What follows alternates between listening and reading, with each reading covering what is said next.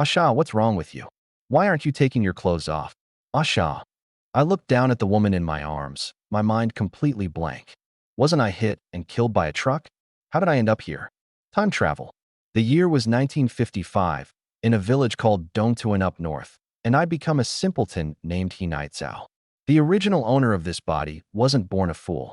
Someone had beaten him into this state. But his father and little sister treated him wonderfully. Whatever bit of food they had, the whole family split it and swallowed it down together. They'd even traded away the last of their grain to buy him a wife. The wedding ceremony had only taken place yesterday. The only problem was, the original Shah didn't understand what happened on a wedding night. But this pretty young widow in front of me, she understood. She understood all too well. Shah, big sister wants to. She pressed her face against my chest, her eyes shimmering. Her name was Hu Xiuchuan, the most stunning widow in Dongtuan, and supposedly the one who most strictly followed propriety. Wants what? I asked instinctively. My head was a tangled mess. Was any of this real? Was it a dream? If it was real, then in 3 years, the famine would come. People would die. I needed to start planning early. Slip into the city, find some work, scrape together a stable living. You big fool. Are you really going to make big sister spell it out? Before I could snap out of it, she kissed me straight on the lips. I stared, wide-eyed and helpless. So this Hu Xiuchuan, said to be the most proper woman for miles around, was actually like this. After a long while, she gently pushed me away, pressing her lips together. Asha, when we go back, whatever you do, don't tell anyone in the village about us. Otherwise, big sister won't have anything to do with you next time. She was afraid I'd blab everywhere.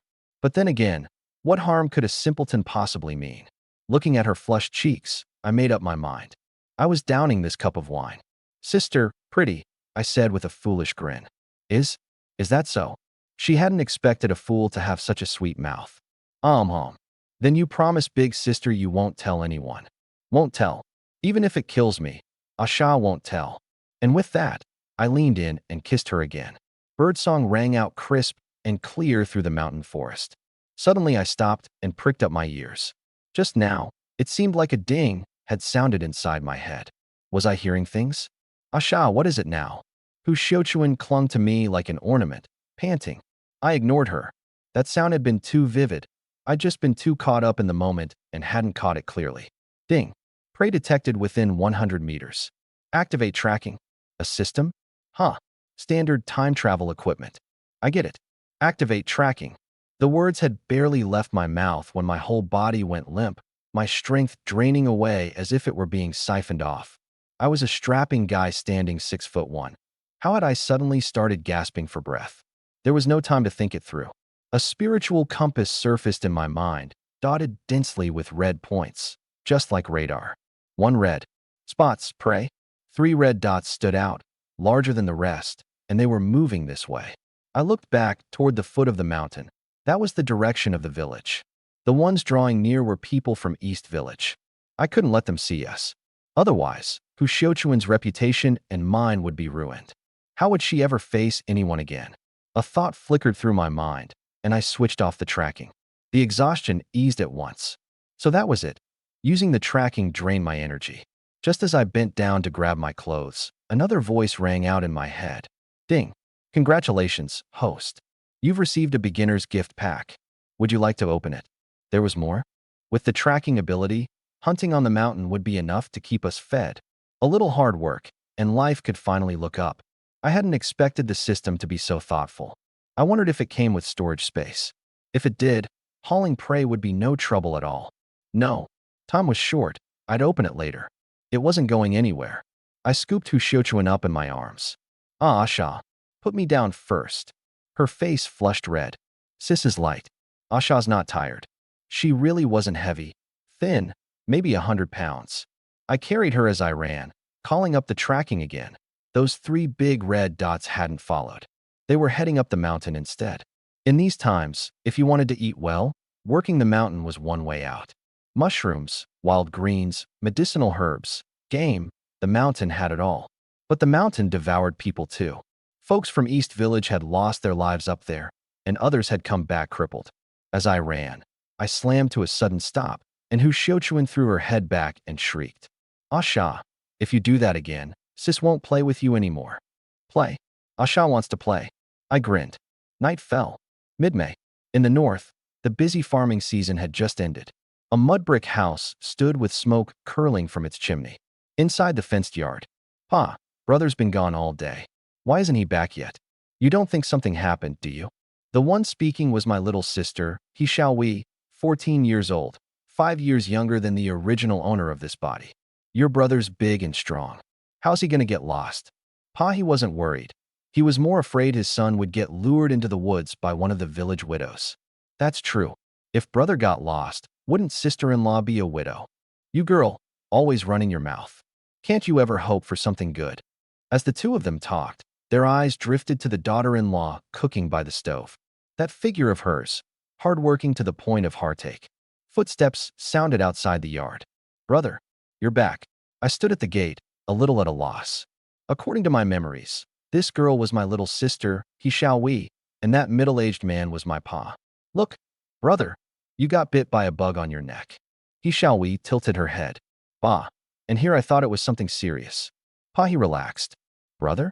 Why aren't you saying anything? Normally brother was always grinning. Why had he gone mute today?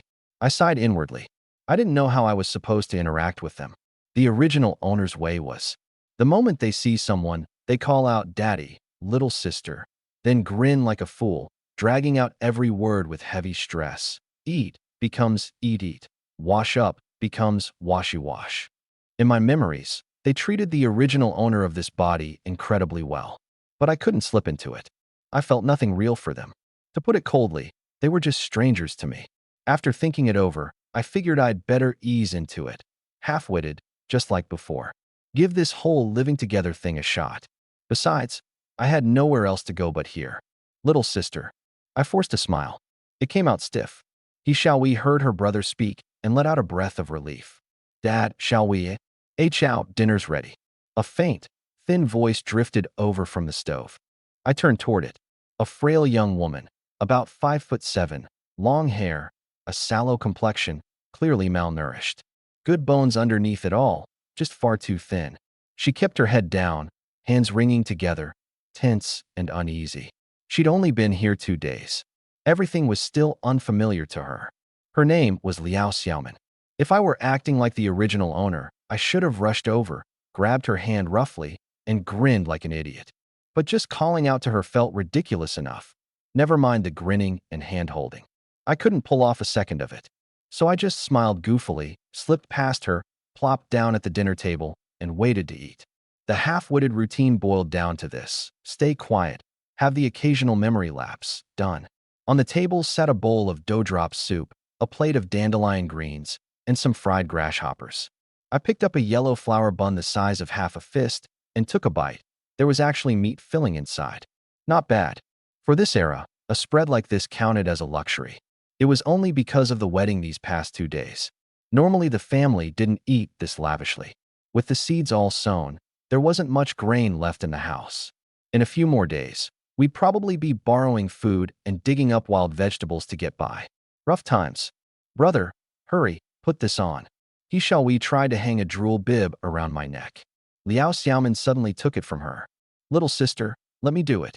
The whole family froze. This past year, the original owner had never once refused the bib. But I wasn't having it. I was a grown man. I'd rather die than wear that thing. Beside me, Liao Xiaoman's heart sank a little further. Before coming here, she'd only hoped the man wouldn't be too simple-minded. Who could have guessed he couldn't even take care of himself? She lowered her head, as if resigning herself to fate. Yet on the table, on the floor, on my clothes, there wasn't a single trace of dribbling anywhere. Hey Chow, did you remember who beat you? Father, he shot to his feet. 3 years. Day and night, he'd been wondering who exactly had done it, and praying his son might one day recover. I froze. Who beat him? That much I knew. The original owner had stumbled upon Lu Ermi cheating with another man. That man had nearly beaten him to death.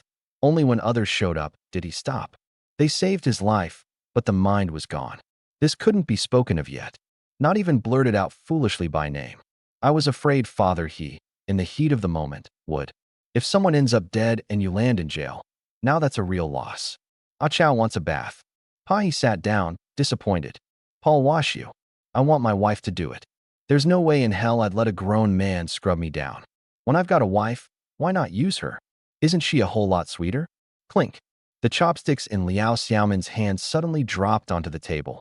Splash. Holding a towel, Liao Xiaomin froze on the spot. She'd never seen anything like this before. I lay back in the water, my muscles lean and defined. Her ears burned, and her face flushed so red it could have bled. But she was puzzled, too. How could this fool stay so quiet and be so obedient? Tell him to turn, he turns.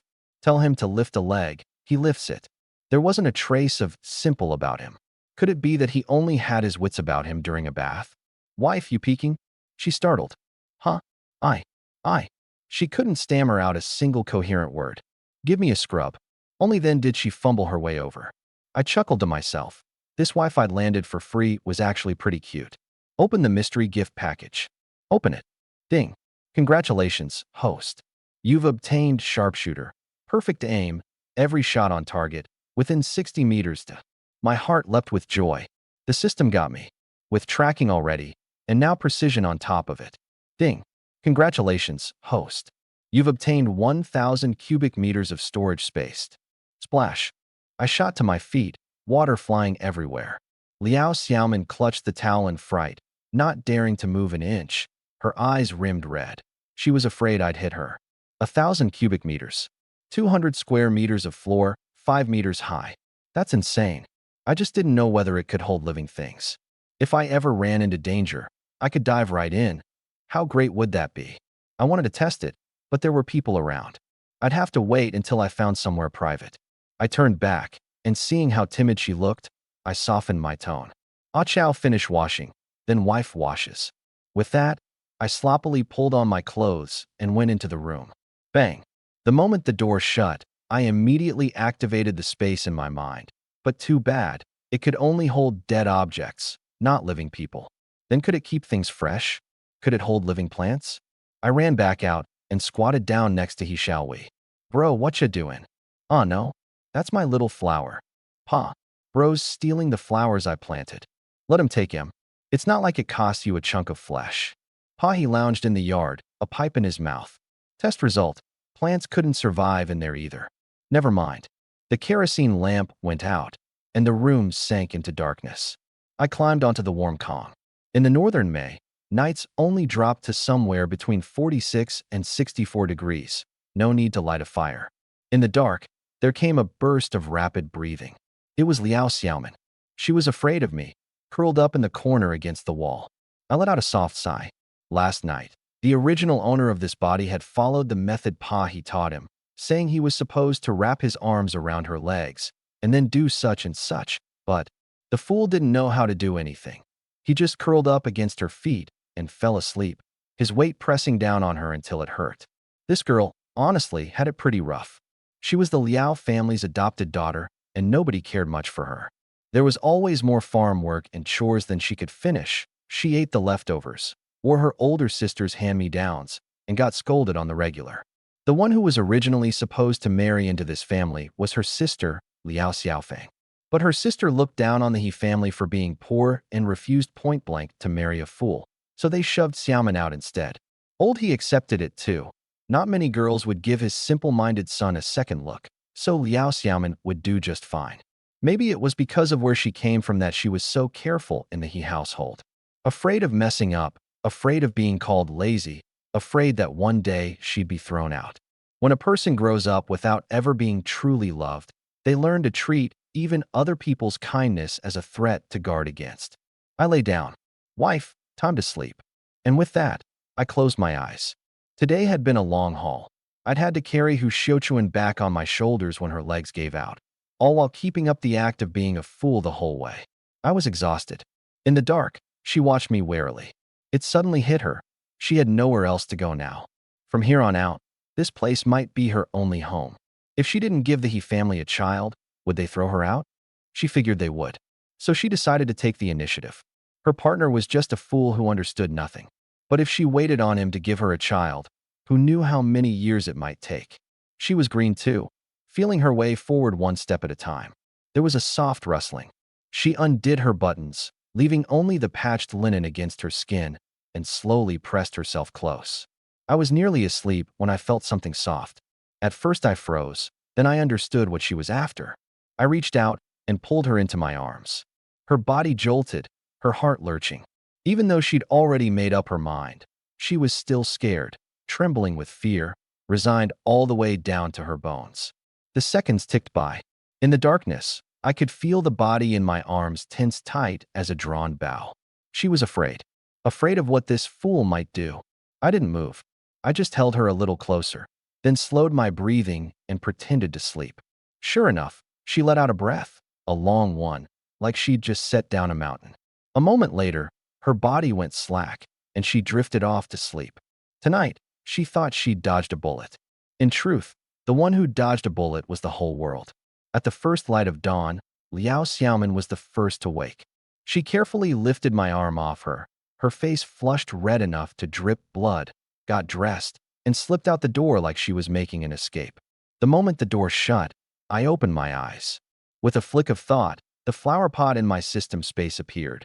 Though I say flower pot, it was really a little pouch my sister, Xiaowi, had woven from wheat straw. She'd loved flowers and plants since she was small. This was one of her few precious joys. No wonder she'd cried so hard. I stared at the plant in the pot. Not a single change. Was it too soon? Or was something missing? Best to toss in a piece of meat and see. But there wasn't even a shred of meat in the house. Fair enough. The rice jar had hit bottom ages ago. If I didn't go out and scrounge up some food, the whole family was going to go hungry. I've got the skills of a marksman in my back pocket. I was born never to go without meat. But the problem was, where the hell was I going to get a gun? Only 2 or 3 households in East Village owned one, and guns were worth a fortune. Who'd lend one out? Forget it. First I'd head up the mountain and dig up some wild greens to tide us over. The gun could wait. Honey, I want a corn bun. I shuffled into the front room with my clothes all rumpled. Liao Xiaoman glanced at me, then let out a sigh and reached over to straighten my collar. She handed me the biggest corn bun and gnawed on the smallest one herself. Bro, where's my little flower? Where'd you hide it?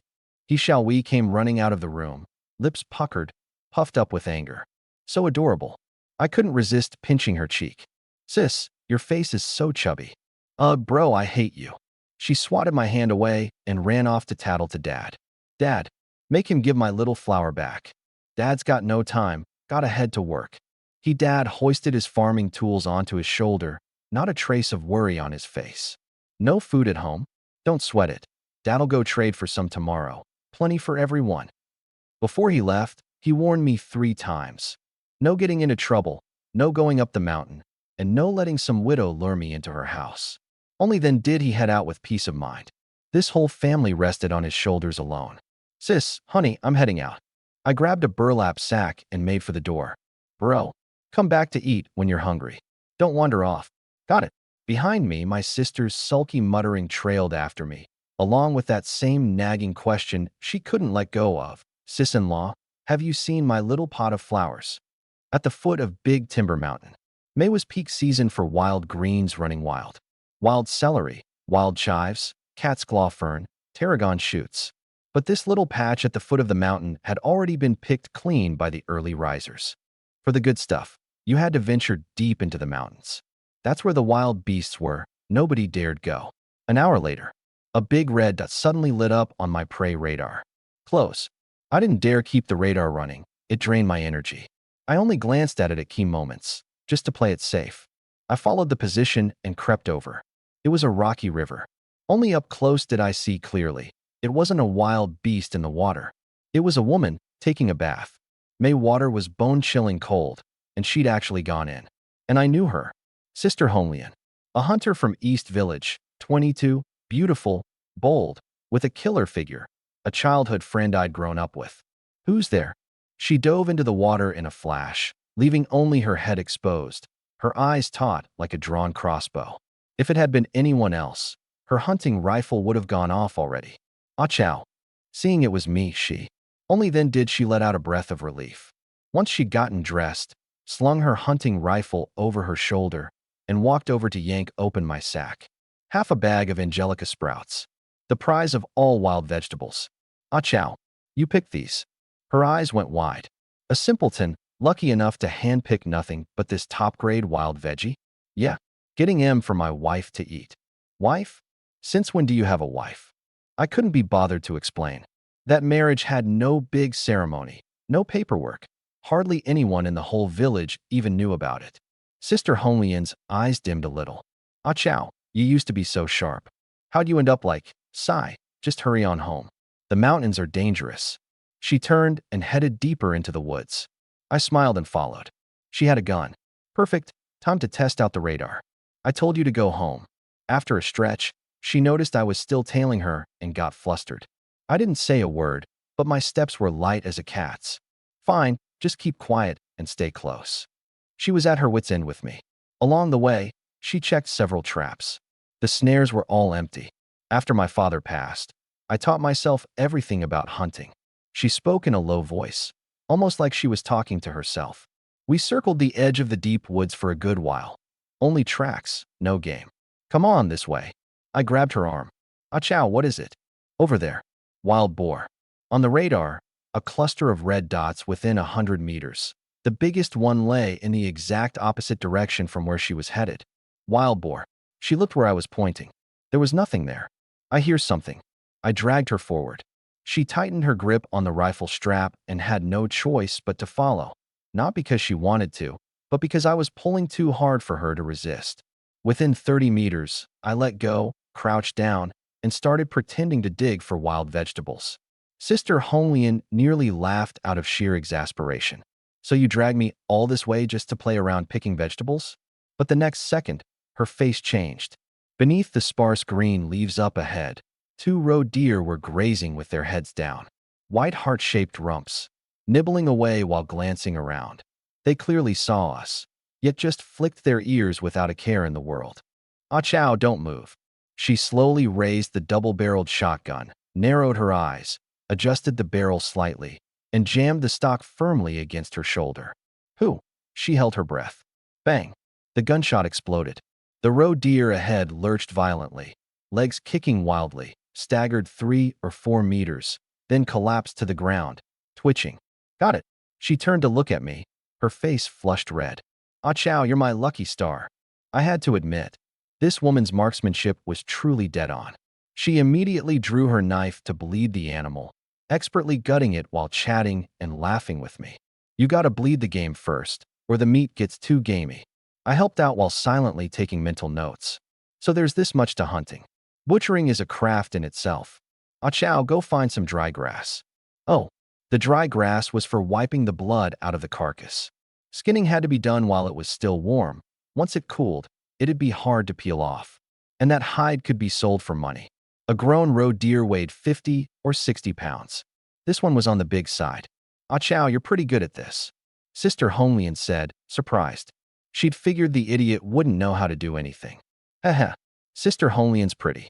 She rested one blood-stained hand on my shoulder and forced a smile, a trace of regret hidden deep in her eyes. Ah chow, if only you weren't an idiot. How nice that would be. The emotion flickered and was gone. She jerked to her feet. Let's head back. Stay too long, and we'll draw the animals. She ran a wooden pole through the deer, her in front, me behind, and we hauled it down the mountain. She was dressed thin, and walking behind her, I kept grinning to myself the whole way. Round. Firm. Nice figure, too. Just a shade darker than fair-skinned. I teased her into laughing, and she giggled nonstop, like she was discovering for the first time that this idiot could actually hold a conversation. Halfway down the mountain, someone had blocked the path. The 2 brothers, Zhao Dashan and Zhao Shaoshan. Sister Honglian? The idiot? You 2 actually bagged some game. Zhao Dashan planted himself in the middle of the trail. He was about my height. You 2, what do you want? Sister Honglian's eyes went cold. Big Timber Mountain had only this one path. Them blocking it here meant they were clearly up to no good. Haha. Sister Honglian, 2 pounds of wild parsley for 1 pound of your meat. That's not too much to ask, right?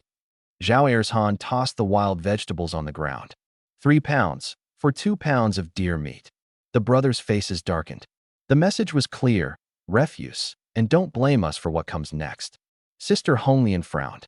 She wasn't afraid of these 2, she had a gun.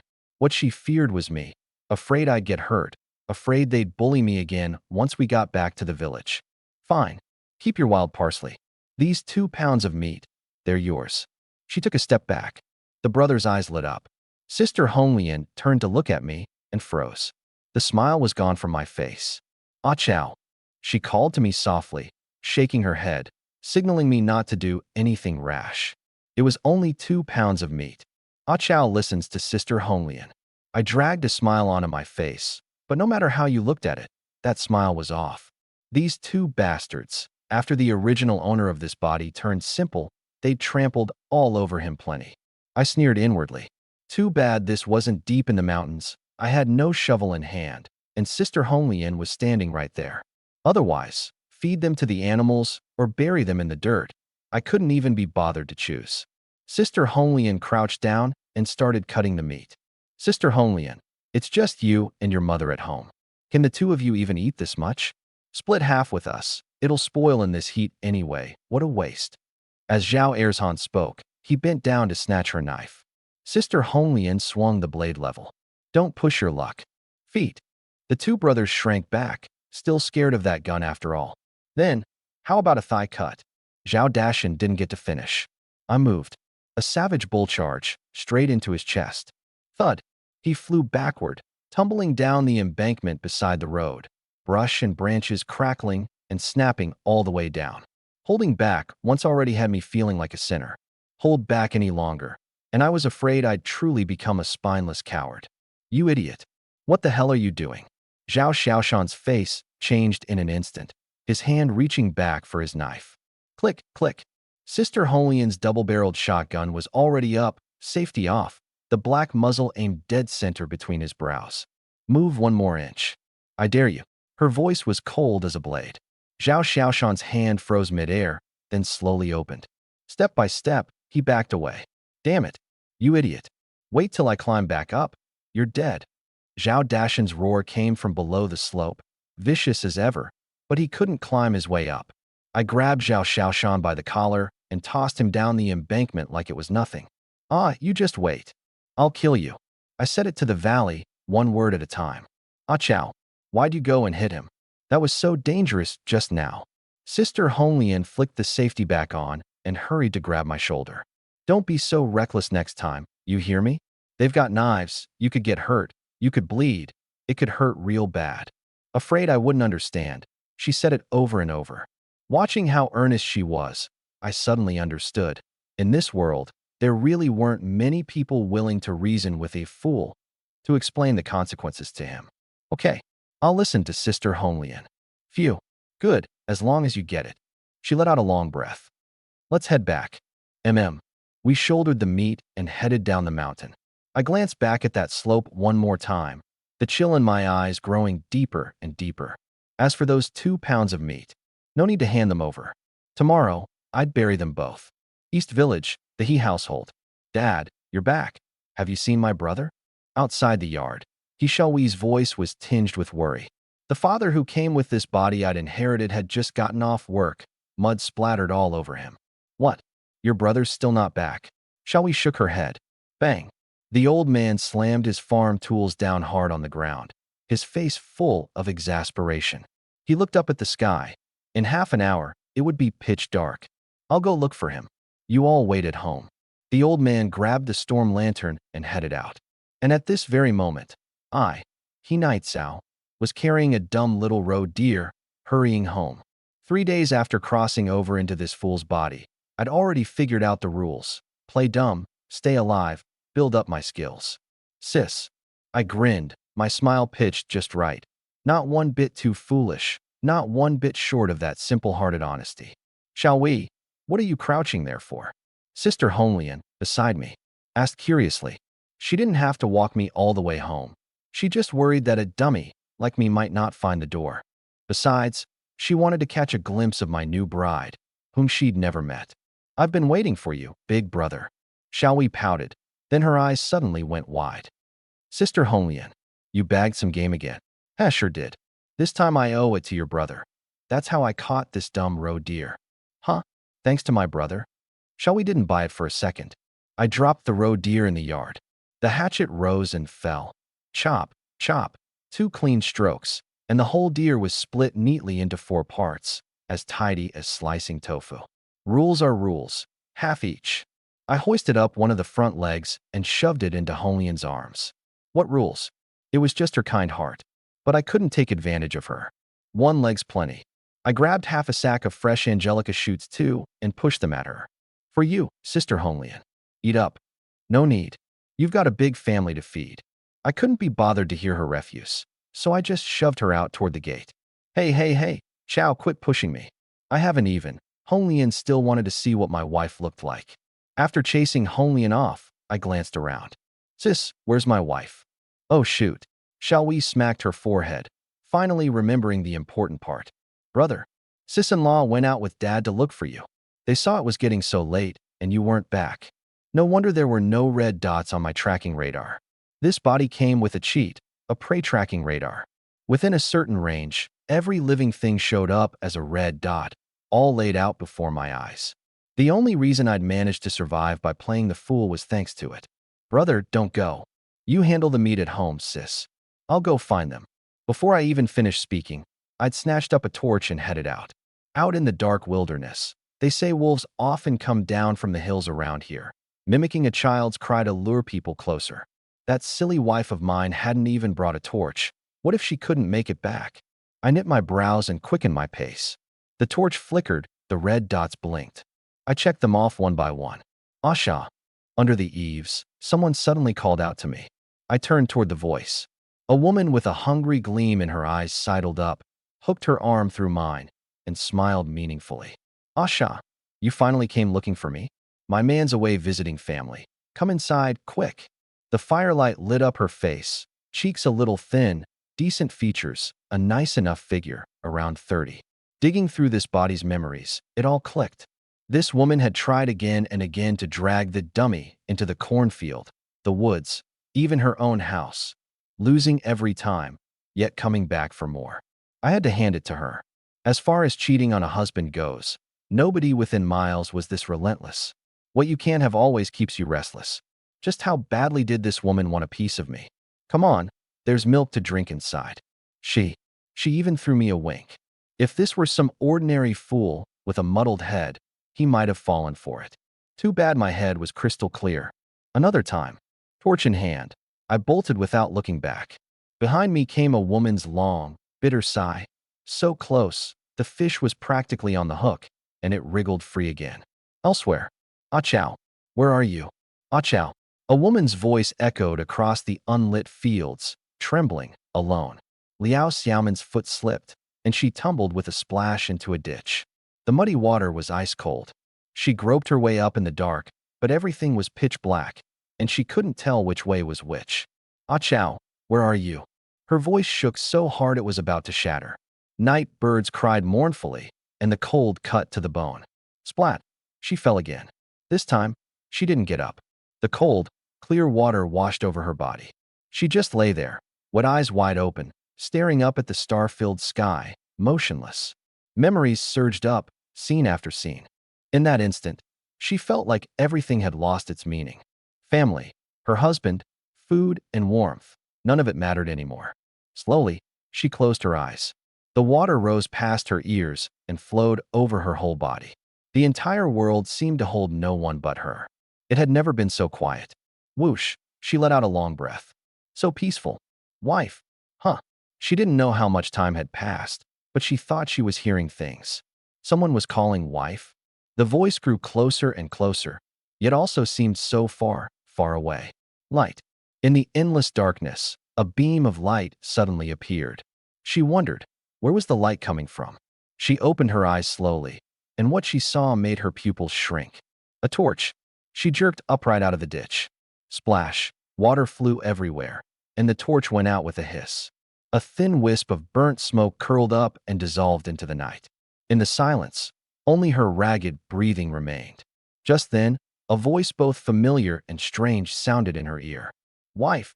Soft, as if afraid of shattering something. She froze for a few seconds before her fear gave way to confusion.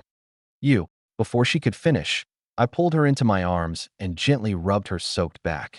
Wife, don't be afraid. I could feel her whole body shudder. Then her two arms suddenly wrapped around my waist, her body trembling with quiet sobs. Sob, sob, sob. The wife of this body I now inhabited was a girl who didn't even dare to cry out loud. She cried for a long time, as if slowly pouring out every last drop of the grievances bottled up inside her. The deepest loneliness in this world isn't having no one by your side. It's being hurt and not even daring to cry out loud. After a while, she finally stopped crying. I turned around and hoisted her onto my back. Ah Chow, hurry. Put me down. I can walk myself. Be good, sweetheart. What if someone sees us? How embarrassing.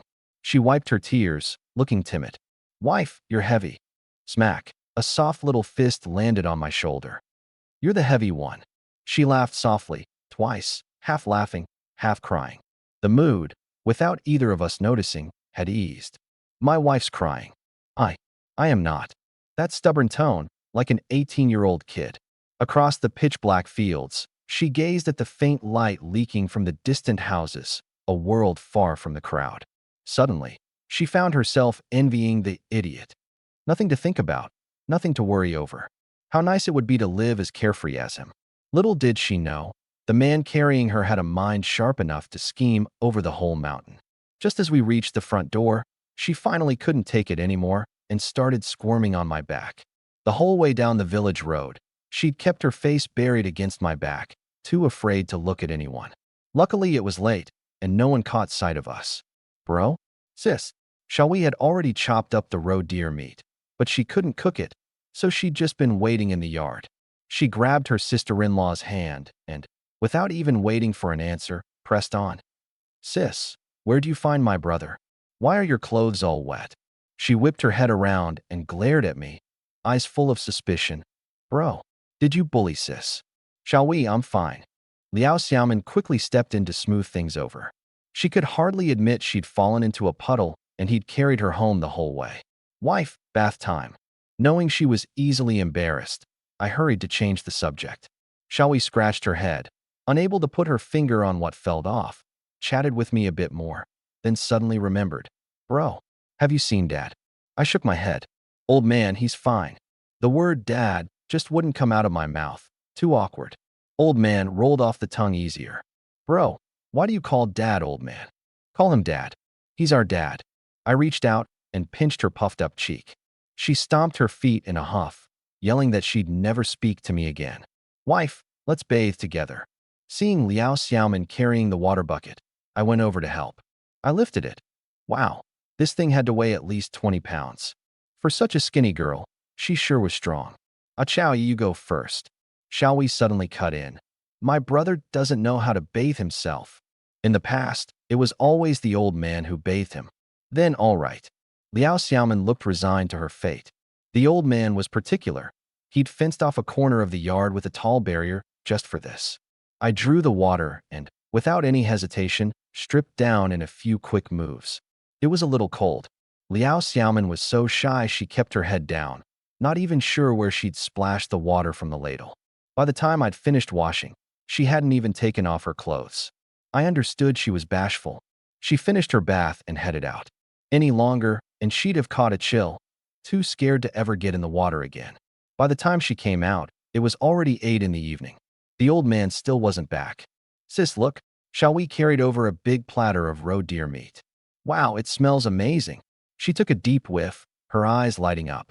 It had been way too long since she'd had a real, hearty meal of meat. But the old man was still nowhere to be found. Something nagged at me. This freebie of a dad. Nothing bad happened to him, right? I'm going to look for him. I grabbed a torch and headed out again. Well, if it isn't the village idiot? Were you off to this late at night? I was tracking the red dot on my radar when someone blocked my path. That voice, that tone, it sounded familiar. I brought the torch closer, Lou Ermi. Digging through this body's memories, it was this guy. Back then, the idiot had caught him wearing a pair of worn-out shoes he had no business wearing, and afraid of being exposed, he'd waited for a chance and clocked him from behind with a stick, turning a perfectly healthy man into a simpleton. So that's what happened. What are you doing with a torch this late? You wouldn't happen to be going to steal some. He didn't get to finish. I swung the hatchet, bringing it straight down at his head. No hesitation. Lou Ermi nearly jumped out of his skin. This idiot had lost it. Whoosh. He dodged to the side just in time, the blade grazing his arm. Lucky for him, his clothes were thick, so it didn't cut into flesh. You son of a bitch. He clutched his arm, stumbling backward, then turned tail and ran, cursing as he went. You big idiot. Just you wait. I chased a couple of steps, then stopped short. On the radar, there were several more red dots nearby. Who's there? Someone shouted in the darkness. I lowered the hatchet and kept searching. The blood debt would be settled another day. My predecessor's grudge, I'd remember it for him. According to Xiao Wei, the old man had headed toward the village square. On full moon nights, the idiot used to play there with a bunch of kids. 10-odd minutes later, I found him in a corner by a wall. The old man lay on the ground, as if asleep. I brought the torch closer. Blood covered his head, and the pool of it on the ground had already congealed. Hey, old man. No response, but he was still breathing. Without a word, I hoisted him onto my back and hurried home. The old man was 6 feet tall, yet thin as a bamboo pole, probably under 120 pounds. Did he fall? Or was he beaten? A fall didn't add up. The answer would have to wait until he woke. Out here in the countryside, people could hold a grudge over the pettiest, most unrelated little thing. They couldn't even stand to see you do well, and they'd go for the kill. The human heart is harder to navigate than a mountain road. By the time I got home, it was already 9. The folks in the village had turned in early. Almost no one was out and about. Bro, what happened to Dad? Xiao Wei and my wife rushed out in a panic. Your dad's hurt. Get inside first. Huh? Where's he hurt? For a moment, I wasn't careful. The words came out too smoothly, too clearly. So, luckily, both of us were too worried to think too deeply about it. I laid the old man down on the Kong and clumsily tended to his wound, my mind already working. I needed to find an excuse to cure this idiot condition soon. Otherwise, putting on an act every single day would wear me out. The injury wasn't actually serious. He'd taken a hard blow to the head and passed out, just a surface wound with some swelling.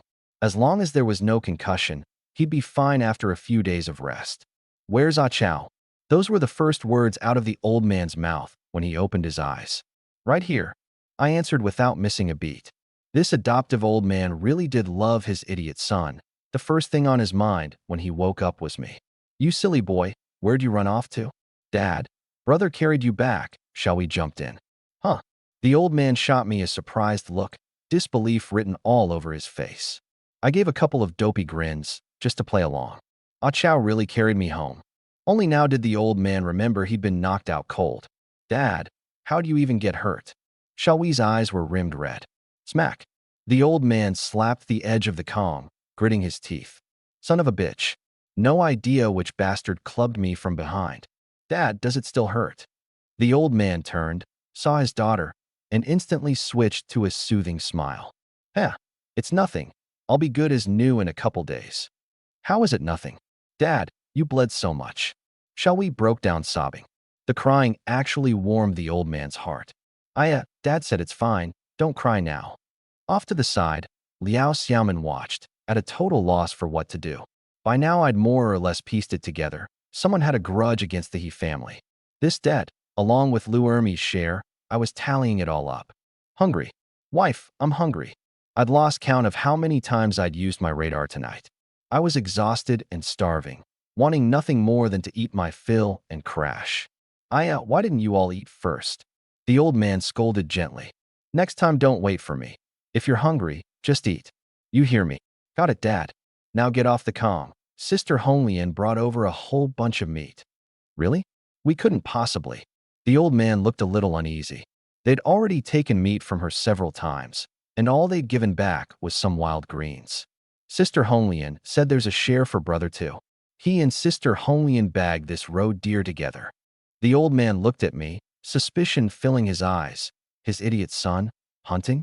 Believing that would take a miracle. But what he cared about more was the fact that I'd carried him home tonight. Everybody sit, eat up. The three of them picked up their chopsticks. Only Liao Xiaoman didn't move. Daughter-in-law, what's wrong? Come on over and eat. I'll wait until you all finish, then I'll eat. She stood by the door, not daring to come closer. Back at her parents' home, she'd always been the last to eat. Meat was something she'd never even dared to dream of. A little greasy broth was enough to make her content. The room fell silent for a few seconds. My heart sank. Just how much suffering had this girl been through? Some people are born into silken feasts. Others treat a single bite of hot meat like a blessing from heaven. I picked up the biggest piece of venison and dropped it right into her bowl. "Sit down, sweetheart." I looked into her eyes and said, slowly, word by word, "From now on, you eat first." Xiaowei stood up, trying to pull her sister-in-law over. I stopped her with a firm hand. "Eat the meat, honey." I got up, took Liao Xiaoman by the hand, walked her to the table, and gently but firmly pressed her down into a chair. "Eat, sweetheart." I picked up a piece of meat for her, the fattiest one. She looked down at the meat in her bowl, then lifted her eyes to me, to Dad, to Xiaowei. No one looked down on her. No one gave her a hard look. All I could see in their eyes was tenderness. She'd never been treated like this in her whole life. Those first 2 days after the wedding, she'd hidden away and refused to come to the table, saying she was shy. We all believed her. Turns out it wasn't shyness. It was fear. It was habit. I couldn't bear to imagine what her life had been like before. "Daughter-in-law," Dad began, his voice heavy. "We're poor, but we're family. When there's food, we eat together. When we go hungry together. Just promise you won't look down on this home, and you won't look down on this foolish son of mine." Dad picked up another piece of fatty meat and set it in her bowl. "Here, this one's nice and rich." She bit her lower lip, her shoulders trembling. She couldn't hold the tears back. They came down one after another. "Sis, try this one, it's good too." Xiaowei picked up a piece of wild Aralia sprout for her. She answered, so softly it was like she was afraid of disturbing someone. She was flustered, not knowing what to do with her hands. She had no idea how to repay all this kindness. All because she'd never once tasted what it felt like to be loved. The table fell quiet. No one picked up their chopsticks. Everyone was waiting for her. She took a deep breath, trying to force the tears back down. But I blurted out, "My wife's a crybaby. She looks awful." Dad cracked up first. Xiaowei was somewhere between annoyed and amused, and she shot me a fierce glare. "The poor woman's already in tears, and you're making fun of her? My brother's such an idiot." But then she remembered how I'd teased her the same way earlier that day, carrying her home on my back. She finally lost it, crying and laughing at the same time. I teased her a little more, and she landed a soft punch on me. Just like that, the whole mood came alive. Come on, you're all starving, right? Dig in." Dad slapped the table. "Let's eat." She shot me a look before picking up her chopsticks. And somehow, looking at me, she felt like laughing again and getting a little mad, too. "Dad, my brother's stealing my fatty meat." Xiaowei hollered. There's still plenty, isn't there?" "My sister's a dummy," I said. "Umph. Soon as dinner's done, you better give me back my little flowers." This family, so lively, so full of warmth. And tonight was the sentence appears to be cut off here. The happiest meal I'd ever eaten. After dinner, Dad called out to stop me. "Hey Chow, come here for a second. I want a wife." I ignored him. I slipped into the room in a flash, giving him no chance to speak. Behind me came Dad's muttering. He kept feeling like his idiot son was a little different these past couple of days, but he couldn't put his finger on it. It was just like maybe I wasn't so dumb anymore. "Hey Chow," she called softly. "Wife, let's sleep." I got to hold my wife and sleep again. A wife I'd gotten for free. What a sweet deal. The moment I wrapped my arms around her from behind, her whole body went stiff, like a startled little chick. She'd been trying to convince herself to accept me, but now that it had come to this, she still couldn't get over that hurdle in her heart. After struggling for a bit, she worked up her courage and slowly turned around, wearing the look of someone throwing caution to the wind, and pressed her mouth to my lips. I didn't hold back. I kissed her. Her body instinctively resisted, and small, broken sounds escaped her throat. She wasn't ready. I let go. How was this any different from forcing her? I still held her close, figuring I'd let her get used to it slowly. Some things can't be rushed. The next morning, I woke up first. Yesterday had really worn me out, more exhausting than that fight with Xiaoliyu. The moment I hit the Kong, I was dead to the world. My arm had gone numb from being pinned down. I looked down. She was curled up in my arms, wearing nothing but a coarse cloth garment patched over and over beneath the blanket. That fabric was rough and tough, worn beyond recognition. Who knows how many generations it had been passed down through. It had to be scratchy to wear. If I had money, I really should buy her a couple of things to wear against her skin. I leaned in a little closer, curious. How could a girl this skinny grow to be so big? I mean, legitimately big. I'm not making it up. These days, some 10-year-old girls still went out bare-chested. It wasn't that they had no shame. Clothes were just that precious, and their bodies hadn't developed yet. A household with several people taking turns wearing a single set of clothes was nothing unusual. I was so absorbed in looking that I didn't notice she'd woken up long ago. After a good while, she couldn't stand my burning gaze any longer, her face flushing red enough to bleed. "Hey Chow, tonight, is it okay?" "Huh." I turned my head, only then realizing her whole face was blazing red. When my wife blushes, she's pretty. I smiled. She buried her head into my chest with a smack, not making a sound, mortified beyond belief. Girls from this era were just great, so bashful. "I'll get up first," I called out as I climbed off the comm. If I stayed any longer, she'd bury her head until noon. I went out to the fence beside the yard and took a nice, long piss. When I finished, I suddenly remembered the stuff in my storage space. I took out the flower pot. The plant was mostly wilted, drooping, and lifeless. Looks like things can't survive growing in the space. Then I took out a bowl of hot water. Hot. I nearly flung the bowl across the room and quickly stuffed it back into the space. Then I pulled out the chunk of roe deer meat I'd snuck and cut yesterday while Sister Honglian stepped away, over half a pound. I brought it close to my nose. There was a bloody, fresh, gamey smell to it, but it hadn't gone bad at all. I was pretty much certain now the storage space could keep things fresh. Too bad it couldn't grow anything. "Bro, you done yet?" Shawi was getting impatient outside. Yeah, all done." I packed everything up and came out, then hurried to put the flower pot back where it belonged once she went inside. If she ever found out that I was the one who'd killed her beloved little flower, she'd strangle me for sure, or at the very least, she'd give me the silent treatment as a sister for a whole month. "Akeo, take these with you." Liao Xiaoman shoved a bunch of steamed cornbread buns into my hands, stuffed with roe deer meat and prickly ash sprouts. Each one was huge. Dad tucked a few away too. His injury hadn't healed yet, but he was making a fuss about going to work, and nobody could stop him. "You're the best, wife," I praised her. I hoisted the big iron shovel onto my shoulder, tucked the cornbread buns away, and headed out. "Bro, make sure you're back before dark." "Got it." "Honestly, bro, he's not supposed to go out, but he goes anyway. Sis, you need to keep him in line." "Oh? My little flower." It ran away and came back home. Shawi spotted the flower pot and jumped up with delight. I glanced back at the yard, and something in my heart went soft. This family, it was pretty good. I walked down the village road with the shovel over my shoulder. At this hour, most folks in the village had gone off to work, leaving only the kids, women, and old people behind.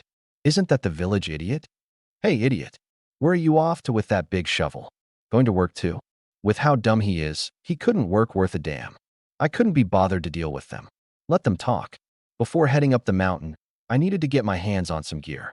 I couldn't come back empty-handed, and it wouldn't be right to ask Honglian to lend me a gun.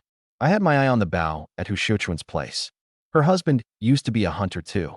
One day, he took his gun into the mountains and never came back. They never even found his bones. Now all that was left at her house was this bow. I planned to swipe it. Just as I got close to the house, I heard a commotion inside. "Xiuquan, where does it hurt? Let me take a look." "Lu Ermi, if you don't get out right now, I'm going to scream for help." Go ahead and scream. This place is out of the way, and everyone's off at work. You think anyone's going to hear you? What exactly do you want?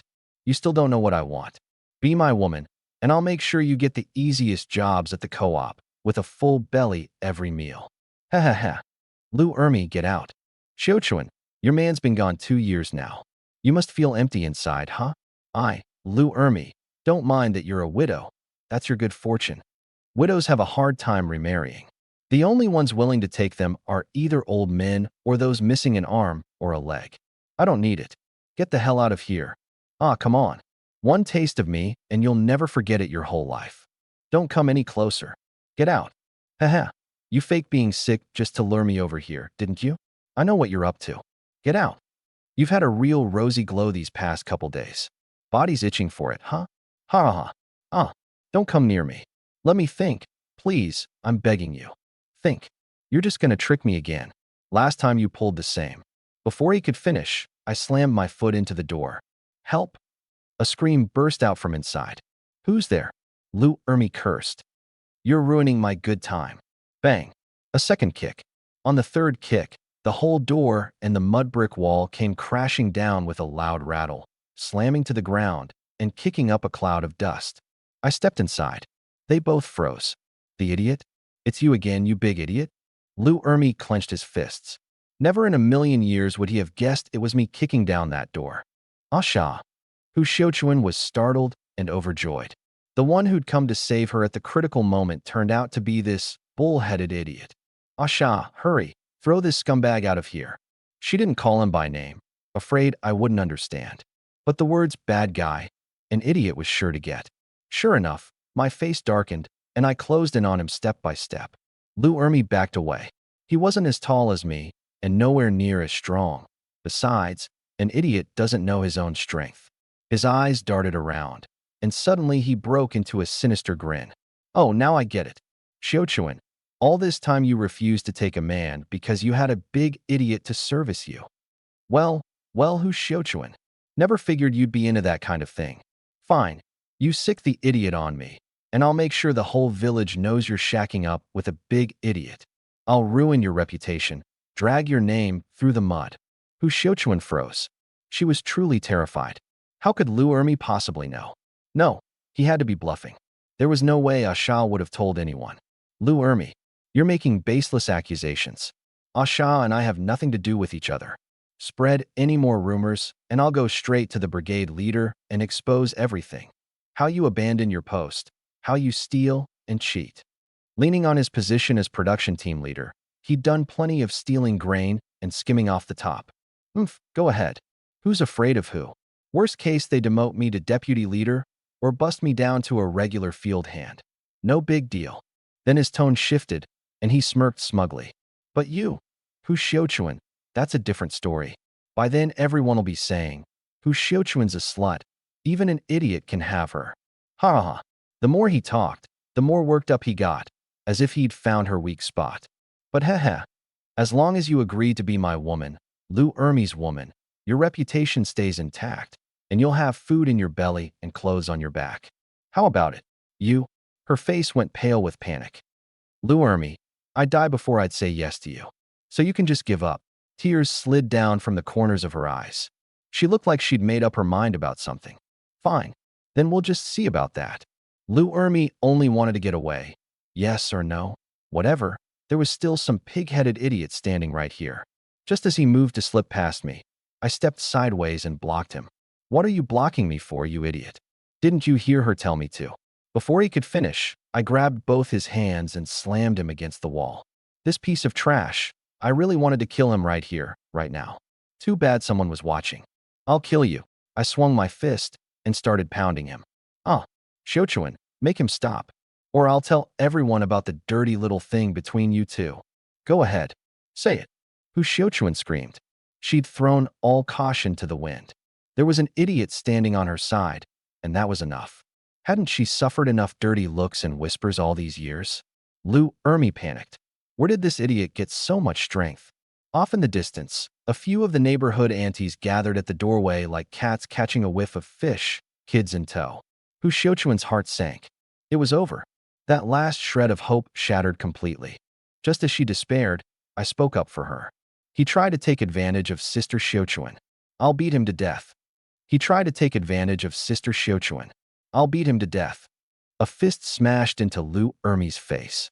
The aunties outside the door erupted. So Lou Ermi skipping work was just to come after Hu Xiaochuan? TSK. We heard ages ago he had his eye on Xiaochuan, but she wouldn't have him. No idea he'd try to force himself on her. This Lou Ermi, he's no decent man at all. Hu Xiaochuan's sobs inside the room could be heard loud and clear outside. Who else could have caused this trouble if not Lou Ermi? Surely not the fool. Just a moment ago, they'd seen the fool passing by and had been talking trash about him behind his back. Lou Ermi's face went livid. Damn it, this idiot's actually turning on me? Wait, his heart lurched. Could it be that this idiot's mind had recovered? No, impossible. A hot-blooded young man. If he'd really gotten his memory back, how could he hold it in and not raise hell? How could he keep playing dumb all this time? At that thought, his eyes turned vicious. You forced my hand. He suddenly wrenched himself free, gaining a little distance, and shouted at the top of his lungs. Everybody, don't believe a word this idiot says. I like Hu Xiuquan, everyone knows that. But she seduced the fool, did shameful things with him, and I caught them in the act. She was scared I'd tell, so she put the fool up to beating me. I can't take it anymore. Come on, beat me to death. The crowd was in an uproar. So there was more to the story? This was some serious gossip today. Lu Er. Me, you're talking nonsense. You're slandering me. Boo-hoo. Hu Xiuquan had been struck right where it hurt, and she came completely undone. Her thing with Asha, that part was true. She never imagined that Lu Ermi, just making stuff up off the top of his head, would hit the nail right on the head. I'm talking nonsense. Then why would you rather mess around with an idiot than be with me? He was dragging her down into the mud with him. Her mind went blank. Whack. I brought my fist down again. He threatened Sister Xiuquan. That one line snapped Hu Xiuquan back to her senses. Lu Ermi wanted me to be his woman. I wouldn't, so he started getting handsy with me. Asha was walking by, heard it, and busted through the door to save me. Everyone glanced at the door lying collapsed on the floor. Yeah, that checked out. Lu Ermi only started throwing dirt on us because Asha beat him up. He's just a piece of garbage. You too. You shameless pair. You'll do it, but you won't own up to it. Lu Ermi had made up his mind. He'd already gotten his beating anyway. What? Was he afraid the idiot would beat him to death? With this many people watching? Come on. Beat me to death. Beat me to death, and there won't be a soul left to testify against me. Come on. He turned to the crowd. I, Lu Ermi, may be a lowlife, but I've got the guts to own what I do. I like Hu Xiuquan. I wanted to take advantage of her. That's right. But every word I said is true. Hu Xiuquan is a slut who seduced an idiot, and the two of them did the dirty deed. If a single word of what I said is a lie, may lightning strike me down and may I die a horrible death. He was throwing all caution to the wind. Lu Ermi's nothing but a bum. You think his word means anything? I can swear an oath too. Hu Xiuquan's mind was in total chaos. Once word about her and Asha got out, even if she really were innocent, in the end it would all be one muddy mess. And besides, they weren't innocent. Hu Xiuquan, swear to heaven. Just then, someone stepped out from the crowd. A woman in her 40s, short hair, a stern look on her face. The head of the women's committee, Lu Damei, Lu Ermi's own older sister. Hu Xiuquan's heart sank halfway. In the end they were siblings, one family. Big sister, you're just in time. You shut up. I told you to shut up. Lu Damei walked straight into the inner room, gave my shoulder a light pat, and gestured for me to let go. I didn't. I threw a few more punches. Lu Ermi's mouth was full of blood, both hands crossed over his face. Even Lu Damei couldn't do anything with me. What was done was done. A couple more wouldn't make a difference. Xiuquan, what on earth happened here? Lu Ermi tried to open his mouth again, but one hard glare from his sister choked the words right back down. Director, I haven't been feeling well these past couple of days. Hu Xiuquan laid out the whole story from beginning to end. The people outside the door listened, and one after another they cursed Lu Ermi for being scum. Then what's the deal between you and Ah Chow? Lu Damei grabbed my hand. If this kept up, her brother really was going to end up. Pig-headed idiot. He saw Asha hitting him, and when a crowd gathered, he just started throwing dirt on us, Hu Xiuquan said. I didn't make anything up, Lu Ermi said, stiffening his neck. Then you got proof? Lu Damei asked. He was at a loss for a second, then made something up. I saw it up on Big Timber Mountain. Hu Xiuquan and I both tensed at the same time. Had he actually seen us? Then it clicked. I'd had my radar on that day, and there wasn't a soul around. He's lying. There was nothing going on between me and Asha. Nothing at all. Hu Xiuquan shot back. Nothing? Didn't you go up to Big Timber Mountain that day? Her heart clenched again. He'd hit the nail on the head. That day me and the Zhao brothers went up the mountain looking for you. And who knew you'd run off to fool around with that idiot? Lu Ermi said, making it sound convincing. So the 3 red dots on my radar that day were him and the Zhao brothers. Hu Xiuquan's breathing turned ragged. I went up to pick wild greens. What business is it of yours? She said, thinking fast and turning the tables. I'd like to ask you, what were you really after, coming up the mountain to find me? Enough. Ermi, don't go running your mouth without proof. You think I won't drag you off to be denounced? I really did see it. Then tell me, where exactly on Big Timber Mountain? What were the two of them wearing? Pinned down by me, Lou Ermi turned his head to the side and went silent. Out of words, huh? You think I don't know what a piece of work you are? Lou Damie, I said, exasperated. I'll say it straight. Whatever other people do, since when is it any of your business? She's got a clean name, and thanks to you shooting your mouth off, how's Shochuan supposed to hold her head up if this gets around? She swept her eyes over the crowd, her voice dropping. Not one of you is to add fuel to this. If I hear anyone spreading gossip, I'll haul her off to be denounced. Break it up. Everybody break it up. The crowd dispersed. Director, thank you, Hu Shochuan said, climbing down off the Kong and gripping Lu Damiai's hand, full of gratitude. Don't mention it. That brother of mine is just like that. Don't take it to heart. Lu Damiai sighed. I promise you, he won't dare give you any trouble again. Ah chow, let the little bastard go now, would you? He knows he was wrong, she said softly, trying to talk me down. I didn't budge an inch. You big idiot, get off me. Lou Ermi's face was covered in blood, all bruised and swollen, but his voice was still plenty loud. Pow! My fists didn't stop, and nobody could hold me back. Big sister, save me. But Lou Damie just stood there, not moving. She knew better than anyone. Once I'd made up my mind about something, even her father couldn't do a thing about it. What are you hollering for? Apologize to Shochuan already. Apologize? Huh. You can beat me to death. I'll never. 1 minute later. Hu Shochuan, I'm sorry. It was me. I slandered you. I was wrong. Lou Ermi finally caved. I'd hit him too hard. The pain went straight to the bone. After a few seconds of silence, Lou Damie hurried to smooth things over. Okay. It was all a misunderstanding. Ah chow, let him go first. I climbed to my feet and, on my way up, landed another kick. One that made him spit blood and knocked 2 of his teeth crooked. Lou Damie helped him limp out the door. No matter how rotten he was still her little brother. Outside, Lou Ermi suddenly shook off her hand. Let go. In a couple of days I'm gonna kill that idiot. Are you out of your mind? Lou Damie glanced left and right, then lowered her voice. You keep this up, and if Ah Chow's head ever clears one day, how are you going to clean up the mess? She remembered every detail of the old score, back when I'd caught him in his shabby shoes, and he'd later beaten me into an idiot. She owed me, but a brother was still a brother. I can't swallow this. He clutched his 2 teeth, the bridge of his nose bent out of shape. You're the one who beat him, stupid, and you think he's just supposed to take it? If he ever recovers, you'll be the first one he guts. Lou Damie snorted coldly, exasperated with him. Keep going like this and sooner or later you'll die buried in some woman's bed. I've said my piece. Look out for yourself. She dropped the stick on the ground, turned, and walked off. That left Lou Ermi standing there, covered in wounds, his face dark enough to wring water from.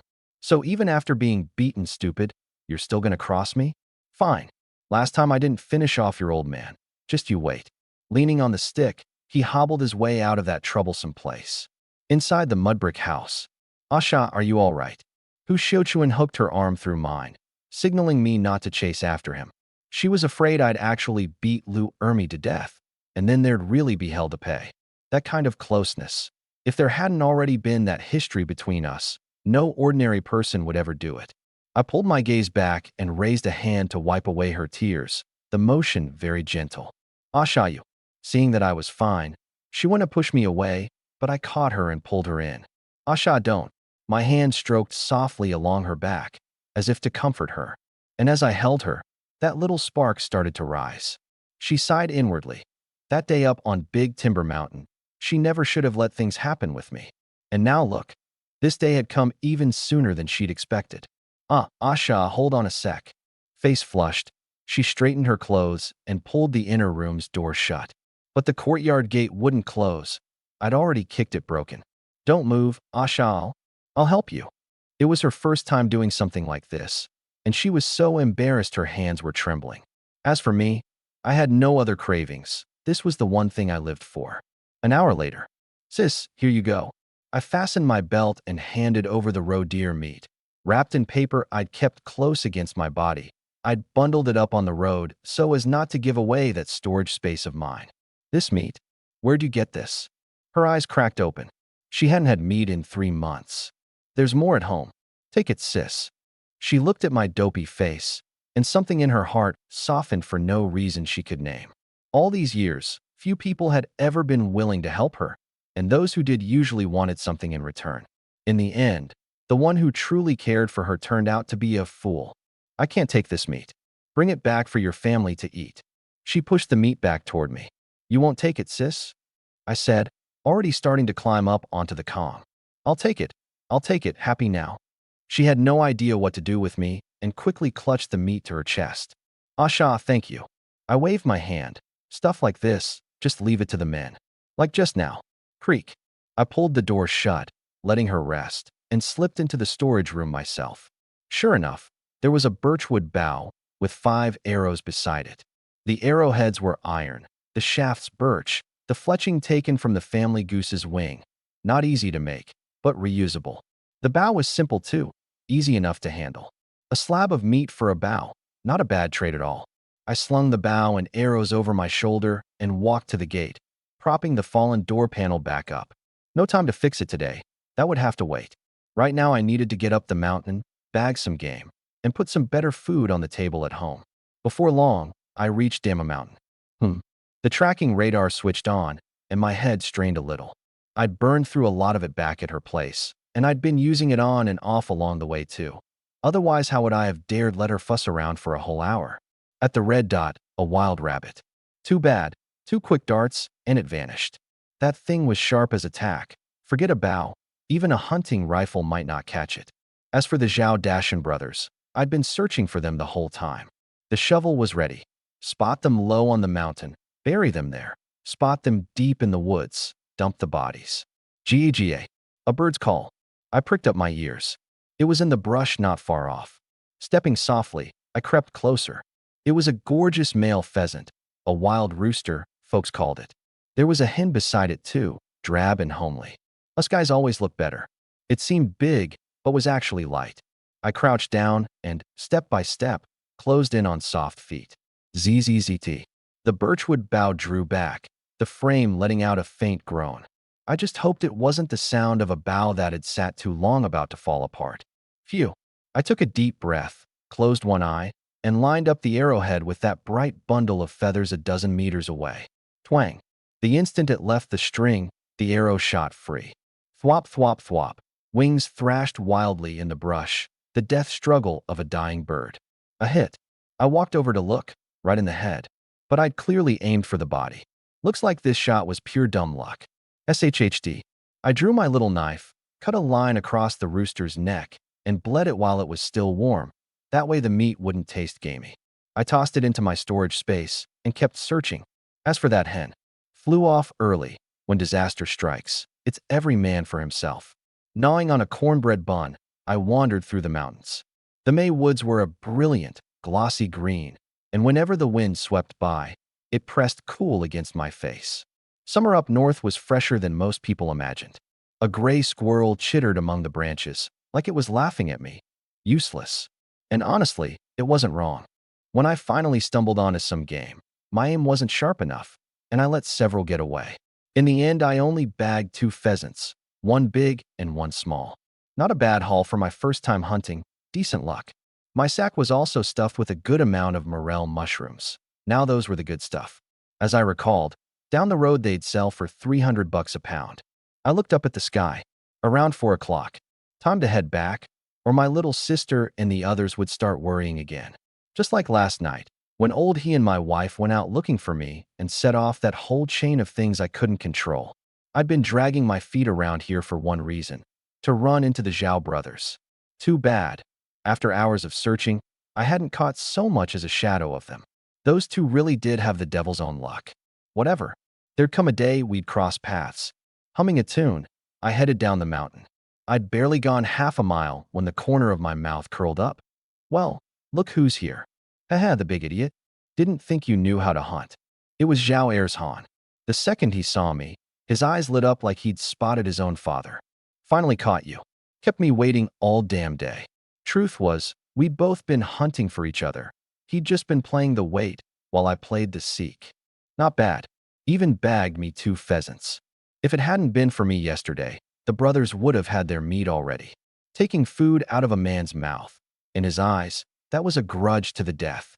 He pulled a scythe from behind his back, a crescent moon-shaped harvesting tool. Around here they called it a luazi.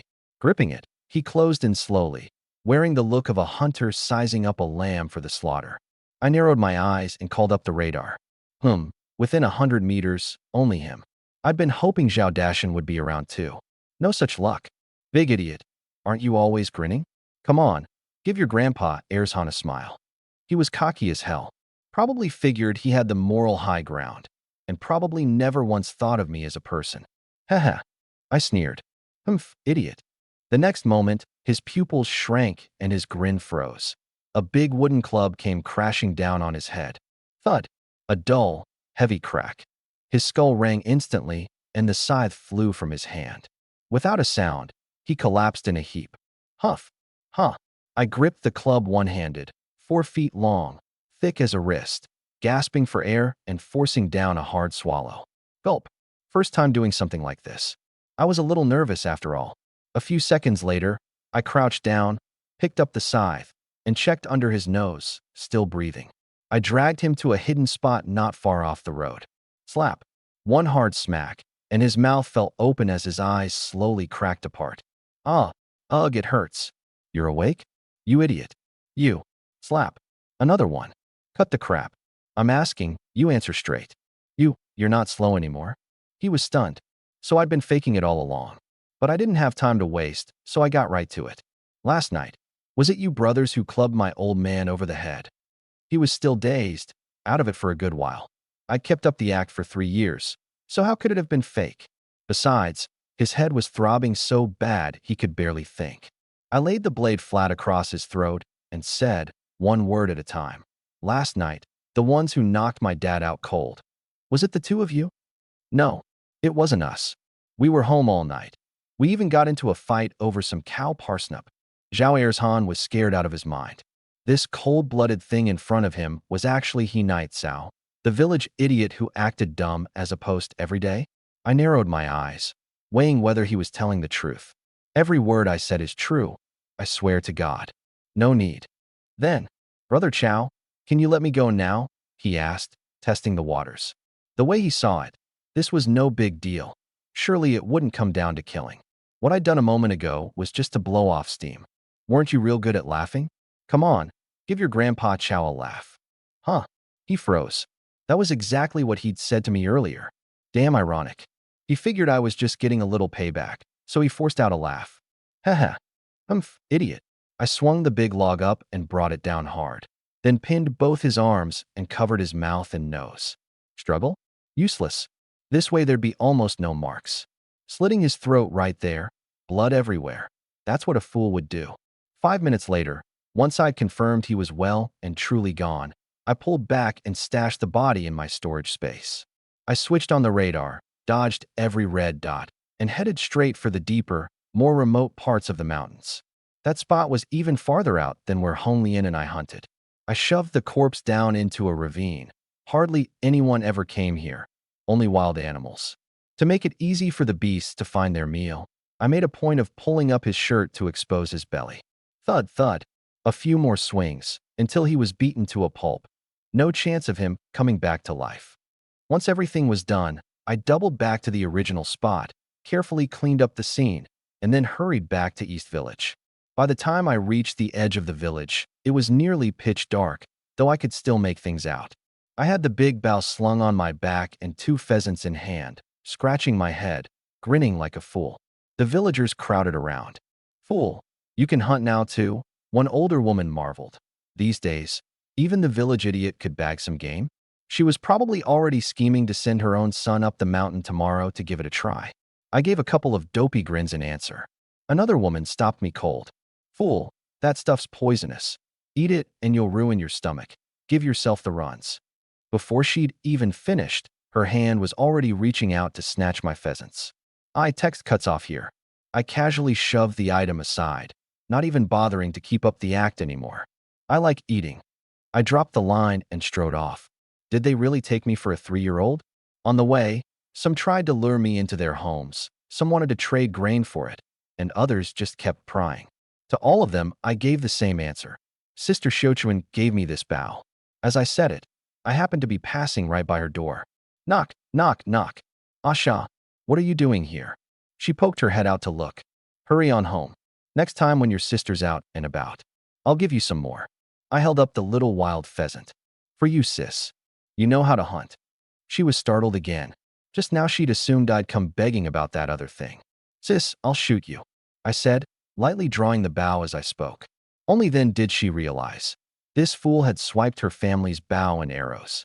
If it were just a trade for one little pheasant, she'd have let it slide. I'd already given her half a pound of meat that morning, enough for 2 meals on her own. Sis, take it. I handed it over, and while I was at it, I leaned my face in close. Come on, give me a kiss. The urge to tease her flared up again. You've got no shame at all. She couldn't win against me, and seeing that no one was around, she finally brought her lips close, but I struck first, planting a big, hard kiss on her. Oh my, Asha, you're just rotten to the core. Slam. The door shut. She looked like a bashful young bride, her whole face flushed red. I curled the corner of my mouth. Teasing this little widow now and then was one small bit of sweetness in these bitter days. Back at the He household, 3 pairs of eyes turned to me in unison. My little sister crouching, my wife standing, and Pa he sitting there smoking. Pa, I told you my brother would come back. You foolish boy, where'd you run off to this time? Ah chow, are you hungry? Each word of concern fell into my ears, and warmth spread through my heart. They weren't family bound to me by blood, and we'd only been together a few days. But in my heart, they were familiar strangers, a very special kind of family. In a person's whole life, what does it really mean to have loved ones? Probably it isn't in the blood, but in these very words. Are you hungry? Sis, wife, old man. Brother, don't call Pa old man. Call him Pa. You hear me. You foolish boy, no sense of respect.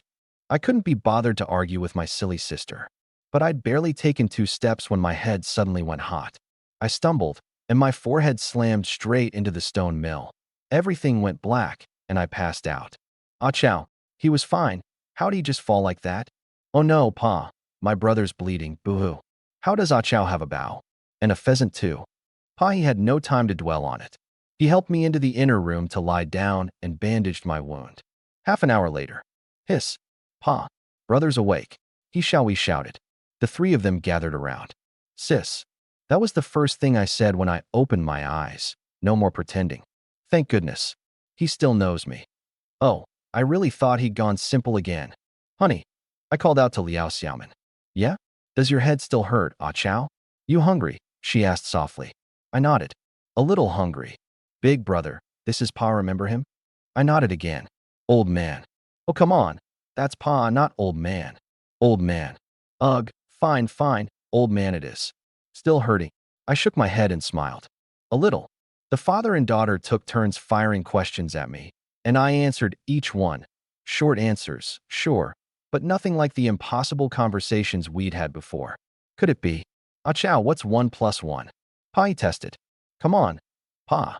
That's way too easy. Of course he knows that. Let me try. We cut in. Ahem.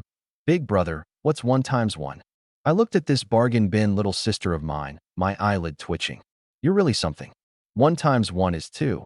2 × 2 is 4. I rattled off nonsense. Yes. He got them all right. Big brother's not dumb anymore. She jumped up, thrilled. I was speechless. Who's the dumb one here? She couldn't even catch that I'd gotten it wrong. Guess fools never lack for company in this world. Ah chow, do you remember who beat you up like this? Pa he asked carefully. All 3 of them stared at me, tense. I furrowed my brow, pretending to rack my brain. After a long while, I shook my head. Pa he let out a sigh.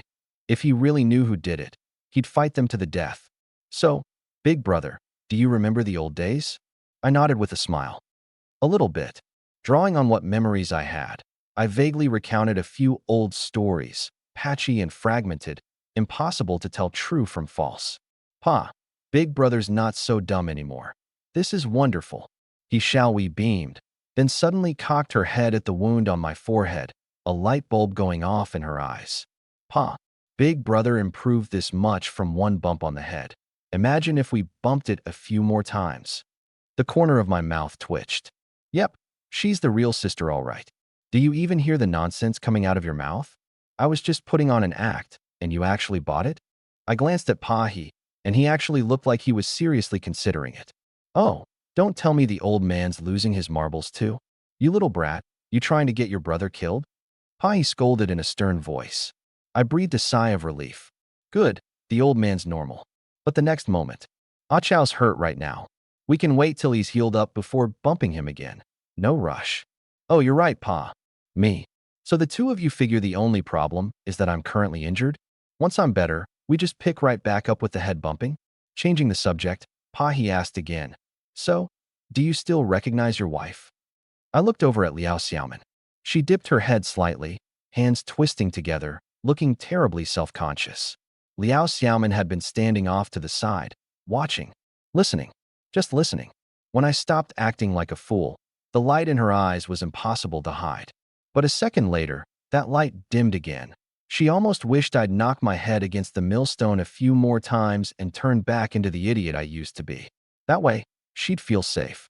I understood what was going through her mind.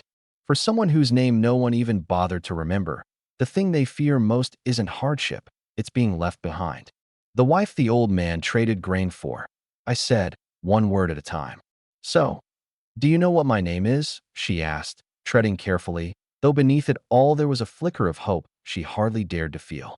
Liao Xiaoman. My wife. She smiled.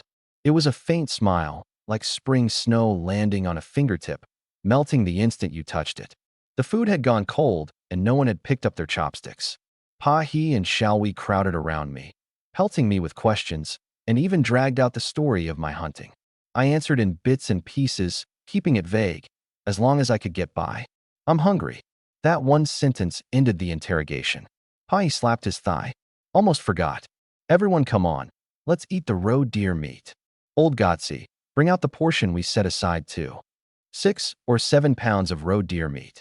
With so little salt in the house, we could only cook it in 5 servings. Bringing this one out meant tomorrow's share was gone. Pa, then what do we eat tomorrow? Xiaowei grumbled. Don't we still have the pheasant? Your brother knows how to hunt now, so what's there to worry about? Heh. The 4 of us sat around the table, and the chopsticks finally started moving. Brother, this piece is good. Xiaowei picked up a piece of meat and dropped it into my bowl, sneaking a glance at me. Little girl, did she really take me for a fool, or was she the one playing the fool? I picked out a piece that was half lean, half fat, and put it in Liao Xiaoman's bowl. Wife, don't go hungry. She froze and looked up at me. I gave her a smile. She let out a dazed little lowered her head, and dug into her rice. But her eyes had gone red. This family really was good to her. After the meal, Pa-He was cleaning the pheasant in the yard, with Xiaowei beside him snatching at the feathers, chattering about how pretty they were. Wife, let's bathe together, I said. Today I was covered in blood and grime. There was no skipping it. Her face flushed crimson in an instant. Hey Xiaoyu, can't you wash yourself now? I can't get clean on my own. I draped an arm over her shoulder and steered her toward the space between the fences. Once we were inside, she kept her head down the whole time. I teased her a couple of times, and she turned as red-hot as a live coal. By the time I'd finished washing, she still hadn't even taken off her clothes. Bashful as anything. That's just how a brand-new bride is. Ahem. Pa-He cleared his throat from outside. Hey Chow, now that you can talk normally, be quick about things with your hands and feet. Your pa's still waiting to hold a grandson. This old man, did he think this was setting up a greenhouse? Just say the word, and there's a baby. Heh. I smiled and said nothing. Oh, right. Do you want to go work in the fields? I'll have a word with the captain and get you. Earn a few work points. I shook my head. I'm still Asha the fool. Grandpa he caught on right away. If the people who'd beaten me found out I wasn't slow anymore, they'd surely cook up something behind my back. But can you make it up the mountain like this? Yeah. I'm still not easy about it. Go with Honglian, so somebody's got your back. Okay. The words had barely left his mouth when a cluster of firelight flared up outside the door. 3 men came into the yard holding torches. I immediately crouched down and started fighting Xiaowei for a feather, a big dumb grin on my face. Xiaowei shot me a look of pure disgust. The firelight drew closer, and I recognized them. Zhao Dashan, the brigade leader, and squad leader Lu Ormi. Brigade leader? What brings you here? Grandpa, he stood up, holding the plucked pheasant. Let's just talk out here in the yard. The brigade leader waved off Xiaowei, who'd been about to go PART1I. The mood was heavy. Did something happen with our squad? Grandpa, he asked. The brigade leader's eyes settled on that pheasant. Old he, where'd this bird come from?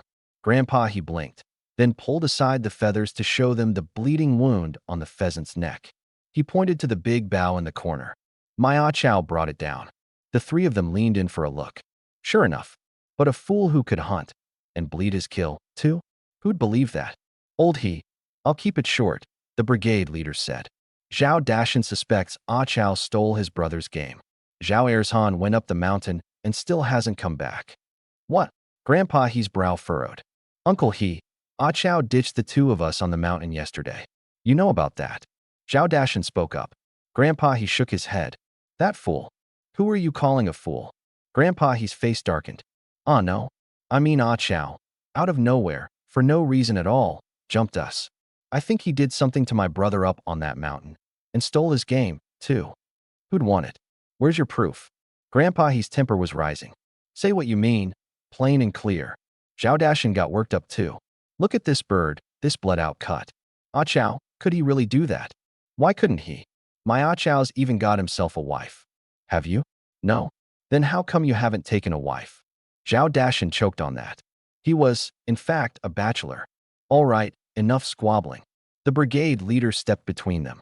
Old he, I've always been fair, so don't take this to heart.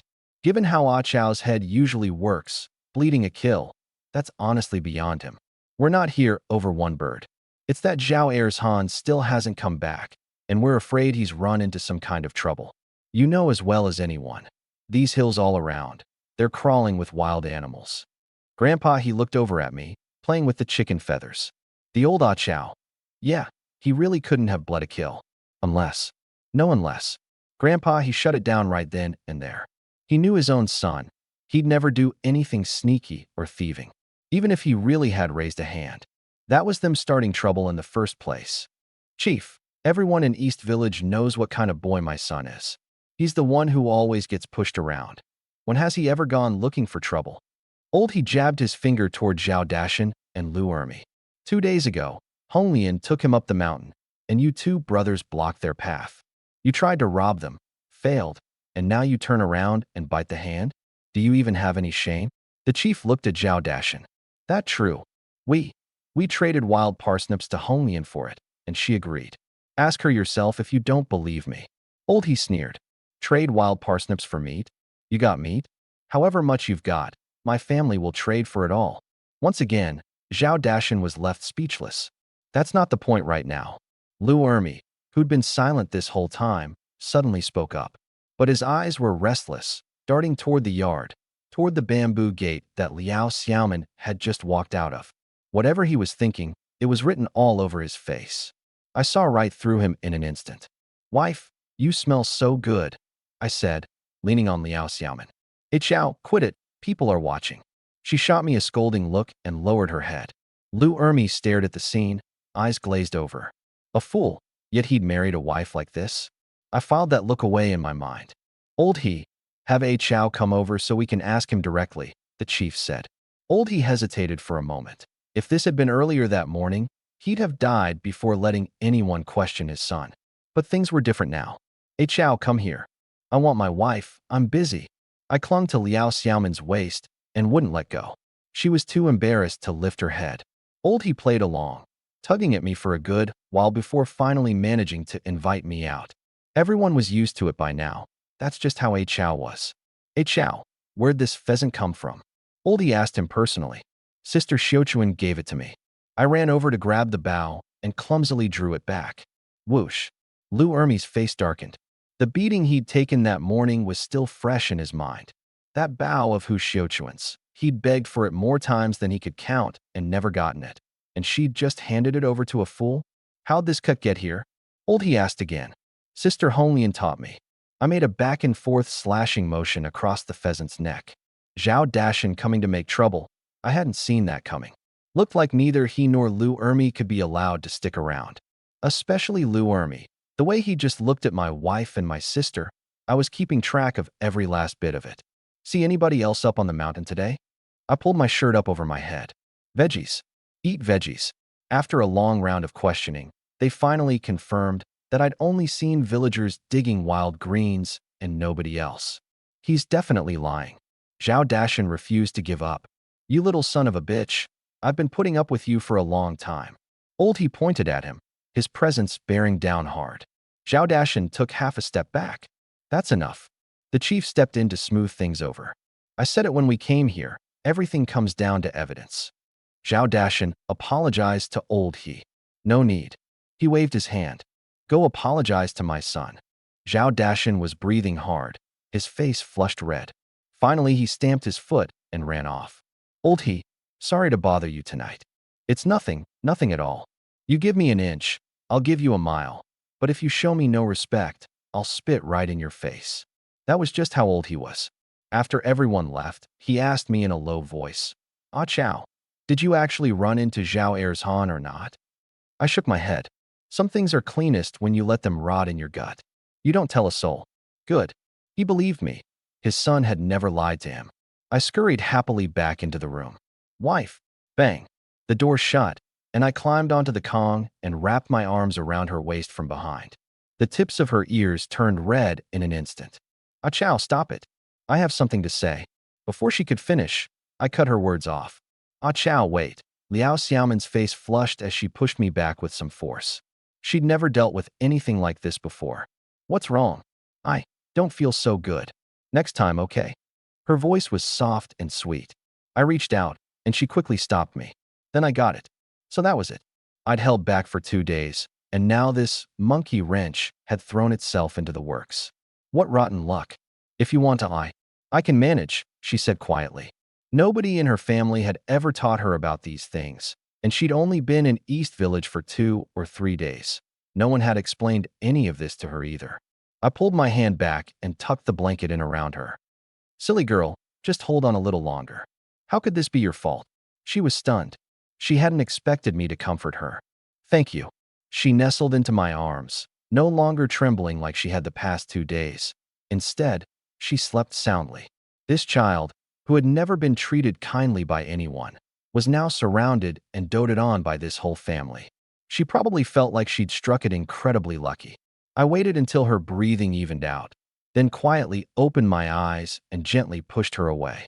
As long as Lu Ermi was still around, I couldn't eat or sleep in peace. I grabbed my gear and slipped out of the yard. The tracking radar lit up in my mind, pointing straight at Lu Ermi's house. But before I even got close, 2 red dots popped up on the screen. I pressed myself against the base of the wall and faintly heard a man and a woman bickering in hushed voices. You bastard, that's all? You finished already. You horny woman, still not enough? Take a look at all these injuries I've got. Ermi, that idiot, did he get his wits back? No way.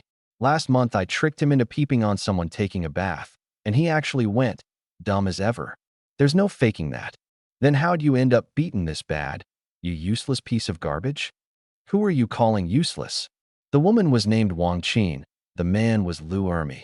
Back then, it was me who caught the 2 of them in the act, which was why Lu Ermi, from behind me, beat me stupid in a sneak attack. We'll settle this account tonight. I didn't do it myself. A head-on confrontation would leave evidence. The real blade has to be passed by someone else's hand. I felt my way along the road to the home of Tian Guitong, Wang Qin's husband. As it happened, I had paper and pen on me. Using the light spilling from his window, I scrawled a few big characters and tossed the note into his yard. Bang, bang. After pounding on the door, I slipped away into the shadows. The door opened. A middle-aged man, somewhere around 40, poked his head out with a jacket draped over his shoulders. Tian Guitong. The gate was shut. The yard was empty. He muttered, "Damn it," and turned to go back inside. But his foot caught on 2 forked branches, each with a slip of paper pinned in its prongs. He picked them up, and the more he read, the tighter his brow knotted. That woman said she was going to a meeting. If that rotten wife of mine is really cheating on me, I'll hack you to death. He spun around and went inside, tucked a wood-cutting hatchet into the back of his waistband, and stormed off. I followed behind, watching him make his way step by step toward Lou Ermey's yard. The gate wasn't locked.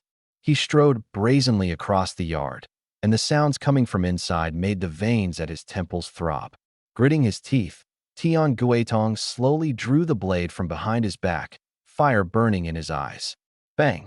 The door slammed open. Lou Ermey, you dared touch even my woman. Lou Ermey was so terrified he rolled off the Kong, trembling from head to toe. Brother Tong, it's a misunderstanding. A misunderstanding. You're riding on top of my wife, and you call it a misunderstanding. The blade flashed. Don't do it, Guetong. If you kill him, you'll be arrested. Wang Qin threw herself at him. You slut, now you're protecting him. He kicked her away. Brother Tong, I know I was wrong. I'm begging you. The blade came down. In a dozen seconds, Lou Ermey fell silent. Red and white, bone glinting through. Ah, Guetong, I was wrong. I'll never dare again. I'll serve you well. I'll never touch another man. Rotten slut. Only now you realize you were wrong. Guetong, we're husband and wife. I'm begging you, give me one chance. Swish. Tian Guetong's hatchet came down again and again, hacking in a killing frenzy. The room fell into dead silence. Through the crack in the wall, I watched him stare blankly at the two corpses on the floor and at his own crimson hands. Clang. The blade hit the ground. Only then did he snap out of it. I killed someone. I killed someone. He repeated it over and over, then suddenly bolted out the door and ran. From beginning to end, I stayed hidden in the shadows. To be precise, I was listening. The red dot on my radar, the one that stood for him, drifted farther and farther away, and I quietly slipped off too. I never expected it to go so smoothly. A thorn in my heart, pulled clean. Using Tian Guetong's hand to get rid of Lou Ermey and his wife, I didn't feel the slightest bit of guilt. Back when I was still a fool, Tian Guetong had cheated me plenty of times. I took grain and money from home. When my father went over to demand an explanation, he got beaten black and blue instead. The man turned it all around on him. A man like that deserves to die. The next day, the body was found by villagers. The police showed up, examined the scene, and questioned the people of East Village. Bloodstains, knife marks, testimony. It all but confirmed a crime of passion. Tian Guetong, the most obvious suspect, wasn't home, but there were traces of blood inside his house. After testing, they confirmed it belonged to the victim. The wanted notice went up that same day. Some old man said he'd seen Tian heading toward town, had even given him a lift partway. They searched for 2 days. No sign of him. Day 3. Akeo, hold on a second. My father suddenly called out to me and hurried over. I had my big bow slung across my back and a sack in hand, about to head up the mountain. These past 2 days he'd absolutely refused to let me go out. Tian Guetong still hadn't been caught, and running into him would spell trouble. Tell me the truth. What were you doing out the night before last? My chest tightened. So the old man had noticed I'd gone out that night after all. He couldn't know anything, could he? Play dumb first. Ha ha ha. I scratched my head, gave a foolish grin, and said nothing. TSK. You silly boy. My father grumbled. You've got a wife at home, and you're still sneaking off. Tell me, which widow lured you out this time? I breathed a sigh of relief. So he didn't know a thing. Years back, I really had been lured off in the middle of the night by a pretty widow in the village. Lucky he caught it early. The night before last, he hadn't stopped me because he'd assumed I had the runs. With meat every meal these past few days, loose bowels were only natural. A KOS got the runs, haha. I played along with a silly grin. Good, good. Go find Honglian, and once you're up the mountain, do whatever she says, you hear me? He urged again and again. Okay, I answered, about to head off. Akeo, I turned around. Liao Xiaoman was standing there. A sickle in one hand, a small sack in the other, a worn headscarf wrapped around her head, framing a thin, lovely face. I'm coming with you. She wanted to do her part for this family, even if it just meant digging up some wild vegetables. Brother, I want to go too. He Xiaowei hid behind her, copying her. Looking at my wife and my sister, warmth spread through my chest. But the mountain path was rough. My wife was on her period, and my sister was so thin a gust of wind could knock her over. What if one of them fell and hurt herself? Better to wait until they'd regained their strength. I put one hand on my sister and one on my wife, and gently nudged them back into the yard. "You're not feeling well, wife. I'll take you next time," I murmured close to her ear. Liao Xiaoman's face flushed red. She probably never expected a half-simpleton to understand about a woman's monthly cycle. "Sister, stay home and keep your sister-in-law company. I'll be back soon." My tone was earnest, not the least bit foolish. We opened her mouth to speak, but was. I cut him off. "Just do as you're told." "Okay, okay." She kept staring at me, like she'd noticed something different about her big brother today. Not so dim-witted anymore. The two of them, my wife and my sister, stood at the courtyard gate, watching me go. I didn't go find Honglian. This trip, I wanted to go alone, bag some game, and trade for supplies at the co-op. Things like a menstrual belt for my wife. Hers was so worn out from being washed over and over. God knows how many years she'd been using it. And some brown sugar to help build her up along with my crybaby little sister. Those two were always dizzy and lightheaded. Squat down too long, and they'd nearly black out standing back up. Malnourished, sugar-deprived. GI. A string of bird calls cut through my thoughts. The more I listened, the more familiar it sounded. Wasn't that a hazel grouse? I crept over in a low crouch. Sure enough, a whole flock of spotted-tail hazel grouse were hopping around in the low brush, decent-sized ones, too, chattering away. Their feathers looked like scales. The locals had a name for them, flying dragons. I pulled a slingshot out of my storage space. I'd grabbed it along with the bow and arrows that day over at Hu Xiuquan's place, just on impulse. It wasn't broken, still worked fine. These past couple days at home, I'd rolled up a good stash of clay pellets to use as ammo. Yellow clay from beneath the black soil, kneaded over and over and dried out. Not as hard as stones, but they fit the hand well and flew straight. ZZZT. I drew the slingshot back full, took aim at one, and let go. Thwack. Dead on. The flock scattered in a panic, a few flying off, but most of them just stayed put. That's the thing about hazel grouse. That's why they've got another nickname. The roe deer of the bird world. ZZZT. Another one dropped on cue. 2 in a row. This time they took off, but only flew a few yards over to another patch of scrub. Thwip. I chased and shot my way along. In an hour, I had 8 of them, each about half a pound, every shot a headshot. Anything less, and those little clay pellets wouldn't have killed them. Appetizers, check. All stashed in my storage space. I switched on prey tracking. On the radar, 2 big red dots within 100 meters. Roe deer? Or wild boar? If I could take a shot at it. I'd put in plenty of archery practice in the yard these past couple days. I parted the bushes and felt a jolt of excitement. 2 roe deer were drinking with their heads down, taking a sip and then lifting up to look around. That gaze of theirs, oh so wise. I drew my big bow, took a deep breath, pulled the string, and took aim. Couldn't wait. Once it drank its fill, it'd bolt. I let go. Whip. Within 30 meters, the arrow drove straight into the deer's neck. It let out a bellow and took off running, the arrow still dangling and swinging from its neck. With a thought, I recalled the bow and hurried after it. A deer with an arrow in it couldn't run fast, and I could still see it in the distance. No need to switch on tracking for now, save my energy. 50 or 60 meters into the chase, it had already collapsed, barely breathing. Not a big one, around 50 pounds. I pulled out my knife and, following the method Honglian had taught me, bled it, gutted it, skinned it. The hide. My first time, and I was all thumbs. But I was extra careful with the skinning, slow was fine. This pelt was worth good money, enough to trade for plenty of supplies. It took me nearly 2 hours to finish, and I was splattered with blood from head to toe. Worth it. I stashed everything in my storage space. Then, off in the distance, a dog barked. Woof. Loud and powerful. Not a house dog. I activated tracking right away. 3 red dots on the radar, 2 big, 1 small, all bearing down on me. The small one was moving fast, headed straight for me. Not good. I reeked of blood, and that dog had probably marked me as prey. I bolted, found a good climbing tree, and scrambled up in a few quick moves. Climbing was my safest bet. For one, hunting dogs are hard to kill. For another, even if I did kill the dog, there'd be people right behind it. Not enough time, and I was already worn out. Once up in the tree, I kept my eyes locked on the path below.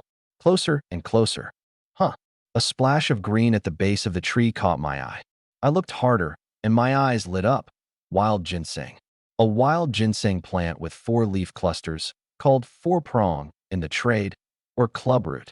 The old-timers had a rule. When you spot ginseng, the first thing you do is shout clubroot and call out how many leaf clusters it has.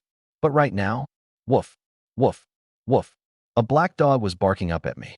Thick-boned, lean-bodied, packed with muscle, easily 36, 37 pounds, and downright vicious. These days, anyone who could afford to keep a dog was either rich or a hunter. Ordinary folks couldn't even feed themselves, let alone spare grain for a dog. When I got a clear look at who'd come, I froze. Zhao Dashan. And the other one was Old Zhang, the hunter, one of the most seasoned hunters in East Village. The two of them stood there panting, staring up at me. How'd these two end up together? I stayed quiet and on guard, ready to summon my great bow at any moment. Well, if it isn't you, you big idiot. Zhao Dashan spoke first, jabbing a finger at me and cursing. His little brother had been missing for 2 or 3 days, dead or alive. He needed to be found, so he'd shelled out money to hire Old Zhang and his dog to search. Half a day of running around, and all they turned up was an idiot. He was fuming. "Hey Chow, what are you doing way out here in the deep mountains?" Old Zhang, on the other hand, was surprised. This was the mouth of the deep mountains. How had an idiot gotten in here? Catching birds. I caught lots of birds. I held up my slingshot, 2 hazel grouse hanging from my waist. I'd deliberately shown them off after spotting people. You needed a reason to be in the deep mountains, otherwise it'd look strange. "Hey Chow, you really caught those?" Old Zhang wasn't quite buying it. Hazel grouse might be dumb, but they weren't something an idiot could bring down. "Stole them. This idiot must have stolen them from my brother." Zhao Dashan glared at the grouse on my waist, eyes full of envy. Why should some idiot be able to catch them while he and his brother were stuck gnawing on wild greens? "You big idiot. Where's my brother?" "Bad guy? Bad guy taking my stuff." I threw my arms around my catch, striking a "don't you dare take it" pose. "Uncle Zhang, why don't we just take the idiot's kill?" Zhao Dashan blurted out. Meat was a rare thing these days. I quietly slipped the slingshot behind my back, ready to summon a bow and arrows at any moment. At this range, I was 90% sure I could take down Hunter Zhang first. He had a gun, which made him the most dangerous. Now it just came down to what he'd choose. Hunter Zhang stared at me, saying nothing. "Uncle Zhang, a hazel grouse sells for good money. I don't want a single one. It's all yours." Zhao Dashan leaned in and whispered in his ear. He just had it out for the He family. Last time, my dad had shut him up completely, and he'd been holding a grudge ever since. The longer I watched, the more nervous I got. A hunter of several decades. His draw speed and aim were no joke. Sure, I had the odds, but the risk was real. "Uncle Zhang, enough." Hunter Zhang cut him off with a shout. Old Zhang, don't stoop to petty theft." Then he changed the subject. "Akeo, that blood on you, what's that about?" He'd noticed all along. I was covered in blood, but I wasn't hurt. "Come on down, Akeo." He slung his gun over his back. I dragged my feet for a while before dumbly climbing down the tree. The moment I hit the ground, Zhao Dashan landed a kick on me. I stumbled forward, right up against that 4-pronged leaf. In the split second my body blocked their view, I quickly snapped off the ginseng stem and stashed it in my storage space. 1 tail of ginseng, several tails of gold. This decades-old root had to be at least a tail. If they'd seen it, that would have been a huge loss. By the time I got up, Zhao Dashan had already shrunk behind Hunter Zhang. Head on, he couldn't beat me. I stared at him blankly, but inside I was scheming. "Soon enough, I'll send you off to see your brother, and you too can have your family reunion." "Akeo, where'd this blood come from?" Hunter Zhang asked, gesturing as he spoke, afraid I wouldn't understand. Just then, that dog started barking again, not far off. "Woof, woof, woof." I pointed in that direction too. The 3 of us rushed over. All that was left at the scene was a pool of blood, a few wolf paw prints, and a drag mark. Not even the guts remained. Phew, my heart skipped. I'd taken too long dressing the kill, and the smell of blood had drawn other beasts long ago. Too dangerous. Next time I'd have to be quicker. Either stash it in the space right away, or find somewhere safe to deal with it. Hunter Zhang asked again, and I just said I was passing through. He believed me. What bad intentions could an idiot have? No reason to lie. Akeo, stick with me for now, and we'll head back together. He was worried I'd run into a wild animal or lose my way. Uncle Zhang, why bring along an idiot? We still have to find my brother. Zhao Dashan wasn't happy. Before Hunter Zhang could say anything, I scratched my head. Akeo, go home. Akeo want to go home. As I said it, I handed one of the hazel grouse to Hunter Zhang. He looked stunned. He hadn't expected an idiot to give gifts. I remember, back when we got sick, it was Hunter Zhang who found the medicine that cured my little sister. The He family paid him, sure, but really, it was all thanks to him, and he'd charged us next to nothing. Down the road, I might need his help again. A seasoned hunter like him. I didn't want to sour the relationship. Most important of all, this was a man you could count on. I'd left before dawn, and by the time I got home, it was past 1 in the afternoon. Every villager I passed on the way just saw me hauling a heavy sack on my back, and they were all itching to peek inside. I wasn't about to let them. They figured it was probably wild vegetables. If it were game, where was the blood? And the sack looked half empty anyway. Brother, you're back. Ah chow. Perfect timing. Go wash up and eat. The family had assumed I wouldn't be back till nightfall. They hadn't expected me this early. Where the heck did you run off to, you little rascal? My dad had his pipe clamped in his teeth, dirt still clinging to his black hair. When he'd knocked off work at noon, he'd run into Hong Lian, and she'd told him I never came to find her at all. Ah chow went up the mountain. Heh. I handed over the sack. You brat, didn't I tell you to go with Hong Lian? He grumbled. What if something had happened to me up there? He opened the sack, and his eyes went wide as saucers. Ah chow. These, you got all of these. My sister and sister-in-law crowded in too, and the whole room erupted. Whoa, brother, how'd you get so many hazel grouse? You caught all of them. He Xiaowei was so excited she stomped her feet. The feathers are gorgeous. I just smiled, as good as a yes. Liao Xiaoman's eyes went wide too, like she was looking at treasure she'd never laid eyes on before. 7 hazel grouse and 4 gray squirrels in the sack. No exaggeration, it was the most valuable thing she'd seen in her whole life. My dad tipped out the game piece by piece, lining everything up neat and tidy, grinning wider the longer he looked. Ah chow, what do you say we sell it? He respected me. Even though I was his own son, I was the one who'd caught the game, so he always asked first, just in case I had other plans. I nodded. Sell it. Buy some fabric for my wife and my sister. Heh. Yay. Brother, you're the best. He Xiaowei threw herself onto my back, giggling away. She hadn't worn new clothes in years. Liao Xiaoman pressed her lips together, warmth spreading through her chest. She had it even worse. She'd never worn new clothes in her entire life. But it wasn't the fabric that made her happy. It was that whenever I came into something good, she was the first person I thought of. I'd never treated her like an outsider. Back when her sister had swapped places with her, marrying her off to a simpleton, she'd thought it was the nightmare of her life. It turned out to be the exact opposite. Marrying into the He family was the best decision she'd ever made. You little rascal, and what about your old man? We'll buy something for the old man too. Heh. Truth was, my dad wasn't old at all, just past 40. Heh. Now that's more like it. Shall we, after you eat, go let the team leader know? I've got things to do, so I won't be working today. I'll make up the work points later by paying for them. He grinned from ear to ear. These flying dragons were top-grade game. Each one could fetch a good price. He planned to head into town after the meal and sell them to the supply co-op. Sure thing, Pa. He Xiaowei had just answered when a woman's voice came from outside. Oh my. In-laws. Where'd you get so much game? Everyone turned. A sharp-faced woman walked in, followed by a young, pretty girl. Ma?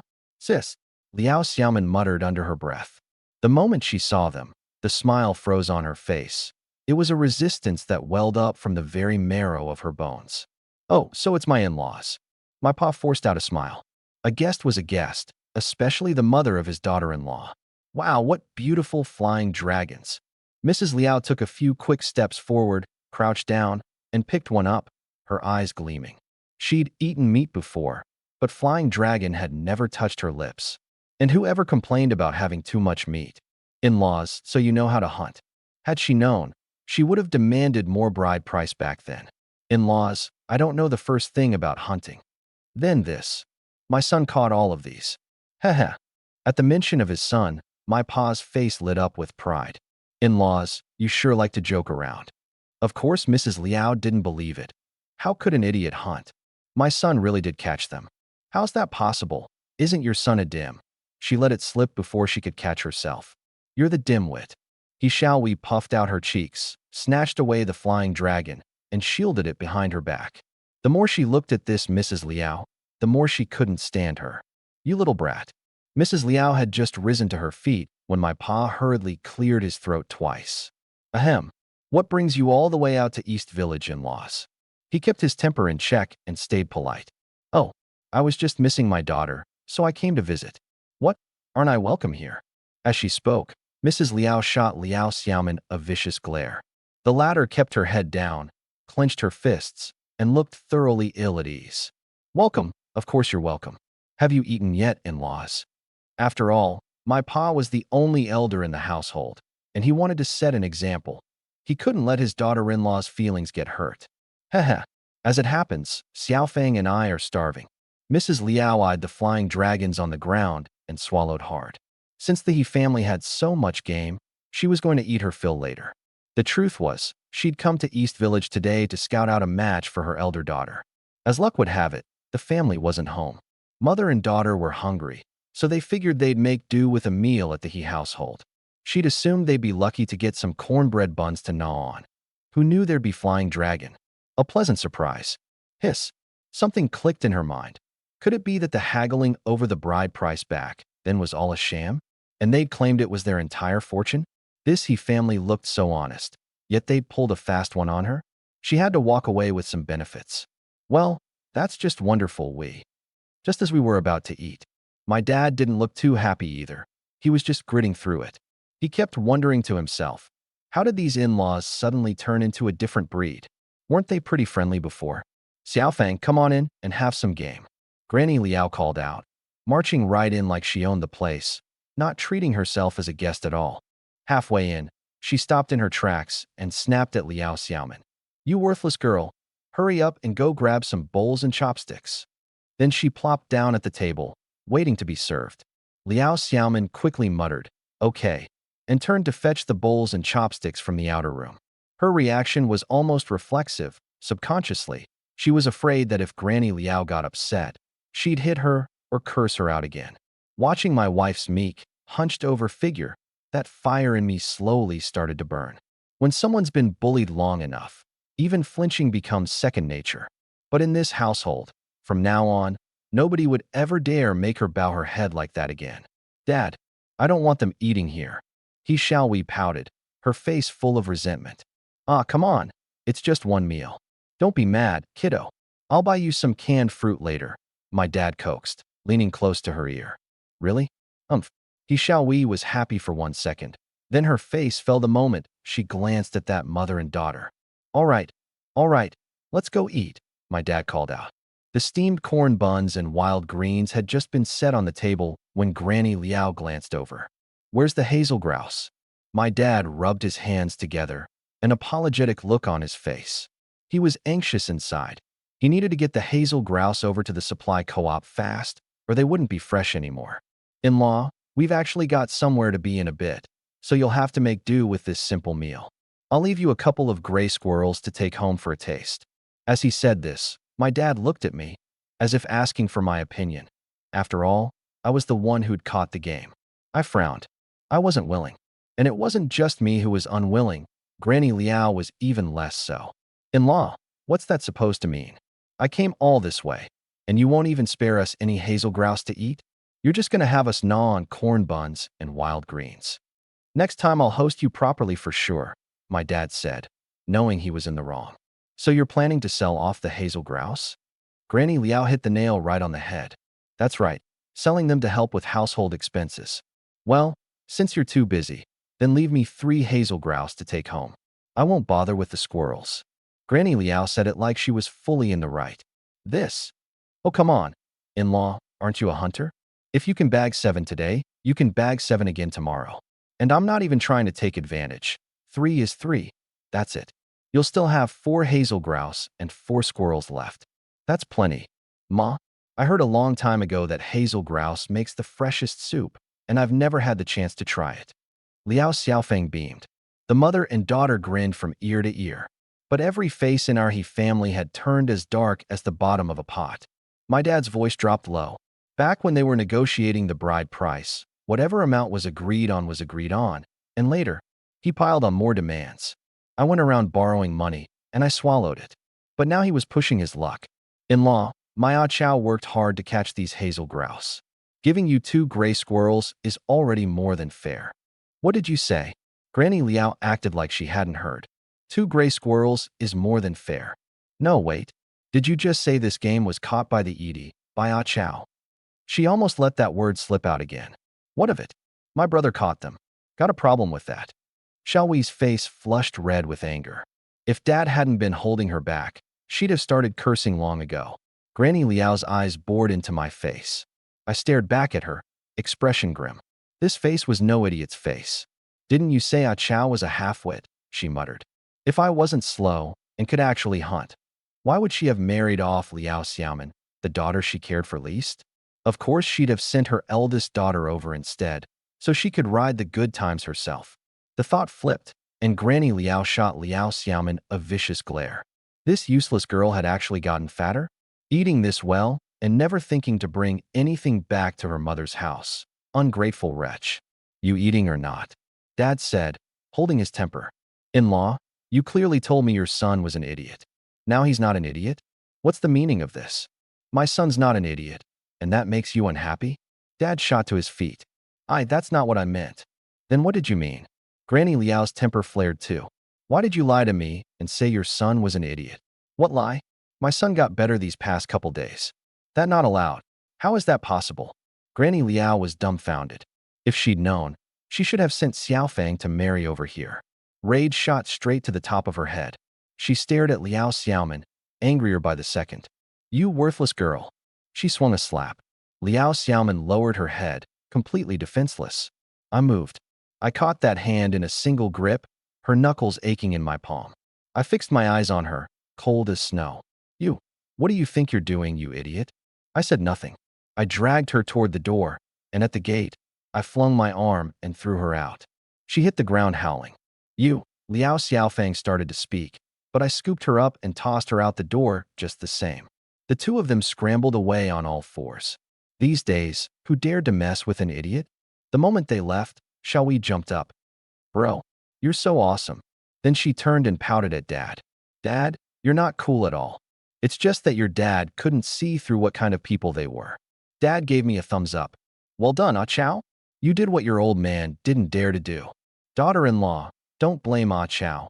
It was your father-in-law who told him to do it. Seeing Liao Xiaoman still wiping away tears, Dad hurried to comfort her. After all, that was her own mother. I walked over and gently. She wiped the tears from the corners of her eyes. Don't be scared. As long as we're here, no one can push you around. She'd already stopped crying. But those words broke something loose, and without caring who might be nearby, she buried her face against my chest and sobbed. I patted her back. Let it out. Once you cry it out, you'll feel better. This time, I didn't tell her she looked ugly when she cried. The grievances buried deep down, they needed to come out. After a long while, she'd cried herself out, her tears soaking into the front of my shirt. I carried her to the Kong and let her rest. After lunch, my old man hoisted a burlap sack of hazel grouse over his shoulder, his brow knotted tight.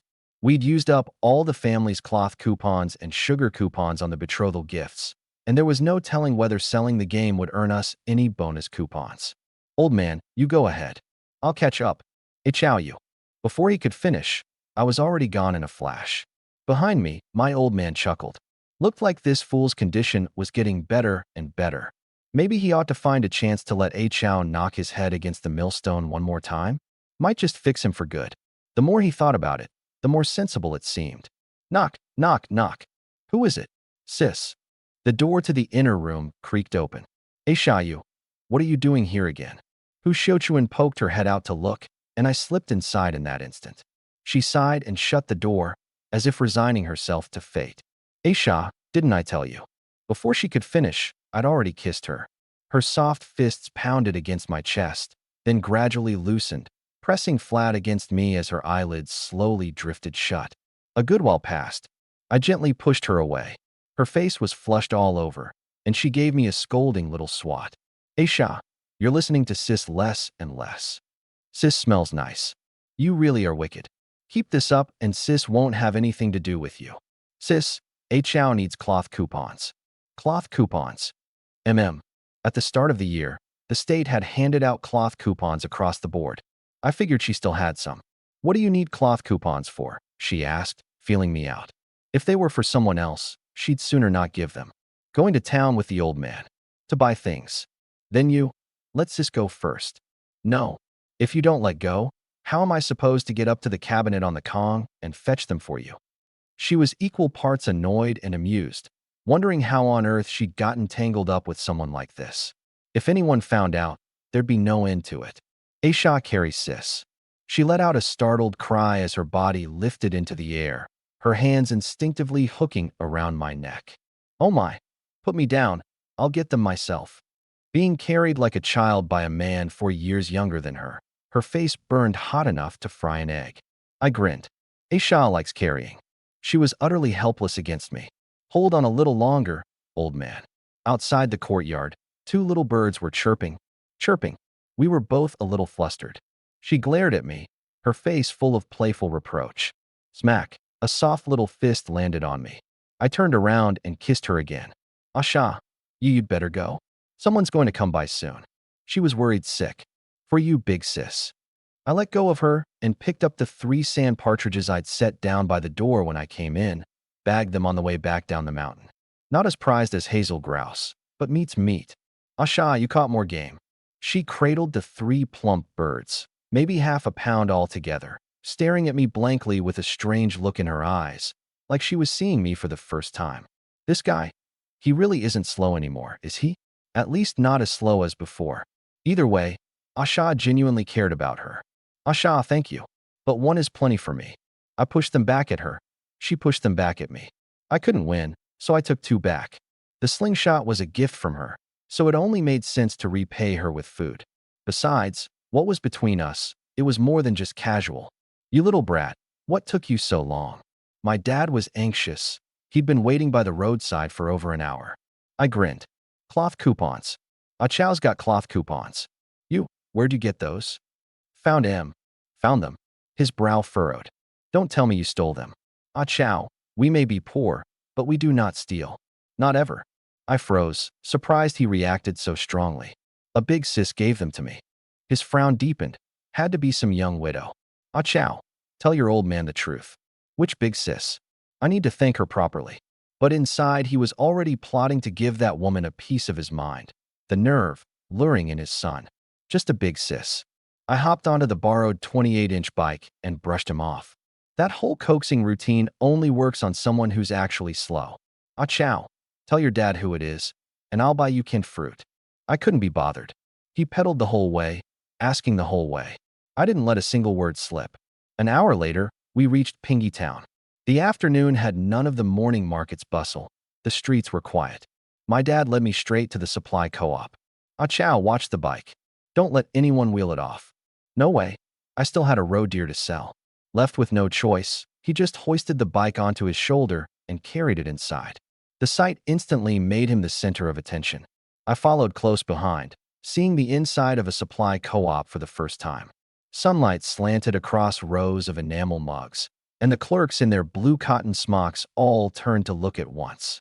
From the back courtyard came the shouts of the workers hauling in a fresh shipment of cloth to the storeroom. The air smelled of kerosene and dried vegetables. Comrade, what can I get you? A clerk asked. Anyone who could ride a 28-inch bike wasn't hard up, but this father and son were dressed far too shabbily. Sour. Comrade, I've got some fresh-killed hazel grouse here. You buying? My dad got straight to the point. Buying. Of course we're buying. The clerk's eyes lit up. Hazel grouse was top-tier game. The sack was handed over, 7 hazel grouse, their plumage vivid and gorgeous. Just as the clerk was about to speak, my dad jumped in. Comrade, my son's picked up some real hunting skills lately. This is only his 2nd trip up the mountain. First time, He bagged a roe deer. We ate that one ourselves. He rambled on, but the point was clear. There'd be plenty more where this came from. The clerk got the message. Still, results were what mattered. And these two were total strangers. Tell you what, most I can throw in is one extra sugar coupon and one oil coupon. That's the ceiling. My dad nodded with a smile. His talking hadn't been for nothing. I was satisfied too. Plenty of places didn't offer bonus coupons at all. Take it or leave it. 7 hazel grouse, $2.10 each, came to $14.70 total. For these times, that was a solid price. My dad happily went off to pick out fabric. The co-op carried 3 kinds. Plain cloth in a few colors was the cheapest, twill was mid-range, and printed cloth was the priciest. I looked at the fabric coupons in my hand, and my heart sank. There was no way it was enough for a family of 4. An adult's autumn shirt took 3 or 4 feet of cloth. A padded coat needed 6 or 7, plus cotton batting, and cotton needed coupons too. Good thing it was May or June now, so cold wasn't a worry. It'd only get hotter from here. As long as we had the winter clothes ready before October, earning some money over these 5 months wouldn't be a problem. Money, I wasn't worried about. That 4-leaf ginseng I hadn't even dug up, yet was worth $300 at the very least. And on the black market, it wouldn't be a stretch to say it'd fetch several times that. Comrade, do you buy roe deer meat and hides? I asked while my dad was busy shopping. The clerk shot me a glance and offered just one word. Yep. I nodded, but my eyes were glued to a woman in a cheapao. Her figure from behind was graceful, tiny waist, round hips, and pale skin. The clerk followed my gaze, and the corner of his mouth curled up. Comrade, are you taken with her? I could set you two up, heh. Comrade, we've never even met. Why would you do me dirty like that? I snapped my eyes back so fast they nearly popped out of my head. That woman was an assassin from behind. All right. Ahem. Well, let me just go over the prices with you. The clerk looked sheepish. That cheapao woman really was homely. Hides depend on quality and size. Meats by weight. Per pound it's. He suddenly stopped. Thinking, do you even have any goods? Comrade, let's talk when you've actually caught something. I didn't press it. He had a point. Show the game first, talk later. Skill was the only thing that really counted. Before long, my dad had gathered everything. Half a pound of white sugar, matches, canned fruit, coarse salt, 3 towels, 2. Mirror, towels for the kids, and some bulk moonshine. He wanted to buy the good cigarettes too, but those needed ration coupons. Farm tools like sickles had to be bought as well, and he'd already gotten the soybean oil. Only half a pound's worth of oil coupons each month. He pulled out the list he'd written earlier and looked it over. Damn it, over budget and not enough coupons. He bought everything he could, everything except the cigarettes he wanted to smoke and the liquor he wanted to drink. That'll be all. All right, let me see your coupons. My dad dug a wrinkled cloth pouch out from the inner layer of his crotch, unrolled it 5 or 6 times, and finally shook out the coupons and loose change. He grinned at me. Your old man's just afraid of losing it. I didn't find it funny. This was just how you live these days. Coupons, money, work points, they were all your lifeline. You were afraid of losing them, afraid of pickpockets. Ah chow, anything you want to buy? I shook my head. After buying all this with these 10-odd yuan, how much would be left anyway? Comrade, that comes to 12 yuan, 3 mao, 2 fun. Anything else? That's it. Okay, 14 yuan, 7 minus your total. Here's your change. 2 yuan, 3 mao, 8 fun. My dad took the money, then paused. He still hadn't bought a thank you gift for the guy who lent him the cart.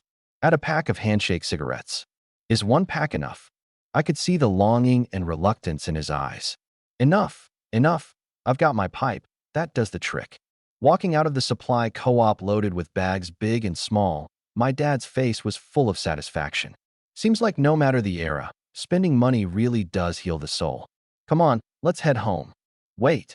Everything was already tied down, but I suddenly called out. What is it, Ah Chow?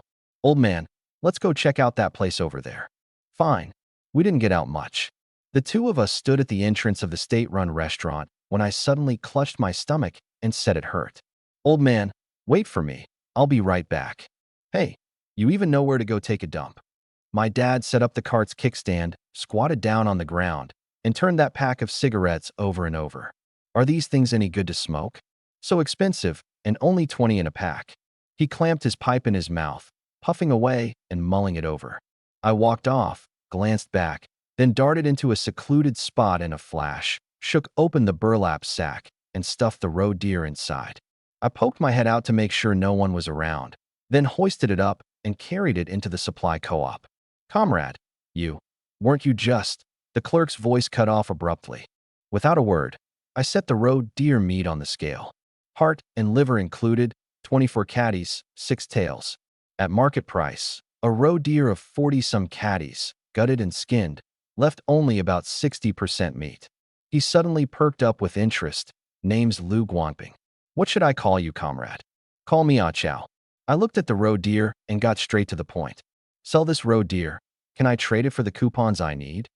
Tell me, Ah Chow, which ones do you need? Shoe coupons, liquor coupons, cigarette coupons, brown sugar coupons, and cloth coupons.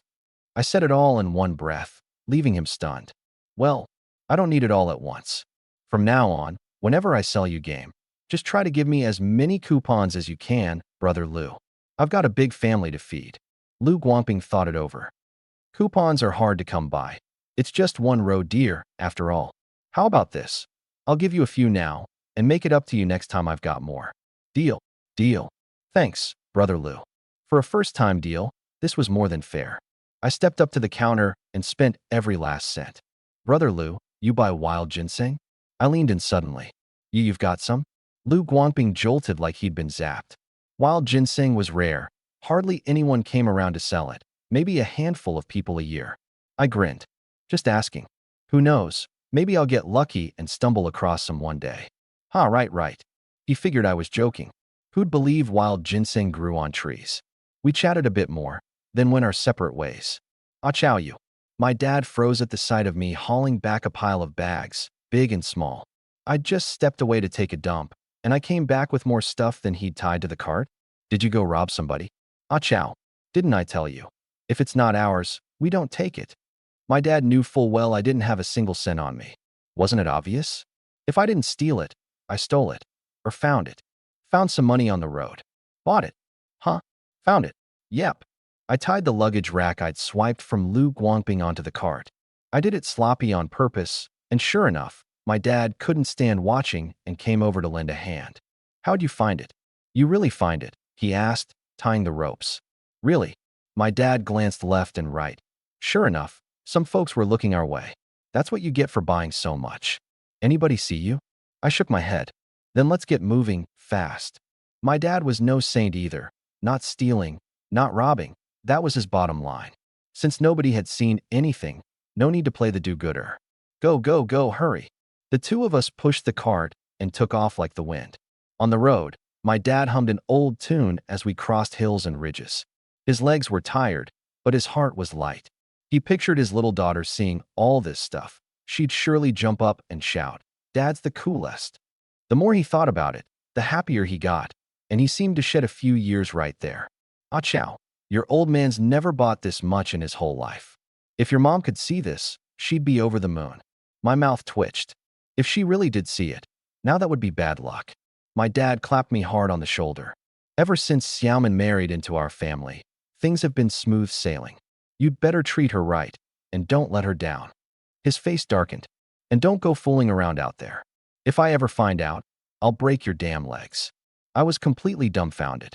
So it turns out, I work myself to the bone, and it ends up being someone else's credit?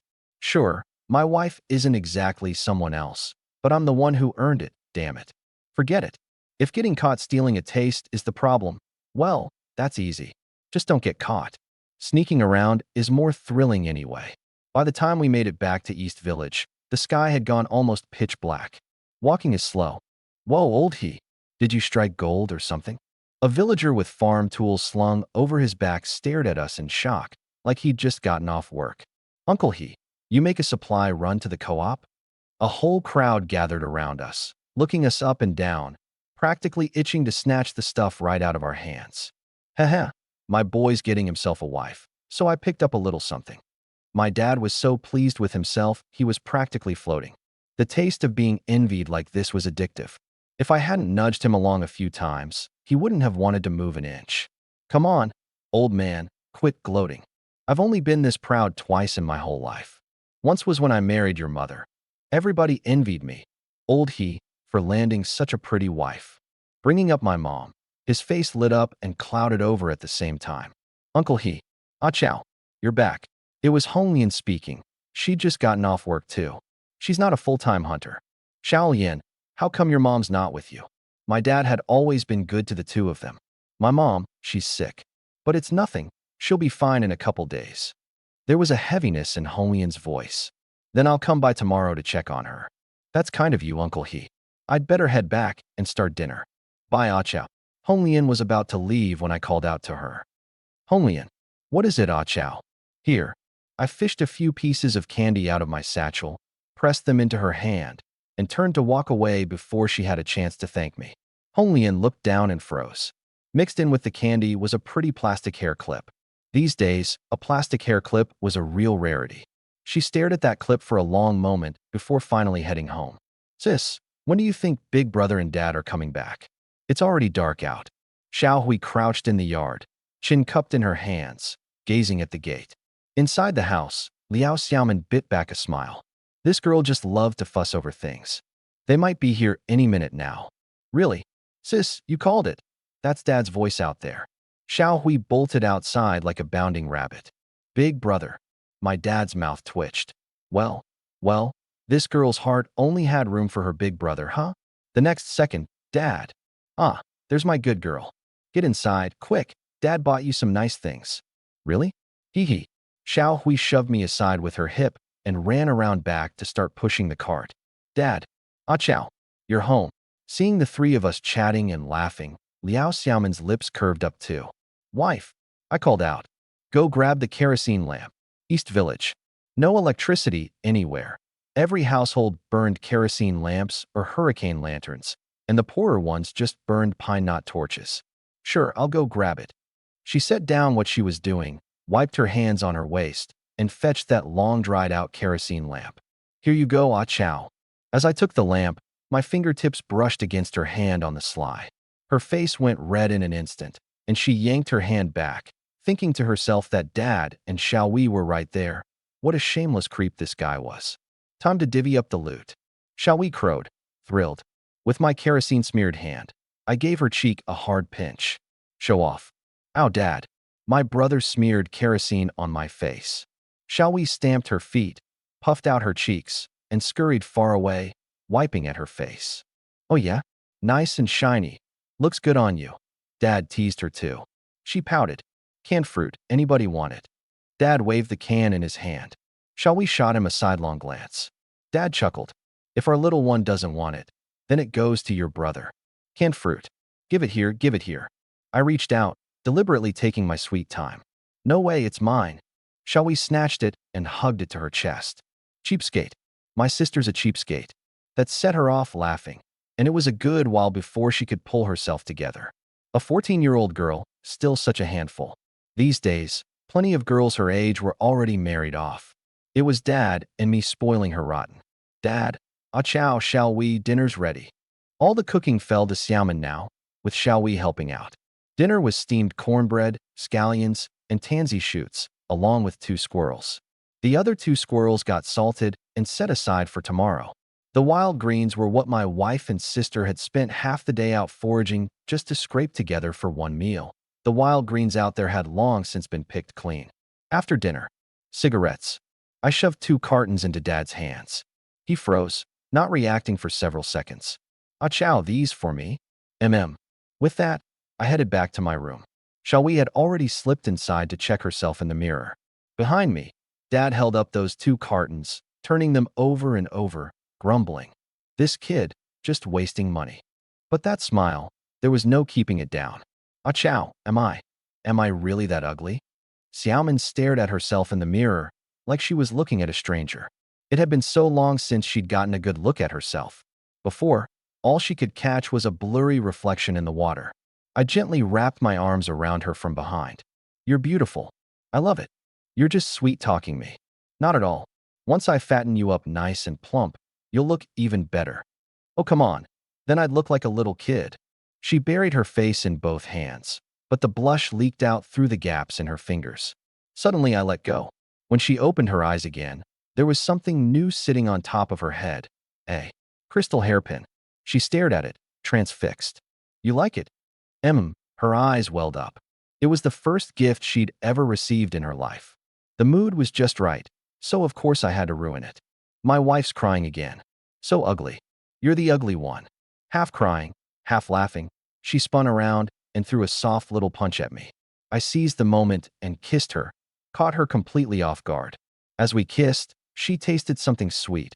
I'd slipped a piece of candy into her mouth. In that moment, her heart was even sweeter than the candy on her tongue. Our lips parted. Wife, you're so sweet. You're making things up. It's obviously the candy. Before she could finish, she suddenly felt weightless. I'd blown out the lamp and scooped her up onto the con.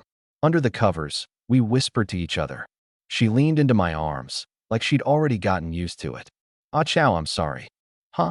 What nonsense are you talking about? Is it because of what happened with your mother today? She nodded. Am I bringing trouble to our family? How could that be your fault? They're the ones who went too far. But my heart aches. It aches? Let me check just how much my wife's hurting. I reached out. Ah chow, stop messing around. I'm serious. Oh, then let me see how serious you are. Ah chow. The heavy mood dissolved in an instant. Everything she'd wanted to say got all tangled up by me, leaving her caught between laughter and tears. That's how we crossed the family's hurdles, together. The next day at dawn, 4:30 in the morning. Ah chow. Hurry and move your hand. I need to get up. Face flushed, she mumbled softly. I played dead, wouldn't answer no matter what. She gave me a light pat. I know you're awake. Let go now. If Pa sees I still haven't made breakfast this late, he'll say I'm lazy. I didn't budge. She tickled me, her cheeks rosy and bright. My face twitched. I'm ticklish too. I had no choice but to let go. Like a kitten breaking free from its cage, she hopped off the bed and got dressed. As she left, I got in one more line. Wife, you're so beautiful. She pressed her lips together and said nothing, walking out the door with a sweet little smile. Ah chow, I'm going to check on Holian's mother. You return the big carrying pole to your Uncle Wong. My pa had his farm tools on his back and a small sack in one hand. With the other, he fished around in his pocket. Give him these 2 packs of cigarettes. Got it. After my pa left, Xiaowei bounced out. Brother, I want to come too. A new toothbrush in her left hand, a little dipper in her right. Xiaowei, your brother's got business to take care of. Let's stay home and make clothes, Xiaomin cut in. She talked more than she had the past few days. Before, she'd been quiet and withdrawn, no light in her eyes. Now she was much better. There were smiles, and her eyes shone. All right then. Xiaowei was nimble with a needle and thread. She hadn't done much field work, so she learned the delicate work well. I ate my white flour bun. Only then did I head out. I'd specifically asked my wife to make these steamed buns. She hadn't wanted to, said we should mix in other grains to stretch our food supply. But I insisted, so she went along with it. It was the most extravagant breakfast she'd ever eaten. Seeing no one around, I waved my hand and stashed the old bicycle into my storage space, then pulled out the things I'd prepared beforehand and carried them in my hand. Then I quietly slipped into Hu Xiuquan's yard. The radar, in my mind, swept the area. Hu Xiuquan wasn't home. She'd probably gone off to work. Creak. The door wasn't locked, just held shut with a wooden peg. I pushed it open, went in, and placed a small bag of goods into the large crock, then covered it with the wooden lid. Inside were cornmeal, white flour, a toothbrush, tooth powder, soap, sugar, a mirror, kerosene, matches, and a few pieces of candy. Altogether, it came to nearly 2 yuan, just enough to repay the favor of those few feet of fabric coupons she'd given me. Once I'd set everything down, I left. I never take anything for free. Fair exchange. You take something, you pay it back. She had a share in the money from selling that roe deer, since the hunting gear belonged to her family after all. Only this time, I planned to pay her back a different way. I've got just one flaw. I like women, and I can't shake the habit. I pushed the bicycle up to Uncle Wong's front gate. 2 identical old bicycles were parked in the yard, differing only in how new or worn they looked. Before I even stepped inside, there was a creak from the room, and 5 pairs of eyes swung toward me all at once. There were 5 people inside, all older men. Hey chow. Uncle Wong, the bike. I set it up on its stand. Oh, just leave it there. Uncle Wong gave me a few extra glances. Call me a fool. Seemed about right. But call me not a fool. Well, I'd lost that dopey air I used to have. Hey Chow, do you know what this is? He picked up a deer antler from the table, along with a red cord with copper coins tied to both ends. Wasn't that the tool for digging up ginseng? Deer antler, copper coins. I put both hands up on top of my head and made a couple of gestures, but didn't smile. The men in the room exchanged looks. This kid wasn't a fool, just not quite all there in the head. Hey Chow, you actually know this? Uncle Wong was surprised. In the past, you couldn't get 2 words out of me. These are treasures for digging ginseng. When I said nothing, he explained it himself. Old Wong, why bother telling him all this? You think he'll understand? 2 of the men from the outer village grew impatient. Let's just figure out when we're heading up the mountain to dig ginseng. Money's tight at home. We need the cash. But it's only May now. The medicinal potency's nothing compared to late autumn. Think about it. By then, how many people will be fighting to dig it? So what if the quality's a little worse? It's not like we're eating it ourselves. Old Wong, you're the leader. Set a date. We're going, of course we are, Uncle Wong said. But I want to bring along a greenhorn. A greenhorn, someone heading up the mountain for the very first time. As the old saying goes, beginners have the strongest luck, and they're more likely to. The output. He looked at me. Aren't we short one man? He'd be perfect. But someone had doubts. After all, he was a half-wit. Another waved it off. I think Ah Chow'll do. He's fresh, a good rookie. Fools have their own kind of luck. Besides, when it came to splitting the money, what would a half-wit understand? Toss him a little and send him on his way. I knew exactly what they were scheming. All right, I'm in. No objections here. Then we set out tomorrow. Uncle Wong made the call. Only after everyone had left did I set down the antler, the red cord, and the tally sticks used for calling out to the mountain. Nearby lay an index pole, a deer bone pick, a hand hoe, a hand trowel. All looked pretty professional. Ah Chow, you seem real interested in this stuff, huh? Uncle Wong, lend it to me for a couple days. I picked up the antler. Truth was, the antler was the most useless of the bunch, not nearly as effective as the deer bone pick, but I only wanted to borrow something that wouldn't draw attention. Uncle Wong's heart skipped a beat. Could Ah Chow have found a ginseng root? It wasn't out of the question. He knew about my hunting. He'd even heard my dad had borrowed a cart yesterday. Ah Chow, are you trying to dig up wild ginseng? Afraid I wouldn't understand. He dug a sheet of paper out of the Kong chest, sketched with the leaves and stem of a ginseng plant. I took it and studied it closely, putting on a look of sudden realization. So that's what ginseng looks like. One glance, and he was convinced. I'd almost certainly never seen one. All the better. A rookie's whole draw is being loaded with luck. Just trying my luck. I lifted the antler, meaning I'd take it. Uncle Wong laughed. You can borrow it. But you've got to promise you'll come up the mountain with us the day after tomorrow. Deal. I shook my head. Learning a trick or 2 was fine, but right now I was more interested in hunting. As for digging ginseng, I could do it on the side while hunting. Find some, dig it up. Find none, forget it. Uncle Wong started to say something more, but I left 2 packs of cigarettes, said thanks, and headed out. This Ah Chow, could he really have stumbled onto a ginseng root? Just then a woman came in from outside. Aunt Wong. What's the matter? All in a rush like that. I heard the half-wit and his old man came back from town last night with a whole cartload of stuff. Canned fruit, soybean oil, cloth. She repeated what she'd heard, embellishing it plenty. Uncle Wong was stunned listening to her. Otherwise, how'd they suddenly get so flush, throwing money around like that? I'll have to sound out old he later. The way he saw it, a clueless half-wit digging ginseng was pure waste. Good things in an amateur's hands weren't worth a thing. Old he, finding ginseng and not breathing a word about it. That wasn't right. Once out the door, I did the math. Tomorrow I'd have to head up the mountain too. That 4-leaf ginseng plant, I was confident no one had found it. But Uncle Wong and his crew were a professional outfit. If they turned it up, that'd be a real loss. It's just, where am I supposed to find a deer bone pick? Forget it. If I can't get one, wood or bamboo will do. Anything but metal. I just have to be careful when I dig. So, where'd you get the money? That was what Uncle Wong cornered my dad with at noon. My dad told me about it later. The 2 families were on friendly terms, so my dad didn't hide it completely, but he downplayed it. The two of us found it in town. There happened to be some receipts and a few bucks inside, he said, lowering his voice. That was our whole fortune, over 13 bucks. Losing it about broke my heart. Oh, so that's how it was. You've got some crazy luck. Heh, it's my daughter-in-law bringing good fortune to us, My dad glanced at his daughter-in-law and my sister inside the house, looking thoroughly content. It was Uncle Wong's first time meeting Xiaoman, and he couldn't hide his envy. His own son only knew how to keep his head down and farm. Even when they'd found him a wife, the boy hadn't dared bring her home to meet the family. I'm heading out. If Chow really digs up some mountain ginseng, remember to let me know. I'm the expert. Don't let it go to waste. On his way out, Uncle Wong added one more thing. Oh, and when Chow gets back, talk him into coming up the mountain with us tomorrow. Really? That'd be great. You're a good man, Wong. Sure enough, my dad asked me about it later.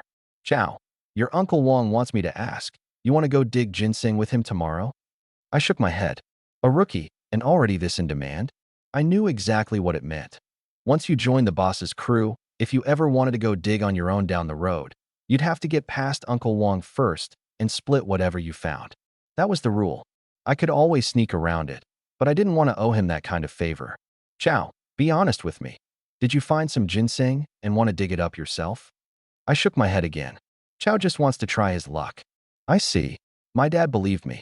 It never crossed his mind that I might lie to him. Then you might as well go up the mountain with your Uncle Wong and learn something. With a little luck, you dig up a plant or two a day. That could fetch you over 10 bucks. I still shook my head. It wasn't that I loved working alone. I just hadn't found the right partner. Uncle Wong's temperament, the way he carried himself, I didn't care for it. All right, I'll let your Uncle Wong know. My dad didn't press any further. Through the whole conversation, I didn't smile once. He'd gotten used to it. The way he saw it, my talking plainly meant the fool's sickness was slowly getting better. As long as I was okay, that was enough.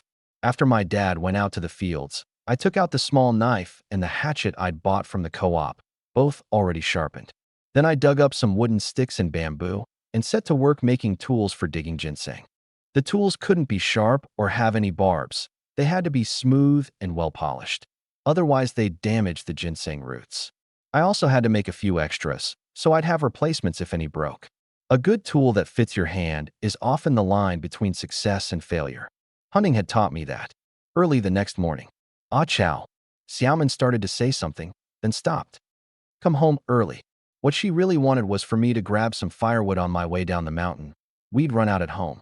But then she figured I already did more than enough for this family. So she swallowed the words and decided she'd go get it herself later. I saw it all. I slung the big bow over my back, hung the slingshot at my waist, and grabbed the sack along with the bamboo stakes and wooden pegs I'd made yesterday, then headed out along the village road. I didn't hide my gear. Hiding it too, well, only backfires. If I always went up the mountain empty-handed and came down empty-handed, yet the household kept growing more prosperous by the day, that's what would make people suspicious. Ah Chow, off hunting again, huh? Heh. One of the women gave me a smile that wasn't really a smile. Hunting my foot. Just a fool getting lucky, that's all. He can't strike it big every single time, can he? Right? A busted slingshot and a busted bow. What's he gonna catch with those? Even Hunter Zhang doesn't dare claim he brings back a haul every time. Oh yeah, come to think of it, nobody's seen Hunter Zhang for days. I ignored them. Let them talk all they want, as long as they don't mess with my family. Passing by Hu Xiuquan's place, I meant to check whether she was home. She was, but it sounded like she had company, and there was some faint arguing going on inside. I'm not one to stick my nose in other people's business, so I headed straight for Dama Mountain. Halfway up the slope, I slowed down, and whenever I spotted some good wild vegetables, I'd pick them and stuff them into my storage space. Anything edible or useful, I'd take it all in. 1,000 cubic meters of space, plenty of room to load up. After using it long enough, I'd figured out the trick. It could sort things by thought alone, so I could put whatever I wanted wherever I wanted. When I had time, I ought to set up some shelves to keep things tidier. I was just breaking off a stalk of wild lettuce when a familiar voice suddenly rang out behind me. Ah Chow, picking wild vegetables. I turned around. Uncle Wong was leading 4 men, all decked out with pots and pans, incense and candles, ginseng digging tools, the whole works. Real professionals. Uncle Wong. I answered politely. You, you're actually out digging for ginseng? He looked me over, the freshly made bamboo stakes, the red cords and copper coins, all done up properly. Puffed. The four of them couldn't hold back their laughter. One of them muttered under his breath, "If a fool can find ginseng with just a few bamboo stakes, then we might as well quit and all take him as our master." Ha ha. Hey, don't say that. What if he actually stumbles onto some? If he can find any, then from now on I'll pretend I don't even see ginseng when it's right in front of me. They talked without holding anything back. Uncle Wong found it funny too. If it were really that easy, what would be the point of a professional digging crew and its leader? But he couldn't quite bring himself to laugh. Deep down, he had a nagging feeling he just couldn't shake. "Ah Chow, stop picking vegetables and come along with us," he urged again. Say what you will, this Ah Chow was no ordinary person. Would an ordinary person do all this? Hunting, gathering wild vegetables, and now going after ginseng too. He might look like a simpleton, but the man really could bring down game. What if he actually dug up? Turning up an incredible big root. That would have been a massive loss. I shook my head. I'll dig it myself. Ha ha ha. Another burst of laughter. You hear that? He wants to dig up a ginseng root all by himself. Now if that ain't a riot. They laughed, but Uncle Wong froze for a second. That hunch crept up on him again. This fool, maybe, just maybe, could actually dig one up. Ah Chow, come with us. Whether you find anything or not, Uncle Wong will give you 50 cents today. 50 cents. That was 2 days' wages. I didn't budge. Just 3 words came out of my mouth. I'll dig it myself. The crowd instantly erupted with jeers. Boss, come on now. You really believe some idiot can find ginseng? I don't buy it. Me neither. Truth was, Uncle Wong didn't believe it either. It's just that gut instinct of his had never once been wrong. But I'd embarrassed him, and now he couldn't save face. His neck stiffened up. Fine, don't come then. Let's go. The backs of the group of men faded into the distance, and their gossip about me drifted back on the wind. Judging people by their looks, I was long used to that. To be honest, when it came to finding ginseng, I really had no talent for it. But in this world, besides talent, there's one other thing: luck. I'd seen plenty of amateurs break the rules and come out ahead. I pulled my thoughts back and stopped digging for wild greens. If my luck went sour today, and somebody dug up that 4-leaf ginseng before me, I'd be out big time. I picked up the pace. Heaven smiled on me. The boss's crew hadn't headed anywhere near that patch of 4-leaf ginseng. Farther and farther they went. I let out a breath.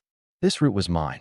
Following the old rules, I took out my red cord, wound it 3 times around the broken tree trunk, and tied it tight.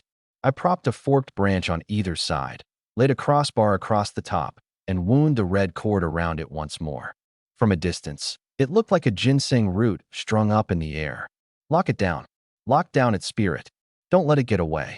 I set down every tool on my back, and with the ones I prepared, I cleared away all the weeds within a half-meter around the ginseng, exposing the pitch-black soil underneath. The legendary black earth of the Northeast. Scritch. I'd done plenty of farm work, so I knew the basics. I gently probed the bamboo pick into the soil and scraped bit by bit. Gentle, gentler still. Hurt it, and the quality's ruined. The price gets cut in half. 20 minutes in, I reached the root. Heh, the head of the ginseng was as thick as a thumb. A good size. I couldn't help but let the corners of my mouth curl up. If only I could dig out 7 or 8 ounces. 7 ounces makes ginseng. 8 ounces makes treasure. The heavier, the more precious. SSSS. My hand trembled, and a root fine as a hair snapped off. What a shame. I put it away first. It could still go into a soup. No waste. 1 broken strand was fine, but too many and the quality would be gone. Scritch. I scraped at the dirt even more gently, brushing with the soft bristle brush now and then, never once nicking the root. 2 hours slipped by before I knew it. A man-shaped ginseng root lay quietly before me. The body was thick and stout, the rings of leaf scars packed tight, the skin aged and faintly glowing, wrapped round and round with those iron wire lines. Just a little short on the fine root hairs, and 2 of them had snapped off partway through. It really hurt to see. I stopped what I was doing and immediately switched on prey tracking, watching for danger. The whole way here I'd been sweeping the radar now and then, just to steer clear of trouble. Within 50 meters, 1 big red dot. Coming straight toward me. I was breathing hard. 2 hours of digging, plus keeping the radar running nonstop. I was so worn out my hands were shaking. The dot wasn't moving fast, so it was a person. Just hoped it wasn't some wild beast. There was a big slick of black mud on the ground, glaringly obvious. All that was left of the ginseng were the fine roots at the very bottom, still buried. Yank it out now by force, and I'd snap the tail for sure. I grabbed my bow, slipped into the shadows, and kept my eyes locked on that mud pit. Just one red dot, probably Zhao Dashin. Hunter Zhang always had his hounds. I sighed inwardly. No gun. And in the end, that left me with no real confidence. Had to make some money, get myself a gun. Otherwise, what kind of hunter was I? The footsteps drew closer. A figure came into view. I froze. Hunter Zhang? He was covered in blood, a real mess, hauling a wild boar on his shoulder that had to be over 200 pounds. Though he'd already dressed it, so it wasn't quite that heavy anymore. Thump. He set the boar down on a patch of grass, trying to keep it out of the mud. Staring at the mud pit right in front of him, he gulped for air, wiped the sweat off his forehead, then finally unslung his rifle and leaned it against a tree root. Old Wang. That you? Nobody in East Village dug ginseng except Uncle Wang. No answer. He called out again. Don't worry, I won't touch your ginseng, even though I'm dying for it. I'm starving. I want to trade some meat for a bite to eat. You got anything? I stepped out of the shadows. Uncle Zhang. He whipped around, eyes bugging wide. The one digging ginseng was me. He pointed a finger at the root, his voice wavering. Achao, you dug this up? Yeah. You little devil.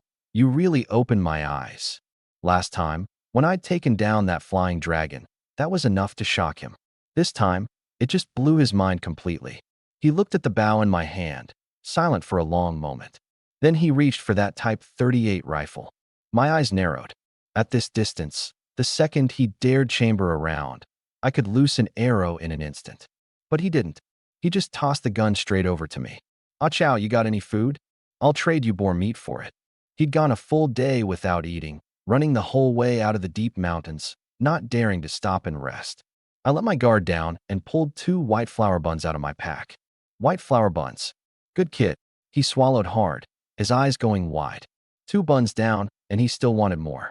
I didn't give him any. I had to save some for myself, too. He said it would help restore his strength. He took a drag on his cigarette and exhaled a long stream of smoke. Back among the living. While he ate, I set the gun within reach and finished the last steps of preparing the ginseng root. I gathered moss and birch bark from nearby, laid the root flat on the moss, then covered it with another layer, sealing it tight. Keep it moist. Lock in the water. Hunter Zhang looked more and more baffled. But one thing had become crystal clear to him. This kid wasn't slow at all. Uncle Zhang, where's Zhao Dashin? I stuffed the ginseng into the burlap sack and sat down across from him. And where was that hunting dog? Zhao Dashin carried his brother back yesterday. His brother? Yeah, he's gone. Nothing left but a pile of bones. He talked just to pass the time. When the two of them found Zhao Erzhan yesterday, the body had already been torn to pieces by wild animals. After that, they split up. Zhang, unwilling to go home empty-handed, took his dog deep into the mountains to hunt, and the dog ran straight into a beast. By the time he got there, the dog was already dead. With his dog gone, he didn't dare stay long in the deep mountains. Luckily, he ran into this wild boar on the way back, so at least he had something to show for it. I owe your hazel grouse a thank you, come to think of it. Otherwise, I'd have had a hell of a time just scrounging up some wild greens. He rambled on for a good while, and a lot of the exhaustion drained from his face. But losing the dog had left something in his expression that just wouldn't lift. It wasn't just a dog. To a hunter, that was his eyes, his ears, his partner at his side. Uncle Zhang, let's head back. It's getting late. The sun was sinking to the west, casting long shadows. It was almost 2 o'clock. All right, give me a hand. This thing's heavy. You got it. My gut told me this man meant no harm. I carried his gun for him, and we ran a thick wooden pole through the boar, hauling it between us, one in front and one behind. This trail was much harder to walk than last time, and longer too, with the load several times heavier. It was already 4 in the afternoon by the time we made it back to East Village, and we'd only stopped to rest twice along the way. The villagers' eyes went wide. Hunter Zhang had scored again, and the fool actually got a cut? Within half a day, everyone who wasn't out working knew. The news spread like a virus. By nightfall, it'd be all over the village for sure. Hunter Zhang's household had 10 people. His 2 sons were married, plus 4 grandchildren and his wife. The 3 able-bodied men were out working, leaving the 2 daughters-in-law at home watching the kids. The 2 of us carried the boar into the yard.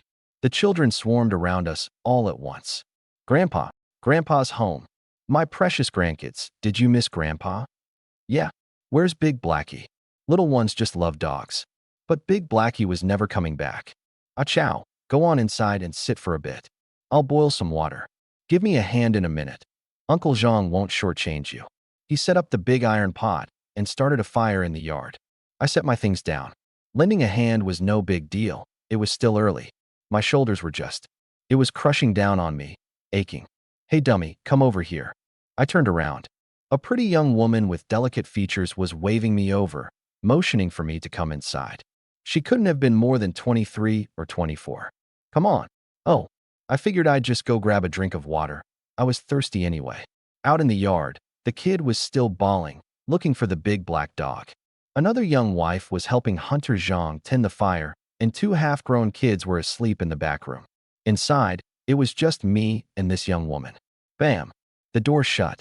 It was cold out, so closing the door seemed normal enough. I didn't think much of it. Ah chow, she suddenly called to me. Huh. I turned my head on instinct. A warm cornbread bun got shoved right into my mouth. My eyes went wide, and I froze on the spot. Dummy, hurry and eat it, the young woman said, pressing one hand against me while her eyes stayed glued to the window plastered with old newspaper, all sneaky-like. MMPH, MMPH. I struggled for a good while before I could break free, nearly choking to death on that bun. The second I got loose, I sprang backward, staring at her with my heart still pounding. She was still holding up the bun, closing in on me step by step. Dummy, what's the matter with you? Eat it quick. Eat. Yeah, hurry up. Otherwise it's a waste. Such a good cornbread bun. The memories in my head finally connected. Back before, whenever she saw Ah Chow going hungry, she'd secretly feed him cornbread buns. The last time was just 5 days ago. This was not something I could just eat. Eat pork? Ah Chow eat wild boar, I said, playing dumb, and darted out of the room in a flash. Phew. I swallowed hard and wiped my mouth. That woman, she was something else. Ah Chow, come help wash this. Hunter Zhang shouted. Coming. There are plenty of ways to calm yourself down. Keeping busy is the best one. This whole cornbread bun thing, I could never, ever let the Zhang family find out. Those 2 sons of his were raised on meat, big and burly. 2 or 3 punches, and they'd knock me flat. No good. I'd have to practice my fists later. Staying alive comes first. Before long, the 4 of us had the wild boar cleaned, cut, and divided up. No need to scrape off the hair. He'd already stripped the hide, which could be sold or made into hide boots. Ah chow, take this. Hunter Zhang cut off 30 pounds for me, carrying it all the way back, plus the white steamed buns and that hazel grouse. Those 30 pounds, he figured, made things square between us. Thanks, Uncle Zhang. I didn't turn it down. If someone gives you something, you take it. It's not like I didn't put in the work. But asking for more on my own, that's not my style. Uncle Zhang, I'm heading out. I hoisted the load onto my back and slipped away. The young woman heard those 2 words, Ah chow, and her heart skipped a beat. No wonder he'd refused so stubbornly to eat. Dad, is Ah Chow's simpleness cured? Yep. That boy, he's sharp as a tack now. What? She stood frozen in place. Her face flushed bright red in an instant. For a tough girl like her to blush, now that was rare. 30 pounds of pork weighed heavy in my hands. On the road, I ran into villagers heading home after a day's work. Asha, where'd you get such a big hunk of meat? Uncle Zhang gave it to me. Oh, so Hunter Zhang actually bagged something? I gotta go buy a couple pounds. Me too. They took off running, terrified of being a step too late and missing out on the fatty cuts. Nobody'd had any meat in ages. Wild boar tasted awful, but meat was meat. When I got home, Pennsylvania, he was just coming out from the back room. Ah chow, where'd the meat come from? Uncle Zhang. I helped him haul a boar. He gave it to me. Old Zhang's not a bad guy. Last time, your sister, at the mention of old Gotzi, his voice cut off dead. He smacked his forehead. Aya, have you seen Xiaoman and shall we? What's wrong? I set the meat down and peered into the house. The kerosene lamp wasn't lit. They're not home. Go find them, quick. He grabbed the lantern, ready to head out. Old man, hold on. I stopped him. You stay here and get the meat cleaned up. I'll go. But, sneak attack. Just 2 words. Meaning, if you go out and get clubbed over the head again, then what? To this day I still don't know who knocked Pahi out. I'd rather it had been Lou Ermi. At least he's dead now. I snatched the lantern and charged into the night. Every so often I'd fire up the tracking radar. Every once in a while, I'd cup my hands and shout. By the time it went pitch black, I was at the foot of Big Timber Mountain, and I heard an echo. Brother, I'm over here. I ran closer. 2 skinny little girls, backs bent double under heavy loads of firewood, stood there gasping for breath. Huff, puff. I was about ready to fall apart from running myself. The lantern lit up their faces, and both of them broke into grins at the same time, flashing white teeth. Brother, I knew you'd come. We laughed without a care in the world. Idiot. You're the idiot, brother. And you, wife, you're an idiot too. Liao Xiaoman swallowed her words and dropped her head. She'd expected me to praise her. Here. I shoved the lantern into her hands. Her body suddenly felt light. The crushing weight that had left her breathless was gone all at once, like she might just float away. Sister, give me the firewood. Okay. Her bundle wasn't heavy. She'd never done hard labor before. Brother, you're so good to us. Wife, let's go home. Okay. Liao Xiaoman's voice dropped low. It was so late. The housework wasn't done. The firewood wasn't all gathered. She'd become a burden to me again. Her heart was full of self-blame. Brother, we dug up tons of wild greens. Did you now? Of course. And I even saw a big old bird. We chattered away the whole way home, spilling out everything she'd seen and done that day. Liao Xiaoman was like a quiet light bulb, silently lighting the path ahead. Sometimes I think, the more weight a person carries alone, it doesn't necessarily mean they're capable. It might just mean they're too afraid to ask anyone for help. Daughter-in-law, old Gotzi, where'd you 2 run off to? Pahi stood guard at the courtyard gate, a pile of crushed cigarette butts scattered at his feet. Pa, I went to chop firewood with sis. Oh, we out of firewood? Why didn't you say something to me or Ah Chow? Only then did he let out a long breath. As long as they were okay, that's all that mattered. I just wanted to take some of the load off the family. Liao Xiaoman kept her head down, her voice so faint it was barely audible. In that moment, she looked like a child who'd done something wrong, helpless and lost. Bang! I hurled that big bundle of firewood down in the courtyard. The dull thud of wood hitting the ground made Liao Xiaoman flinch all over, as if it hadn't landed on the ground at all, but square on her heart. Hey, wife, come here. Help me brush the wood chips off. Oh, she grabbed onto it like a lifeline. Something to do. She was needed. There's some over here too. She reached out, and I caught a flash of bright red on her fingertip, jarring against her skin.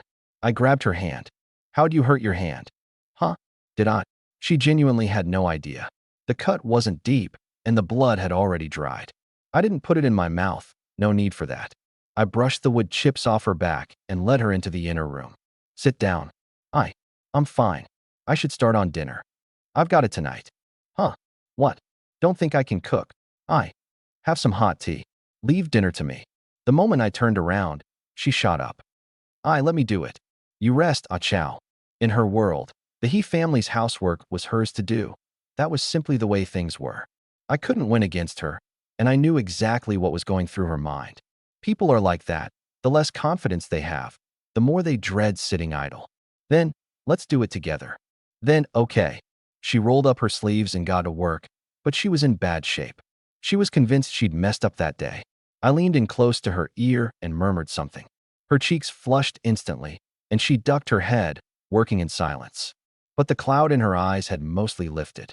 If I blamed her for nothing, said nothing at all, she'd only feel worse, more guilty. On the table sat a big platter of braised wild boar, marinated with ginger, shallots, wild Sichuan peppercorns, and some loose-poured liquor before braising. It killed the gamey smell, and the aroma went straight up your nose. Daughter-in-law, from now on, whatever comes up, you make sure to tell us 2 men. Heavy work like this, a young girl like you. You could throw out your back. Then what? Pahi pleaded earnestly. And you, little Gotzi, No more swinging that big axe up on the mountain, you hear? Ah. We puffed out her cheeks and grumbled a reply.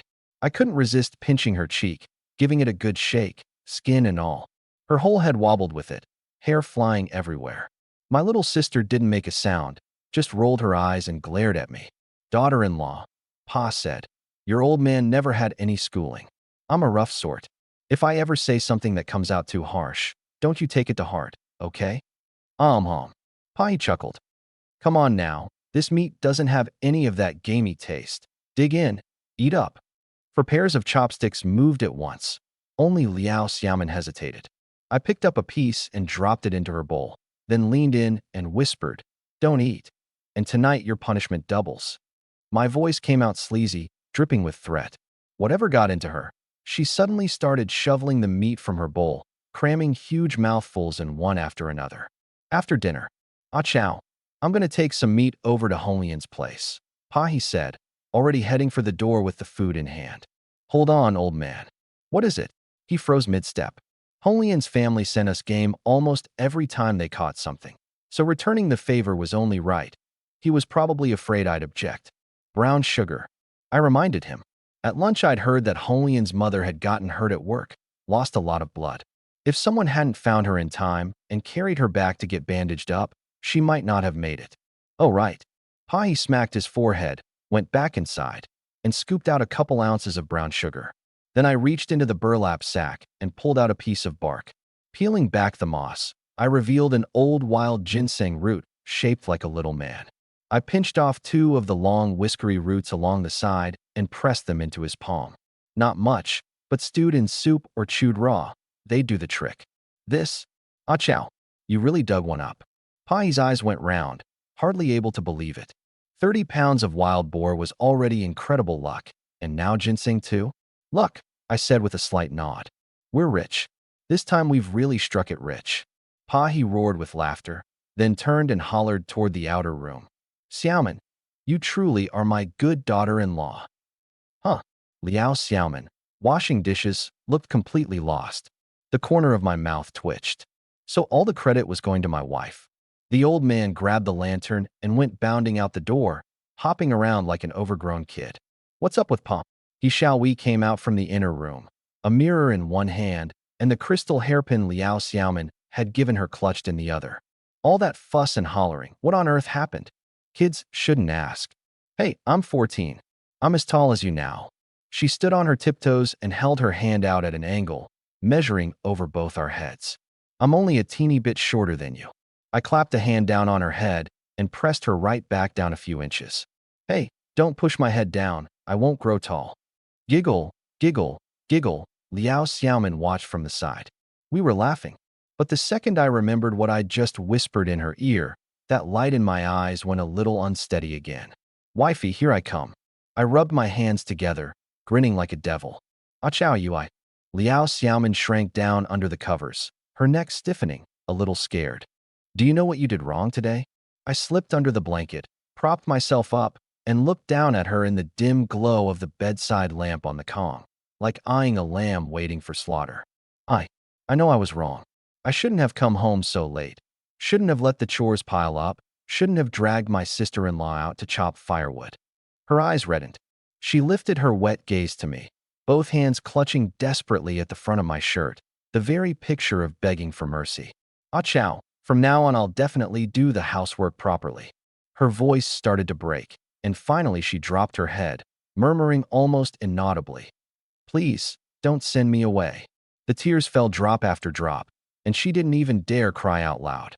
The smile on my face froze. In that moment, I finally understood just how fragile she was, how lowly she felt, how helpless, how utterly without any sense of security. When a person has never once been caught and held steady, they never learn to believe they're worth keeping. Had I known she was this sensitive, I'd never have made a joke like that in a million years. Silly girl. A wife this adorable and gentle. How could I ever bear to send you away? I pulled her softly into my arms and held her tight. Oh, really? Then can Ah Chow forgive me? No. The instant those words left my mouth, her breath caught like it had been cut off, and she went rigid for 2 seconds. Silly girl, what are you thinking? You didn't do anything wrong at all. So what is there for me to forgive? I gently pushed her back. She'd already cried herself into a splotchy little mess, and now she just wailed out loud, still stuck on that no, unable to climb out of it. Over and over I wiped the corners of her eyes. I'd wipe and more would well up, and I'd wipe again. Not only did you do nothing wrong, you actually did great. Stop crying, okay? She didn't stop. If anything, she cried harder. I cursed myself for my loose mouth. Trying to reason with someone drowning in self-blame is the most useless thing in the world. Right now, she was sunk deep in trying to please and begging to be forgiven. Not a single word of comfort was getting through. I tried a different approach. Wifey, Ah Chow isn't sending you away. Then, Ah Chow, can you forgive me? It took her a long, broken while to get that whole sentence out. I forgive you. Oh, really? You're not tricking me. Of course not. From now on. I'll do better. The more she said it, the more my heart ached. Well then, if you did something wrong, you've got to be punished, you know. She nodded obediently. What is Ah Chow going to punish me with? She rubbed her eyes, a pair of her red, swollen eyes lifted to meet mine, as if waiting for an order. Your punishment is to rub my shoulders and pound my back. Huh. She'd expected a smack on the palm, or something worse. Before she could react, I pulled off my shirt and rolled over, baring my solid back, my shoulders a little red and swollen. She sat there on the Kong, frozen, not daring to climb on top of me. It felt disrespectful. Come on, get up here. My shoulders are killing me. Oh, with the prodding, she moved almost on instinct, carefully pressing into my back. After a while, I told her to stop, then turned and had her lie down instead, switching so I could rub hers. She flushed with embarrassment. How could she let me wait on her? This wasn't a punishment at all. It was pure coddling. Ah Chow. Is the pressure okay? It kind of tickles. Then I'll go softer. My hands were gentle. I kept kneading, and the timing felt just about right. If the knot in her heart never came undone, she'd have to live like this for the rest of her life. And how exhausting that would be. Wife, do you know why I got angry today? It's because I did something wrong. Of course not. Then why? She turned her head, her eyes full of a stubborn need to understand. I planted both hands on either side of her, leaned close to her ear, and murmured softly, I was worried about you. Then I pulled back and went on rubbing her shoulders. Those 3 words, worried about you, left her stunned, unable to snap out of it for a long moment. When I got back, the old man said you and your sister had disappeared. Do you have any idea how frantic we were? We thought something had happened to you. I searched the whole village, praying the whole way that you were safe. And it turns out the 2 of you stayed out this late just to go chop firewood. I let out a soft laugh. When I saw you were both fine, I was happier than I could say, but I was also so worked up that I ended up yelling at you. I wasn't blaming you for not doing chores, and I wasn't unhappy with anything you did. It was just dark out, and you were alone, and I couldn't stop worrying. Do you remember last time? She buried her face in the pillow, her shoulders trembling faintly. So it turned out someone worried about her too. Someone whose heart ached for her. Those cruel things I said just now, wife, can you forgive me? I leaned close to her ear again. Before she could answer, I got there first. If you won't forgive me, I'll go sleep out by the courtyard gate tonight. I made as if to get up, and she grabbed me at once, her voice trembling with panic. I forgive you. I forgive you, Ah Chow, don't go. She threw her arms around me, holding on for dear life, terrified I'd actually leave. Then you have to promise me. No heavy work, and you have to be home before dark. I promise, I promise. I don't believe you. Not unless you give me a kiss. Before I'd even finished, she'd already kissed me. The mood was just. Fine, I'll drop the act. The night was still long, and we whispered to each other under the covers. Those thoughts of hers, frozen stiff, quietly cracked open with every word I spoke. She came to understand the man beside her just a little bit more. Morning came. Ugh, another day of suffering. No matter how great your wife is, you can only look and never touch. Talk about frustrating. Akeo, Xiaochuan's here to see you. Liao Xiaoman suddenly called out. What?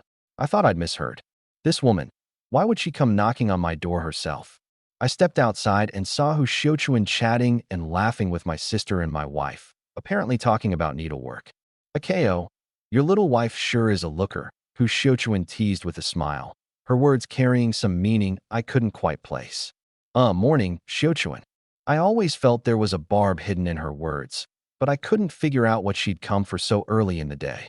Bro, Shiochuan's teaching us how to make clothes. She's really skilled.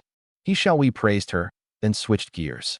So, bro, you go up the mountain and chop a load of firewood for her. Consider it tuition for me and sis. Hee, I already said yes for you. The corner of my mouth twitched. What a sweet little sister you are. Guess all my love for you didn't go to waste. Wouldn't this be too much trouble for a KO? Shiochuan brushed aside the strands of hair falling over her eyes and stole a glance at me. I scratched my head and grinned dumbly. A KOS strong. No trouble at all. My brother can carry this. Much in one trip. We made an exaggerated gesture. A KO. Here, something for you and Shiochuan to snack on. Liao Xiaoman wrapped up 4 white steamed buns and handed them to me. I felt something I couldn't quite name. She even thought to give us something for energy. This wife of mine, my affection for her wasn't wasted either. I made up my mind that I'd give it my all today. Shiochuan pressed her lips together and turned her face away. Clearly, her thoughts had wandered in that direction too. Akeo, why don't I come along with you too? Liao Xiaoman suddenly changed her mind. Yeah. Bro, I'll go too. I can dig up some wild vegetables with sis, we chimed in. I quickly waved them off. Your hands hurt. Stay home and rest. All right then, bro, come back early. I grabbed the hatchet, and Shiochuan and I headed up the mountain. She'd taken the day off work just to find me. Her purpose was simple enough. Akeo, the stuff in the big jar, did you put it there? That day, when she'd gone home to cook, she'd found a big bundle of daily necessities in the jar. It had been a huge help. Too bad her mother took it all away the very next day. Yep. I gave a little smile. Thank you. She didn't call me dummy anymore.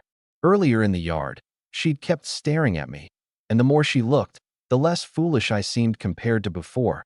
At the very least, I could hold a proper conversation now. The more she looked, the more she liked what she saw.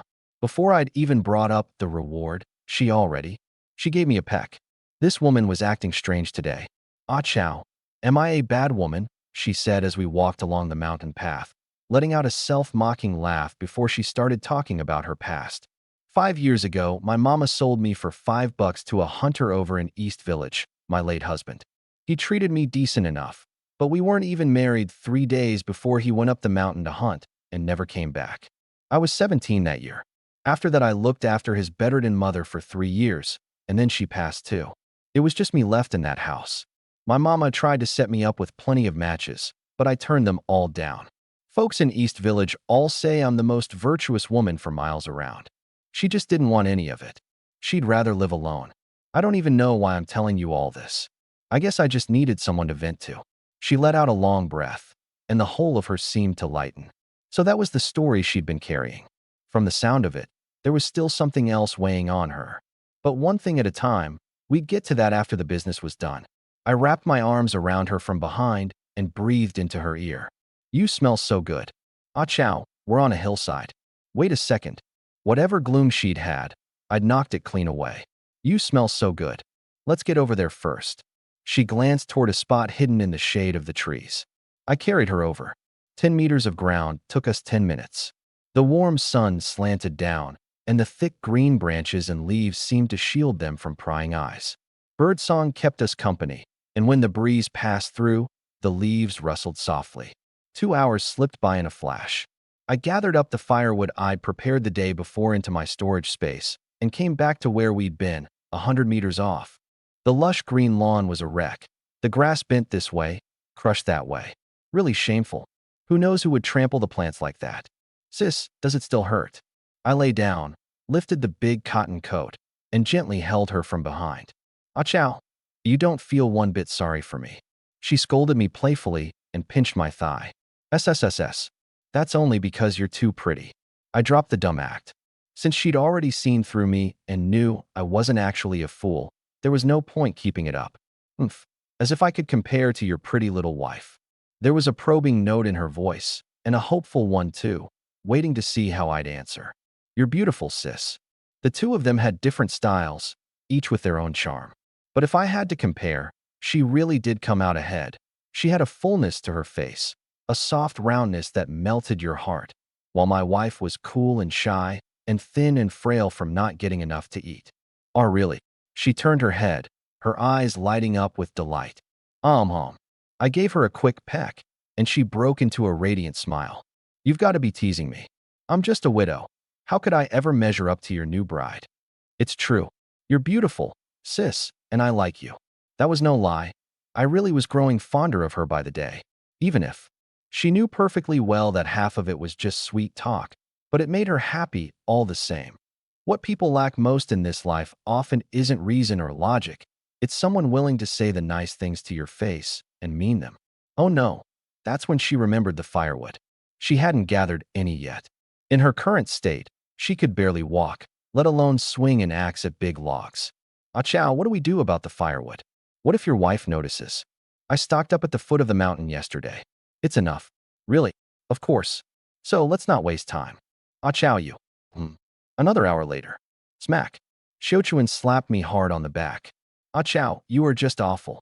She'd been resting on my back for several minutes, and that stinging pain still hadn't faded. The more she thought about it, the angrier she got. Smack. Another slap. Didn't I tell you to go easy? Why don't you ever listen? I carried her on my back, all 100-some pounds of her, steady as if I were walking on flat ground. I did listen. You said don't stop. You. She bit her lower lip, stared at my shoulder, and sank her teeth right in. SSSSSS. Sis, were you born in the year of the dog? That's right. I was born in the year of the dog. And with that, she bit down again. Ow, ow, ow. Stop. I grimaced, baring my teeth. Yesterday, I'd spent 2 hours hauling a wild boar with old Zhang, and after a night's rest, my shoulder ached even more. Now she'd added a bite on top of it. Smack. I reached back and slapped her behind. She let go instantly, sucking in a sharp breath from the pain. Just as she was about to start cursing, I lowered my voice. Someone's coming. Keep quiet. Huh? Then hurry, put me down. If someone caught me carrying her on my back, even if nothing was going on, there'd be no way to explain it. Shoo. It took her 20 minutes to catch on. She'd been had. There was nobody at all. I set her down. Can you stand okay, sis? You've got some nerve asking that. She shot me a look, her eyes full of playful reproach. I quietly pulled 2 people's worth of dry firewood from my storage space, piled it up in front of her, then lifted her over and sat her down beside the pile. After a while, I shouldered the firewood and asked, Can sis Xiaochuan still walk? I think, probably. She took a couple of steps and frowned. I couldn't hold it in and burst out laughing. A little fist came flying at my head. Thwack. What are you laughing at? This is all your fault. You bastard. We bickered and horsed around the whole way. I took the back trails, occasionally running a radar sweep in my head to make sure nobody spotted us. Near the village entrance, I dropped the firewood and let her catch her breath before heading in, while I went ahead to carry the big logs back to her yard first. The Wang family courtyard. Ma, last time Wang Lizho wouldn't even agree to see me. Maybe we should just forget it. Liao Xiaofeng stood at the Wang family's front door, looking dejected. She and Madame Liao had come to arrange a match. Last time they'd shown up to an empty house, so they'd sent someone to call him back from the fields. Wang Lizho, he flat out refused to show his face. Silly girl. Auntie Liao lowered her voice. The Wangs are the bosses of a ginseng digging crew. They'll never want for food or clothes. You've got to grab this chance and hold on tight. The door creaked open, and a woman came out beaming. Sister, you must be Liao Xiaofeng? And you must be Li Zhou's mother? I'm her mom. Haha. The 3 exchanged a few pleasantries and stepped inside. Before long, Uncle Wang came back with the ginseng crew, every one of them grinning ear to ear. Looked like a good haul. Auntie Wang whispered something in Uncle Wang's ear, then went off to call their son. Well, if it isn't Li Zhou's father. Auntie Liao hurried forward. Hello, hello. Did you all just get back from digging ginseng? Auntie Liao studied their faces, her smile widening. Uncle Wang gave a modest laugh. This batch isn't all that big, but at least we dug up 2 roots. One weighed about 10 grams, the other close to 15, small, and the quality was nothing special. But the price was still steep. Each person could take home 10 yuan. The crew boss got the biggest cut. 20 yuan in 2 days. Hardly anyone in the whole East Village could pull that off. Auntie Liao was thrilled to hear it. And this counted as not all that big. What did that tell you? It told you the Wangs had money to spare. A sum like this didn't even register with them. She yanked her daughter forward and lavished praise on how hardworking and sensible her kids were. Just then, someone walked in through the door. "Old Wang, heard you were back. I thought it was just talk." It was Hunter Zhang. "I was going to keep this wild boar meat for myself, but since you're back, I'll share some with you." "Old Zhang, you bagged another kill." "Yeah, didn't you dig up some ginseng yourself?" The two burst out laughing. They'd been trading game for so long that they knew each other well. Watching all this, Auntie Liao felt even more pleased. Hunter Zhang glanced at the two ginseng roots and suddenly remembered the one Ah Chow had dug up the day before. "Old Wang, when I got back from hunting yesterday, I spotted a ginseng root, more than twice the size of yours." "Really? Where?" "I'll take my crew out to dig it tomorrow." Uncle Wang's eyes lit up. Digging up ginseng, someone bringing him meat, a matchmaker at his door, and now word of more ginseng. When it rains, it pours the good stuff. Saw it, all right. But that root, somebody already dug it up. What? Uncle Wang's face fell. That was a real big one. Damn it. Someone had beaten him to it. The one who dug it, which village is he from? Would I know him? Old Zhang, quit keeping me in suspense. You're killing me here. Uncle Wang pulled out a cigarette and handed it over. Hunter Zhang took a slow drag before finally spitting out 3 words. "Hinai Chow." "What? Say that again." "It was Ah Chow who dug it. Saw it with my own eyes. How many grams, I couldn't tell you, but it was bigger than yours. Both of those roots together weigh even more than this." Uncle Wang froze as if struck by lightning, his eyes bulging wide. That idiot kid actually dug up ginseng? "Hey, Zhang, you sure you didn't get it wrong? He Night Cao's a half-wit. How could he possibly dig up ginseng?" Auntie Liao cut in, pulling Uncle Wang out of his daze. "Yeah, Zhang, you positive about this? I helped him haul that wild boar back myself. He cut me 30 pounds of the meat. You think I'd make that up? Don't believe me. Go see for yourself." Hunter Zhang paused. "Of course, I can't swear he didn't already sell it off." Uncle Wang looked like the soul had been sucked right out of him. It wasn't about the money, it was the shame. He'd made his living at this trade for half his life, and now some amateur was grinding his expertise under his heel. Hunter Zhang dropped off the meat and left. Uncle Wang crouched down to pack up his tools, his movements stiff and mechanical, like he'd been wound up with a key. Auntie Liao and her daughter were stunned too. They hadn't believed it at first, but Hunter Zhang had told it so convincingly. Had that idiot really recovered from his illness and struck it rich? 30 pounds of wild boar was worth 10 some bucks, and with that bigger ginseng root on top of it, the whole haul had to be worth over 100. "Ma, if this is true, didn't I just get the short end of the deal?" Liao Xiaofeng leaned in close to her mother's ear. "Relax," Auntie Liao said, seeing right through it. "No matter how much money that Chow boy has, he'll never measure up to the Wang family." In her eyes, the He family was nothing but a flash in the pan. Just then, Auntie Wang came back, leading her son. "Auntie Liao, we're back." She shoved her son forward and hissed under her breath. "Go on. Say hello." "Hi, Auntie Liao." "Hi, Xiaofeng." His voice came out dull and slow, and he stared at Liao Xiaofeng, eyes glued to her like he'd never seen a girl so pretty in his life. One look at Wang Lizho, and the mother and daughter both frowned. The boy was homely, downright hard on the eyes. Set him next to Chow, and it was night and day. Auntie Liao forced a smile and brought up the bride price, starting right off at 38 bucks. The Wangs were taken aback. Xiaofeng was pretty, sure, but that was steep. $5 was the usual amount. Was she selling off her daughter? But Wang Lizho had his heart dead set on her and agreed on the spot. With no other choice, the Wangs nodded along. They settled it verbally and would pick an auspicious day later. After a few pleasantries, the two families parted ways. The moment they stepped out the door, Liao Xiaofeng got worked up. "Ma, I'm not marrying Wang Lizho." Auntie Liao's words rose to her lips, then she swallowed them back. She thought it over for a moment, then whispered something in her daughter's ear. Will it really work?" Liao Xiaofeng was dumbfounded. "Relax, it'll work." The two of them put their heads together and headed straight for the He family's place. On the way, they asked around about the He family's situation, and what they heard gave them a shock. Last time the He family went to town, they'd spent over 80 bucks, and the bride price they'd offered that day had only been 13. What a shrewd, calculating bunch the He family was. The He family courtyard. "Sis, I'm heading out. I'm going to dig up some wild greens. Be back soon." We had taken over the household chores. All right, come back early. Be careful on the road.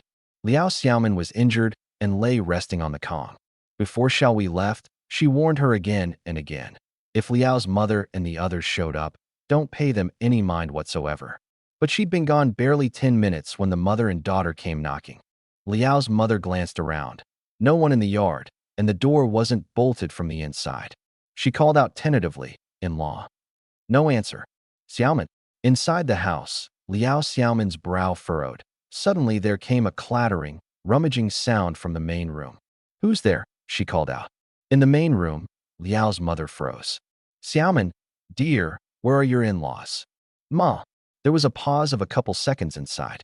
"They'll be back any minute." "Back this soon, at this hour?" Liao's mother grew suspicious. She waved at Xiaofang, motioning for her to hide in the other room. Only once her daughter was tucked away did she call out, "Xiaomin, come out here a second." Creak. The door opened. Afraid her mother would rummage through everything, Xiaomin came out, steadying herself against the doorframe. "Ma, what is it?" Liao's mother clutched her waist, her face twisted in pain. "Xiaomin, honey, could you come home with me and take care of me for a couple days? I haven't been feeling well lately, and your sister's gone off far away to meet a suitor." Every word she spoke was designed to put Xiaomin on the spot. Xiaomin shook her head. "Ma, I have to ask Achao first." "What? You won't even go home to take care of me for 2 days?" "It's not that, Ma. If I leave and Achao comes back and can't find me, he'll worry so much." "What's there to worry about? It's just a trip home. It's so close." "I'm sorry, Ma. I can't go." Xiaomin stood firm. She could go, but only if Achao gave the okay. Liao's mother flew into a rage. "You ungrateful little brat. Do you have any idea how hard it was to raise you? You won't even come home once. Are you just going to stand there and watch me die?" The words came crashing down one after another. Xiaomin's brow knotted tight, but still she wouldn't budge. "Let me ask you straight. Who was it that raised you? Wiped your bottom? Cleaned up after you? You tell me." "It was you, Ma." Kind-hearted Xiaomin was left speechless. "I admit I didn't treat you the best, but did I ever throw you out of the house? I never did, right?" Liao's mother pressed closer with every word. Xiaomin gave a slight shake of her head. "So this time, you just keep me company for 1 day. Not 2, just 1. Help me rub on some medicine, just for 1 day." Liao's mother's eyes reddened, and she began to wipe away tears. But Xiaomin was caught between a rock and a hard place. "I'll leave a note on the table. Achao will understand the moment he sees it." "Ma, please don't make this hard for me. How about you stay here instead? I'll take care of you." Xiaomin came up with a compromise. "Stay here? Didn't you see how they treated me? They threw me right. Kicked out. If I lived here, wouldn't I get beaten to death?" Widow Liao wiped away another tear. "Boo-hoo. How did I raise such an ungrateful wretch? I just asked you to come home and look after your poor sick old mother, and you won't even do that." "Ma, Achao wouldn't do that. As long as you don't go too far, he won't treat you that way." Xiaomin's tears started falling too.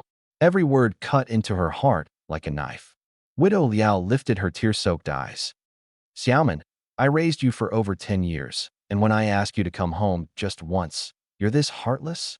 She pointed toward the main room, her voice trembling. "They've only had you a few days, and you're already devoted to them body and soul?" "Ma, please stop, boo-hoo." Xiaomin was cut to the quick. "Ma, how about you let Uncle Datong look after you for a couple of days, okay?" Datong was the captain of the West Village production team, and he had some kind of unspoken relationship with Widow Liao. He went to another village for a meeting. "If I had someone to look after me, would I be here begging an ungrateful wretch like you?" The lie rolled right off Widow Liao's tongue. At her wit's end, Xiaomin's knees buckled and she started to kneel. "Ma, I'm begging you."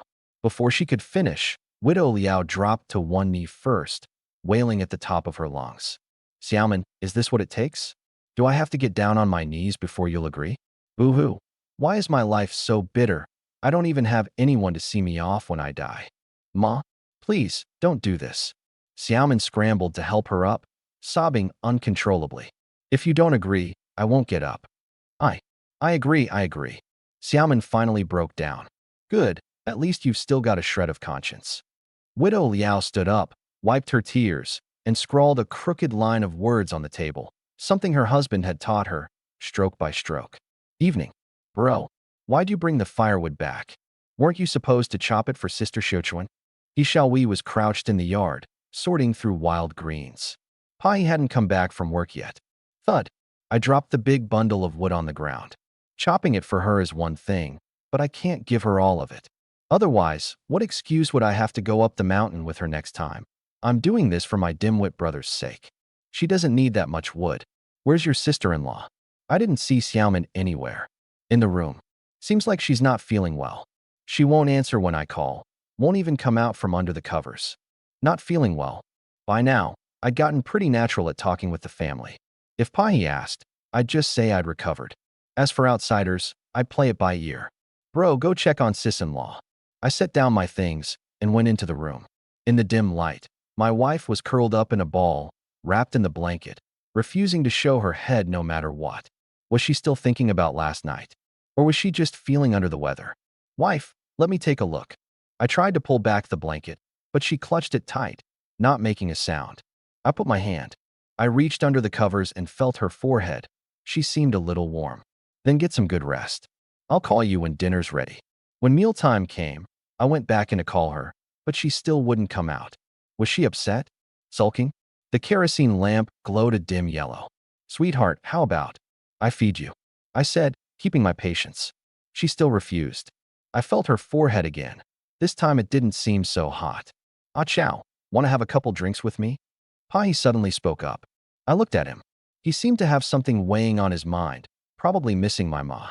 Once or twice a month, Pai would sit alone in the yard, drinking in silence and staring off into space.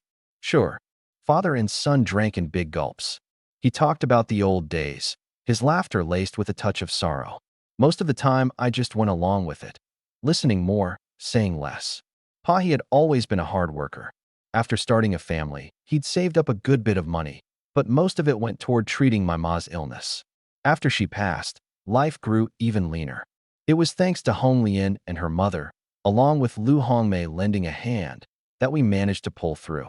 And then, of all things, I got beaten senseless by someone. Another blow to a household already down on its luck. Thankfully, I was better now, and I'd even picked up some skills. Life was, finally, starting to look up. There was relief in his eyes. Bowl after bowl went down. Once he'd poured out everything on his heart, the liquor was nearly gone too. His mood had lifted quite a bit. He lit a cigarette in the yard and rambled on for a good while. Only then did I understand Pa he a little better. Behind all the laughter, a man carries the whole family on his own shoulders. That's what it means to be a man. Time to sleep. The drink had gone to my head, and tonight my words came out a lot smoother. I looked at my wife curled up in a ball on the Kong and wondered, in this situation, could we still make it a real wedding night? I'd shot the breeze with Shochuan half the morning, but now, with the liquor surging through me and my wife right beside me, how could I just give up? Puff. I blew out the lamp. The instant I lifted the covers, something soft slammed unexpectedly into my arms. Heh, I smiled. Sweetheart, you've finally come around. But then, she'd actually blindfolded my eyes with a cloth strip. I felt a little thrill. Was she just being shy? Huh. I breathed a mouthful of liquor fumes right into her face, then quickly raised my hand to wipe it away. Huh. Why weren't her pants off? Never mind. It was rare for her to take the lead like this tonight, and I couldn't let her down. I reached out again, but she hurriedly stopped me. Turned out her time of the month wasn't over yet. All right then. Time to sleep. I wrapped an arm around her back and shut my eyes. I was truly worn out today, and with the drink hitting me 7 or 8 parts drunk, I sank down the moment my head touched the pillow. In no more than 2 minutes, I was softly snoring. Daybreak, 5 o'clock. I opened my eyes to nothing but pitch black. Only then did I remember. I'd been blindfolded the night before. My head was pounding. So this was what it felt like every once in a while. The downside of overindulging in drink. The ones who drink often come out fine, while it's the poor soul who rarely gets hammered who pays the price. Out of habit, I raised my hand. Huh, that's not right. Why does it feel smaller? Something was seriously off. I yanked the cloth strip away and looked down. As my vision came into focus, my whole body froze. Liao Xiaofeng. What the hell was this woman doing in my bed? I rubbed my eyes over and over, thinking I must be seeing things. Akeo, you were so naughty last night. She said timidly, her face flushing red. Last night. Suddenly it all came rushing back to me. The one who'd played me for 2 solid hours last night wasn't my wife. It was her sister, Liao Xiaofeng. No wonder she'd kept herself buried under the covers the whole time. No wonder she wouldn't speak or show her face. No wonder she'd been so bold. I'd only known my wife a few days. The two sisters had similar figures. Even the same hairstyle. It was pitch dark, and I'd been so drunk I passed out cold. How was I supposed to tell them apart? Akeo, after the way you treated me last night, you have to take responsibility for me. Liao Xiaofeng snuggled up close, her eyes flirting. She was pretty enough, I'll give her that. But I had no time to entertain any of that. I shoved her away and backhanded her across the face. Smack. Her head cracked against the wall with a thud, and she froze on the spot before bursting into tears. She'd probably never been hit once in her whole life. I got up and started getting dressed, my voice cold. Go ahead, cry again. I dare you. The sobbing didn't let up. I grabbed her by the hair and slapped her again. Still crying? Smack. Put your clothes on. Someone was already pounding on the door outside. Her crying had been loud enough to bring both my father and Xiaoyi running. Akeo, you son of a bitch, you dare hit Xiaomin? Get out here, my father roared from outside. Bro, how could you lay a hand on your wife? Open the door. Xiaoyi sounded frantic too. I opened the door. What's going on? My father demanded before I could say a word. See for yourself, I said, holding back my fury. The moment the two of them saw Liao Xiaofeng sitting on the Kong, their faces changed instantly. You worthless piece of trash, what are you doing in my brother's room? Where's my sister-in-law? Gone was Xiaoyi's usual sweetness. Her little fists were clenched tight. Liao Xiaofeng looked shocked and wronged. She clearly hadn't expected this whole family to be so fierce, ready to throw hands at the drop of a hat. Her mother certainly hadn't raised her to expect this. Liao Xiaofeng, I said, my voice cold as ice. Before I lose it completely, you'd better spell it out. Where's my wife? 3 pairs of eyes bored into her, and she flinched. Last night, my mom waited until Xiaoyi was taking a bath and had me sneak into the room. Then, my mom took my sister away. Where is she now? She should be at home. She lowered her head, covering her face. I shot her a vicious glare and turned to my father. Who else in the village has a heavy-duty bike? No wheels. This is such a hassle, and I really don't want to bother Uncle Wang. Old Zhang's got one. Dad said right away. You know, Hunter Zhang, the one who gave you your cut of the wild boar. All right, I'll head over now. I bolted out the door. Ah Chow, please don't hit my mom. Liao Xiaofeng called out behind me. I ignored her. A few minutes later, I reached Hunter Zhang's place. As luck would have it, he'd gone up the mountain early that morning, and the other grown-ups in the house had just left for work. All that was left was a room full of kids who hadn't gotten up yet, and one pretty young wife, the very woman who'd once offered me a corn bun. Ah Chow. She'd just finished washing the dishes and was about to nurse her baby. The second she saw me, her heart skipped a beat. This kid wasn't slow anymore, and he actually had the nerve to come around? Sis, Brother Zhang and the others aren't home? I asked politely. That made her even more uneasy, and she took 2 steps back. Nope, not here. I'd like to borrow the big cart. It's urgent. These days you always had to pay back a favor when you borrowed something. I figured I'd bring the Zhangs a couple packs of cigarettes later. Oh, it's in the woodshed. Let me get the key. She breathed a sigh of relief. So you just wanted to borrow the cart. Once the woodshed was open, I walked straight in to wheel out the cart.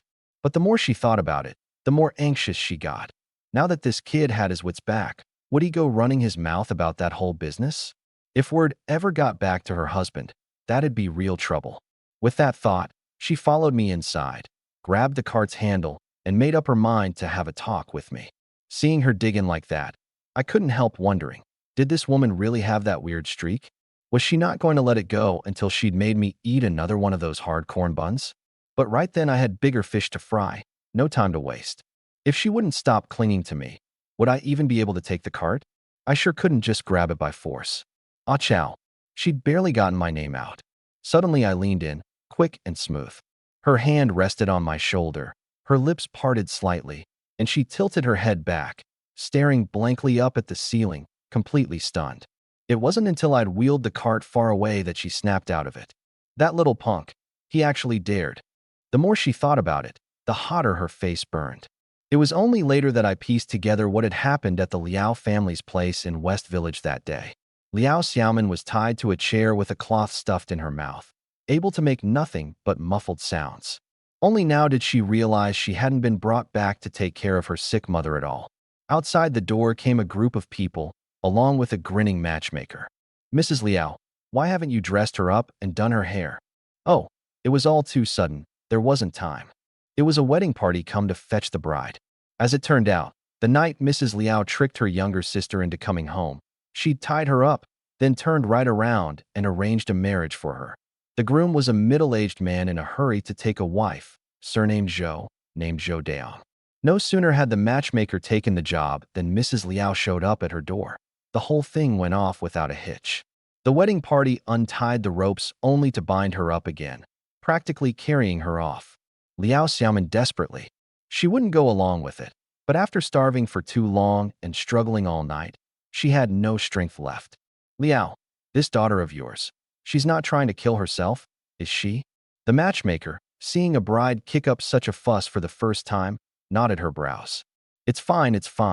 She'll settle down after the first night." Liao patted her own chest reassuringly. Halfway there, Liao Xiaoman got so worked up that she passed out. Watching the procession disappear into the distance, Liao chuckled to herself. Both ends were secured now. Her younger daughter couldn't read, couldn't sew, could only do heavy labor. Her elder daughter, Xiaofeng, was skilled at everything. As long as this Chow fellow wasn't a complete fool, he'd surely keep Xiaofeng. She'd done the He family a real favor, and with good days ahead, why worry about anything? I asked around the whole way, paying people to guide me, and finally tracked down Liao's house. Bam! I kicked the door open. The entire door came crashing down along with the mud bricks, kicking up a cloud of dust. "Which son of a bitch dares tear down my door?" Liao pulled the inner door open, and her voice cut off abruptly. "Son-in-law, what are you doing here? Where's my wife?" I got straight to the point. Moments ago, I'd swept the place with my sensing ability. There was only one red dot in the yard. "Your wife? Isn't she in your bed?" She let out a chuckle. "What? Xiaofeng didn't satisfy you?" She narrowed her eyes, probably calculating. Could it be that Chow wanted to marry both sisters at once? Oh, she couldn't believe she hadn't thought of this angle sooner, letting that middle-aged man snatch away 30 yuan in betrothal money for nothing. She was just about to invite me into the back room, but what she got instead was a slap. "Slap. Where's Xiaoman?" "Chow, I'm your mother-in-law. You dare hit me." She covered her face, looking every bit as wretched as Liao Xiaofeng had moments ago. "Slap. Another one. I'll ask one more time. Where's Xiaoman? Isn't your wife in your bed?" "Slap. You gonna talk or not?" "I'll talk." She headed off in that direction. She'd finally figured it out. This son-in-law's temper was terrifying today, and his eyes carried a warning. Say another wrong word, and your life's on the line. So she spilled everything, though she didn't forget to twist the truth. It was Xiaoman who looked down on you. She said she didn't want to spend her life with an idiot, so she begged me to find her another match. I didn't believe a single word of it. Only because there were people watching outside did I swallow back my killing intent. That score, I'd settle later. For now, I had to find her first. I hopped on the vehicle and tore off, leaving nothing but dust behind. At 1 in the afternoon, I spotted a group of people resting under a big tree, seemingly in the middle of an argument. "I told you to tie her up, but you wouldn't listen. Now she's vanished without a trace." I only found out later that someone had taken pity on her and pulled the cloth out of Liao Xiaoman's mouth. She said she'd been holding it all night and needed to relieve herself, promising she'd come along quietly, only to bolt straight into the mountains the moment she turned around. I caught up, panting. "Excuse me, are you folks looking for a girl named Liao Xiaoman?" "What's it to you, kid? You seen her?" The matchmaker's eyes lit up. Yeah, where is she?" Thwack, thwack, thwack. 2 minutes later, all 4 of them were beaten black and blue. I didn't say much, just forced them to tell me which way the girl had run. Meanwhile, at Zhou Dayang's place, a vicious scheme was brewing. "Say that again." "Somebody snatched my bride." Zhou Dayang was bald, with a handlebar mustache and a slightly bulging belly, the look of a well-fed man. "That's right. Some young guy on a black bicycle came out of nowhere, didn't say a word, and beat the tar out of us." Each member of the wedding party tilted up his bruised face. That punk went straight for the chest, and he kept calling Liao Xiaoman his wife. Just then, a man of about 26 or 27 walked in through the door, his face dark. "Uncle Dashan, what brings you here?" Zhou Daong was the uncle of the brothers Zhao Dashan and Zhao Ayers Han. Their mother had died young, and he'd always looked out for the two of them. Once everyone else had been sent away, Zhao Dashan spoke. "That Liao Xiaoman, she's already married. She's the wife of some idiot back in our East Village. Whoever grabbed her, it's got to be him. Well, isn't that something? I paid $30 for a second-hand bride." Zhou Daong shot to his feet. "Uncle." Zhao Dashan lowered his voice and leaned in close. "That halfwit's carrying a few old wild ginseng roots.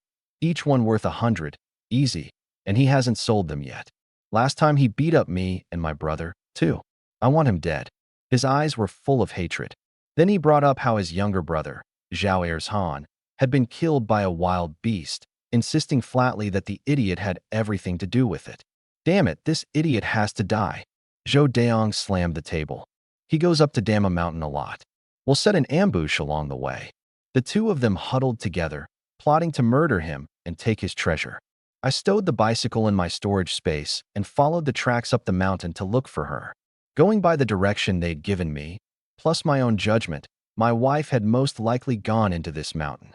But this wasn't Dama Mountain. I didn't know it well. Every time a red dot popped up on my radar, I'd shout at the top of my lungs, "Wife!" The echo rolled through the valley in waves, near to far. Unfortunately, the red dots were all medium-sized wild animals. Not a single one was human. I looked up at the sky. Dusk was closing in. Damn that Liao girl. When I get her back, I'm going to kill her. At the bottom of a deep pit, one rigged with a trap she'd triggered, Liao Xiaoman looked up toward the opening. That gap was only wide enough for one person, letting in the last bit of daylight. She was trapped at the bottom, deeper than a person is tall. One foot had been cut by a spike, but it was nothing serious. She tried to climb out, but her injured leg gave her no strength, and after struggling for a long while, she still couldn't get free. Night had fallen completely. Only one thought remained in her mind now: home. Home, where her little sister chattered away, where her gentle father waited, where that man who was always so tender with her yet loved to tease her would be. But now, "Hey Chow, I'm afraid I'll never see you again." She hugged her knees, curled up in the dark corner, crying helplessly. She didn't want to die. There was still so much she hadn't done. The clothes weren't finished being mended, today's chores weren't done. And she kept worrying whether A Chow was out there searching for her aimlessly, wearing himself out. If he couldn't find me, would he worry about me? Would he be frantic? But there was no way he could find this place, because even she didn't know where she was. "I'm sorry, A Chow. I'm sorry." Crying and crying, hungry and exhausted, she drifted off into unconsciousness. She had no idea how much time had passed when, in the haze of her dreams, a voice seemed to be calling her. "Wife! Wife!" She jolted awake. Was it A Chow? No. It had to be her imagination. He couldn't possibly find this place. "Wife!" Her head, resting on her knees, snapped up. A faint sliver of light slanted down into the pit.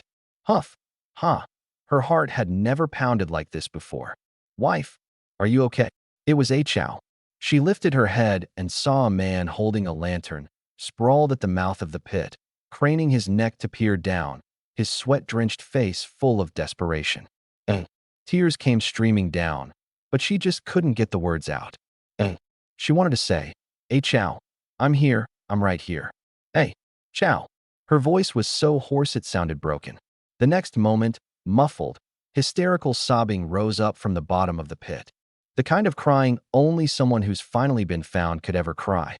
"Don't be scared, wife. I'm coming down right now." I wiped the sweat from my face and rushed to the tree closest to the pit, pulling a rope from my storage space and lashing it tight around the trunk in a few quick motions. Grabbing the lantern, I slid down along the rope. The moment my feet hit the ground, a limping figure threw itself into my arms. Sob, sob, sob. She held on so tight, as if afraid I'd vanish the instant she blinked. "A Chow's here." I patted her back. She cried for 10 whole minutes. But her voice was too hoarse to make a sound, so she could only press against my ear and speak in small, breathy gasps. "A Chow, I thought I'd never see you again."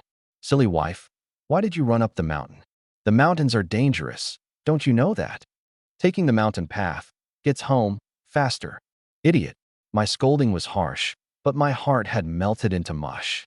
She threw herself at me and cried again, her little fists pounding against my back, as if in protest.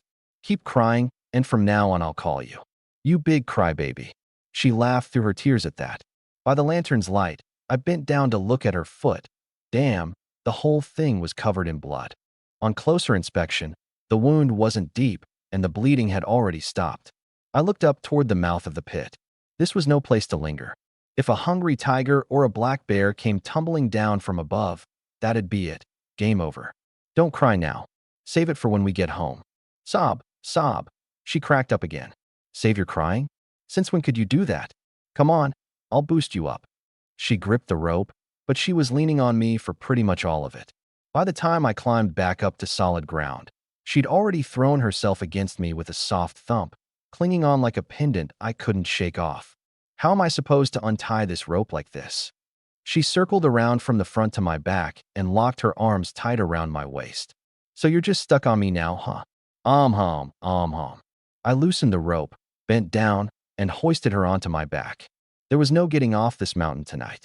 First, I had to find somewhere safe to hole up. Whoosh!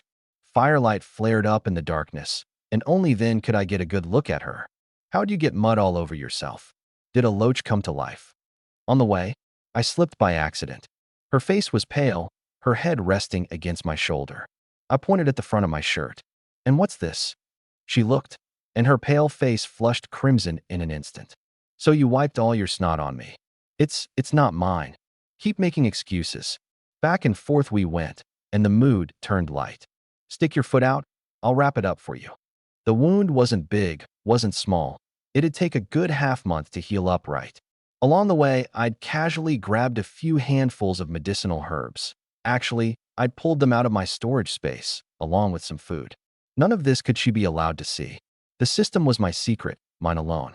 No one could ever find out. I'd never once forgotten that rule.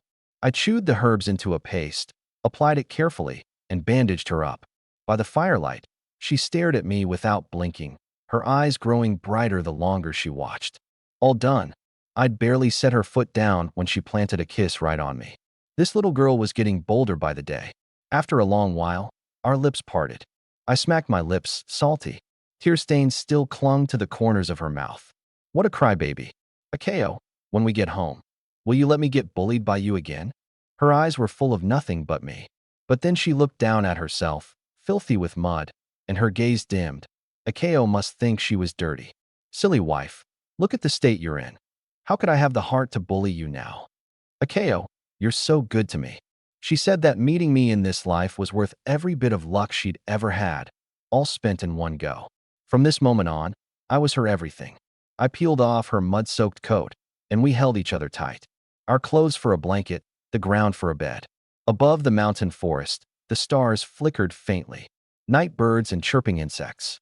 The wind rustled through the trees, playing us a lullaby to drift off to. Dawn broke the next morning.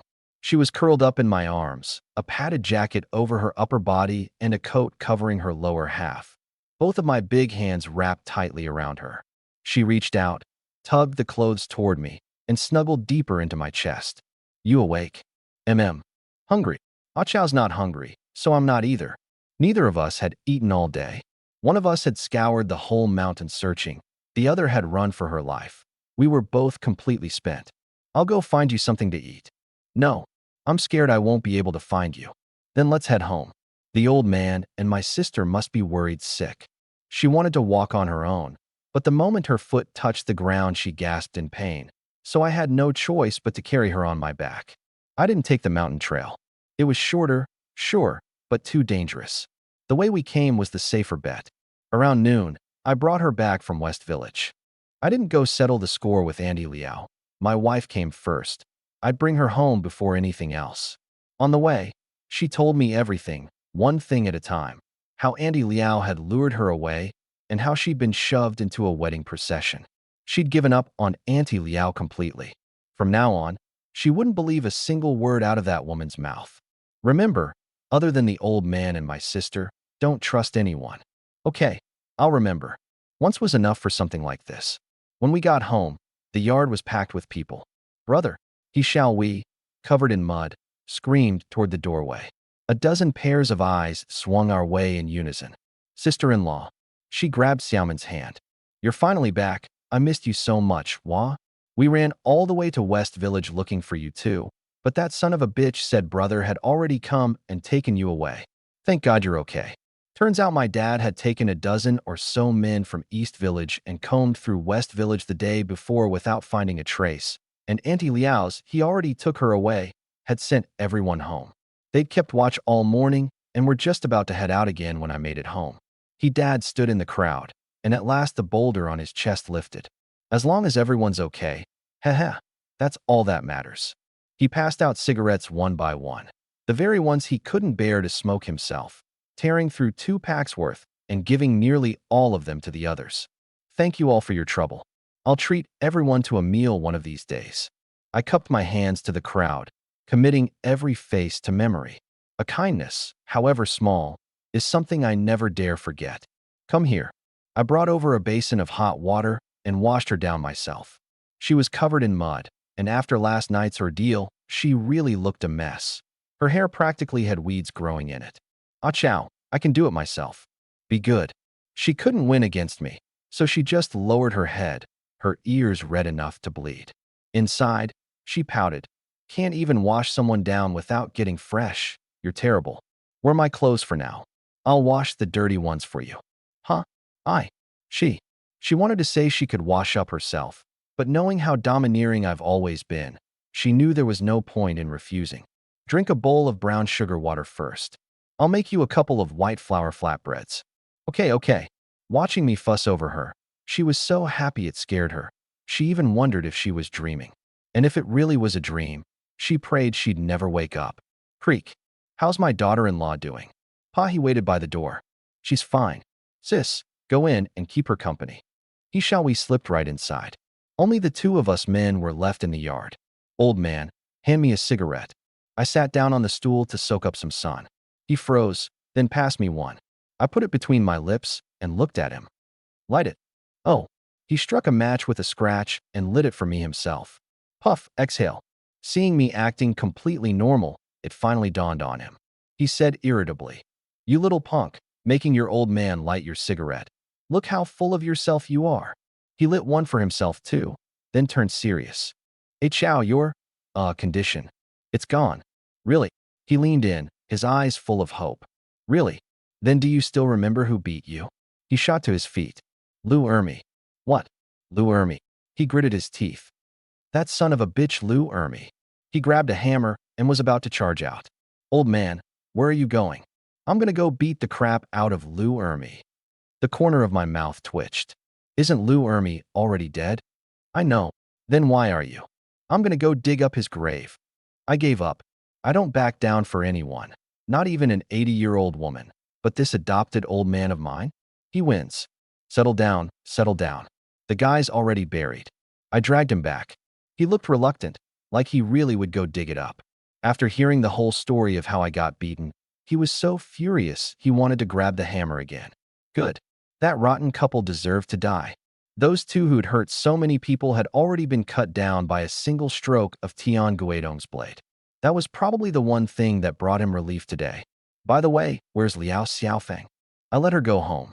Huh, that didn't sound like something Pa he would do. Only after Xiaowei and I gave her a good beating. Now that made sense.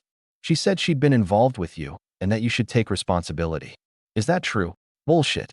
Back then I thought she was my wife. My wife was bedridden. How could I ever lay a hand on someone else? Oh, what a shame then. What? I was baffled again. Did this old man just switch personalities? I mean, she got off easy, he snorted coldly. I'm gonna go find Liao's mother in West Village and set things straight. No need. I'll handle this. How are you going to handle it? He stared at the way I was smoking, his eyes turning cold.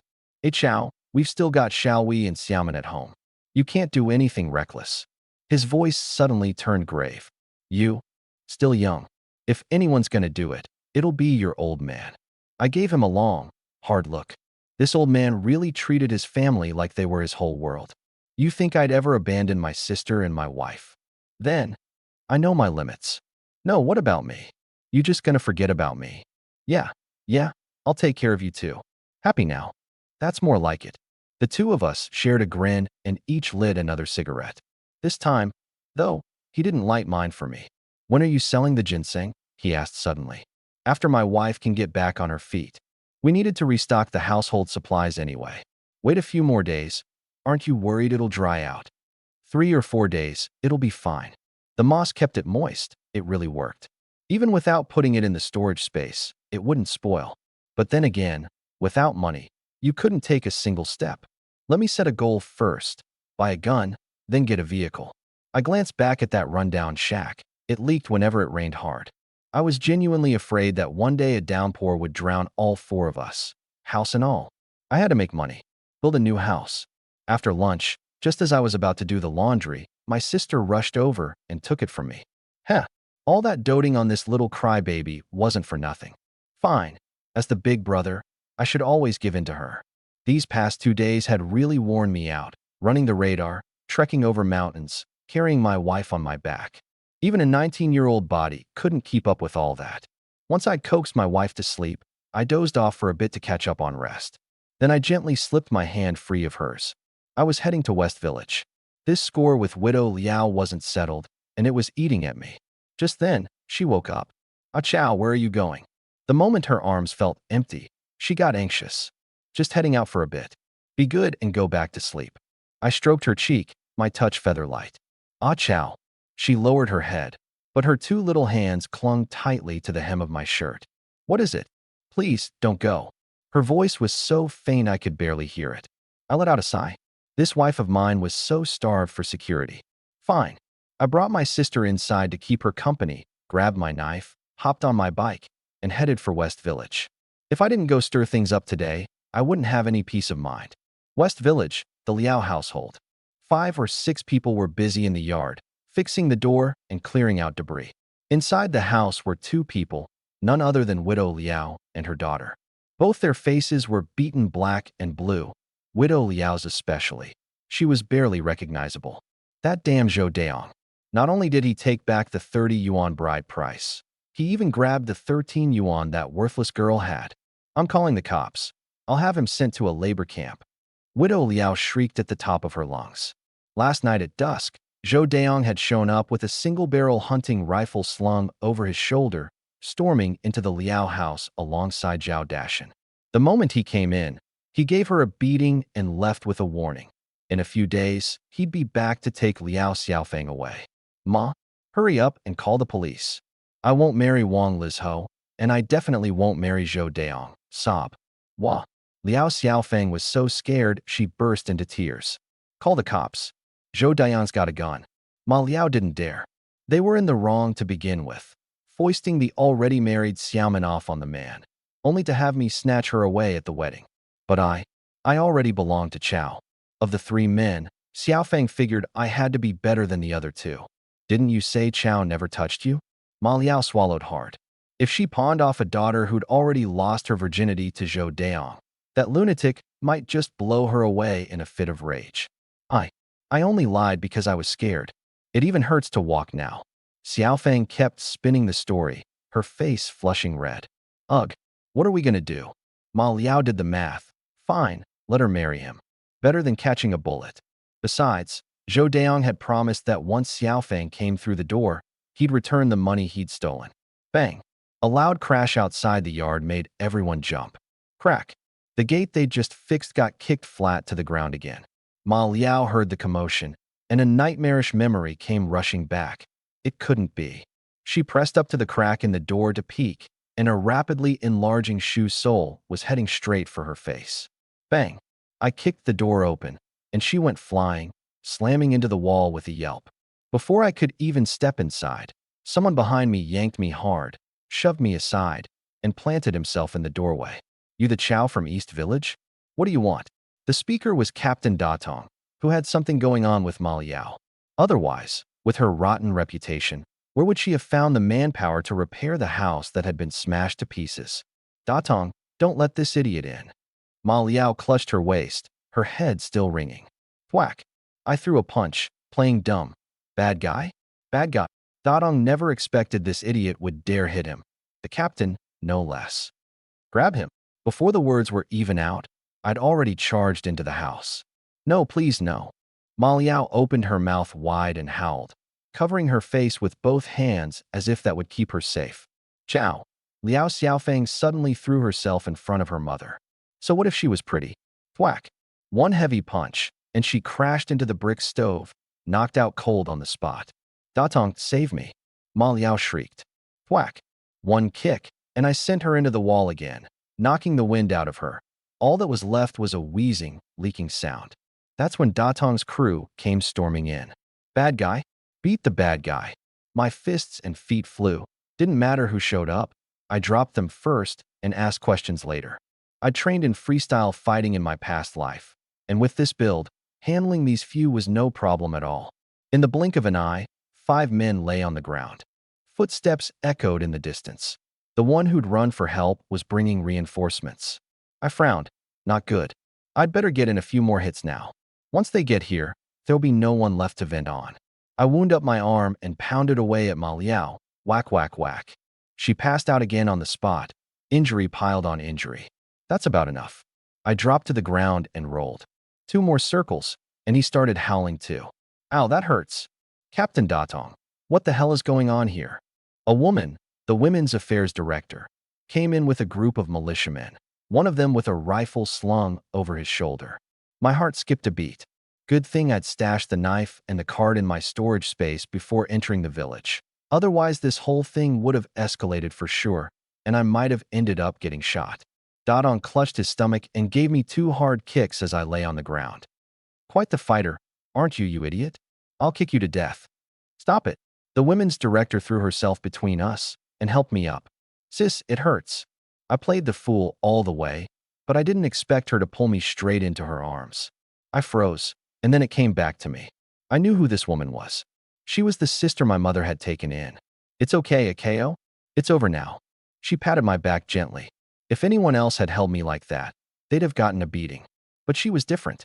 She and my mother had gone through Shanhaiguan together back when they fled to the northeast. When she was 8, she was on the verge of starving to death, and my mother shared her last bite of food with her. Later, seeing that she'd lost both her parents and had no one to turn to, my mother just took her in. A single mouthful of food, a debt remembered for 20 years. That's the thing about the human heart. Feed it, and it grows roots. Lu Hongmei, can't you see he's faking it? Datong ground his teeth, pointing at the people moaning all over the floor. He's the one who beat all of them up. He barked at the militiamen. Give me the gun. I'll shoot him. The captain had gone half mad, beside himself with rage. But the militiaman just tucked the rifle behind his back to keep it away from him. Lu Hongmei spoke up right away. Captain Datong, as far as I know, Xiaofeng and her kid were beaten by Zhou Daong. And it all started because old lady Liao handed a KOS wife off to Zhou Daong. Surely you know all about that? Women's director, are you saying we took this beating for nothing? Datong snapped. Ever since he'd become captain, no one had ever beaten him like this. The old days didn't count. I huddled behind Lu Hongmei, peeking out with half my head showing. Captain Datong, I'm the Women's Affairs Director. I know exactly what kind of person old lady Liao is. Lu Hongmei stood in front of me, shielding me. I'm not going to waste my breath on you. This idiot came to West Village to stir up trouble, and I'm the brigade captain. I have the authority to deal with him. Datong grabbed me by the collar. I slipped free with a quick dodge and ducked back again. Just then, the militia captain walked in with his rifle on his back. He'd been to the battlefield, and the moment he planted himself in the doorway, his sheer presence pressed down on the whole room until no one could breathe. All right, that's enough. This ends here. I sneered inwardly. The whole thing was simple. Really, old lady Liao had married off my idiot wife to someone else, and now the idiot had come to collect the debt. Fair and square. But Datong's face turned beet red. The mighty brigade captain couldn't manage a single. He couldn't even come up with a comeback. What's this? The Datong captain wants to pick a fight with a simpleton? Or are you saying the Liao women deserve to cry foul after getting beaten up? The militia captain's words cut off any way out. Lu Hongmei, take the idiot back to the village. Have the Liao family cover $2 for medical expenses, and we'll call it done. Fine. Lu Hongmei dug out 2 crumpled dollars from the bottom of her satchel, counting every bit with her fingertips. You could tell she was dirt poor too. Hey Chow, sis is taking you home. She took my hand. Once we were outside, her voice softened. Hey Chow, does it still hurt? She'd looked after both my sister and me back in the day, so there was no awkwardness between us. Doesn't hurt. I really couldn't keep up the act anymore. Keep pretending. Keep it up. Sis. A Chow can go home by himself. She froze for a second. So this idiot could actually talk? No way. I'm taking you. She borrowed a bicycle, hauled me onto it, and headed for the East Village. If I got lost on the way, she'd have no way to explain it to the He family. The whole ride, I did as she wanted and held on to her from behind. Hey Chow, don't hold on so tight. Oh. It was pitch dark by the time we made it back to the East Village. Sis, you finally came. Xiao Wei came bounding over and threw herself at Lu Hongmei, leaving me, her own brother, out in the cold. Sis, how'd you get so skinny? Lu Hongmei laughed and pinched her cheek. You're this grown and still so clingy. Aren't you embarrassed? Hongmei, you came at just the right time. We're having wild boar today. My dad's face was all smiles as he turned to make introductions. Daughter-in-law, this is the Hongmei I told you about. She raised both A Chow and his sister. Xiaomin wiped her hands in the kitchen and came out to greet us, limping. Honey, why aren't you resting? I hurried over to help her. I'm fine. Even injured, she wouldn't let go of the housework. No amount of persuasion worked. Hello, sis. She followed Xiao Wei's lead in greeting her. Lu Hongmei stepped closer and nearly didn't recognize her. The Liao Xiaomin in her memory had been a frail, timid girl who never stopped working in the West Village, either out in the fields or doing chores. But this person in front of her had fuller cheeks and a light in her eyes. Sis-in-law, you're really pretty. How? How could I be as pretty as you, sis? Xiaomin lowered her head. The three women huddled together, chattering away about everything under the sun. Xiao Wei, this wild boar meat. A Chow brought it back.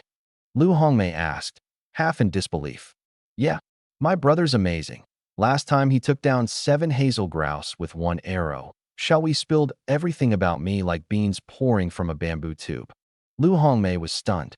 So A Chow wasn't an idiot after all. Then, he'd just let her carry him the whole way. She turned to look out at the courtyard. I was chatting and laughing with my dad, without a trace of foolishness about me. This rotten little brother, she'd even scam her own sister. A huge pot of wild boar came off the stove, the smell downright mouth-watering. Here, honey, this piece is a good one. I dropped some meat into Xiaomin's bowl. Brother, I want some too. Xiao Wei pouted. I picked up a nice piece, half fat and half lean, and just as it was about to land in Xiao Wei's bowl, I twisted my wrist and dropped it into Lu Hongmei's bowl instead. For you, sis. Huh. Thank you, dear little brother. The words had a barb in them. I just smiled and said nothing. She wanted me to play dumb to her face and keep on fooling her. Xiao Wei was losing it.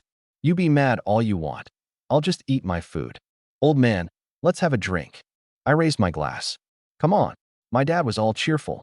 Hongmei, you want a little? I can't really hold my liquor. Sis, don't leave tonight.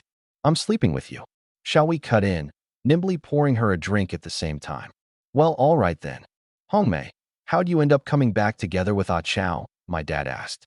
So Lu Hongmei told them all about what happened in Shituan, every last detail. Everyone listened dumbstruck, especially Xiao Wei, whose eyes grew brighter and brighter with sheer admiration. My dad frowned. What if this stirred up trouble? But then he thought again. Well done. Serves them right. Xiaomin silently repeated in her heart. Thank you, Ah Chow.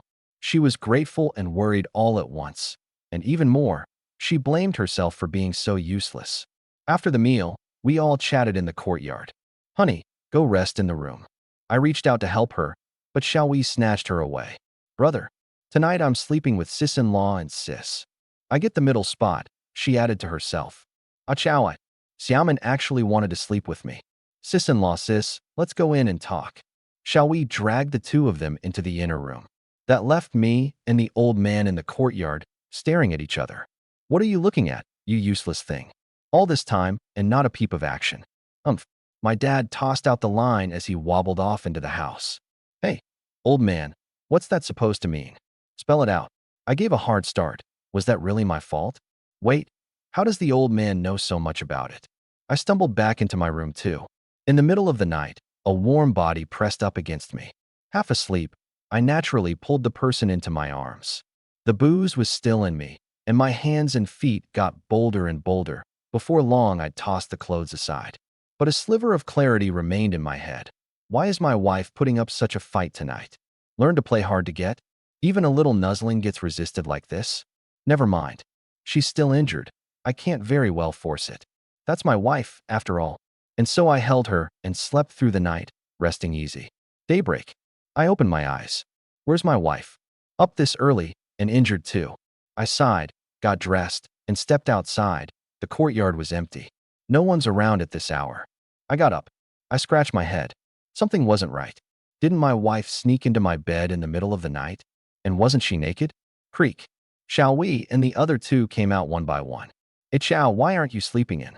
Xiaomin said, her voice full of concern. Honey, didn't you sleep with me last night? She thought about it seriously. No, I didn't. Shall we was holding me the whole time. Brother, you must have been too drunk last night. The three of us slept together. Shall we reminded me. I rubbed the back of my head. Really? Guess I missed my wife so much I was dreaming. Xiaomin blushed and lowered her head. He'd say something like that with so many people around. That's when I noticed Lu Hongmei standing behind them, frowning, not looking too good. Sis, why's your face so red? Shall we leaned in close. Huh? Is it? She brushed back her hair and turned her face away. I reached out and touched her forehead. Sis, you're burning up. Are you running a fever? Smack. She knocked my hand away and shot me a glare so sharp it could kill. I'm fine. The Kong was just too hot. She grabbed the other two and pulled them off to wash up. A giant question mark popped up over my head. As close as we were, what's the big deal about checking someone's forehead? Why'd she react like that? Unless it was that time of the month for her too? Lu Hongmei rushed off without even eating breakfast, saying something had come up with the West Village production team. Before she left, I insisted on stuffing 5 pounds of wild boar meat and $2 into her hands. She wouldn't take it, so I blocked her way and wouldn't let go until she finally gave in. Hey Chow, just let the Liao woman thing go. Xiaomin's back. You already gave them a beating. That's good enough. My dad tried to talk me out of it. Over there was West Village, not our own, and he was afraid that now that my head was finally right again, I'd go stir up trouble. That's right, hey Chow. I'm fine. From now on we'll just ignore them, Xiaomin said, joining in. Brother, let's go hunting up the mountain. Shall we? Leaned close to my ear and dropped her voice. We'll swing by West Village later and give him a real good thrashing. I grabbed her cheek and pinched. You're staying home. Dad, sis-in-law, brother says he's going to West Village. You've got to stop him. Shall we? The guilty party cried foul first. If she couldn't go, then I couldn't either. After 3 rounds of pleading, I had no choice but to promise I wouldn't go make trouble in West Village. Only then did they relax. No sooner had my dad headed out to work than Honglian showed up with a hunting rifle slung over her back. Hey Chow, sis, I'm relieved to see you two are all right. She'd gone to West Village yesterday too, but her elderly mother was sick at home, so she hadn't made it in time. She gave Xiaomin a couple of extra glances. It was her first time seeing my young wife. So she was this pretty.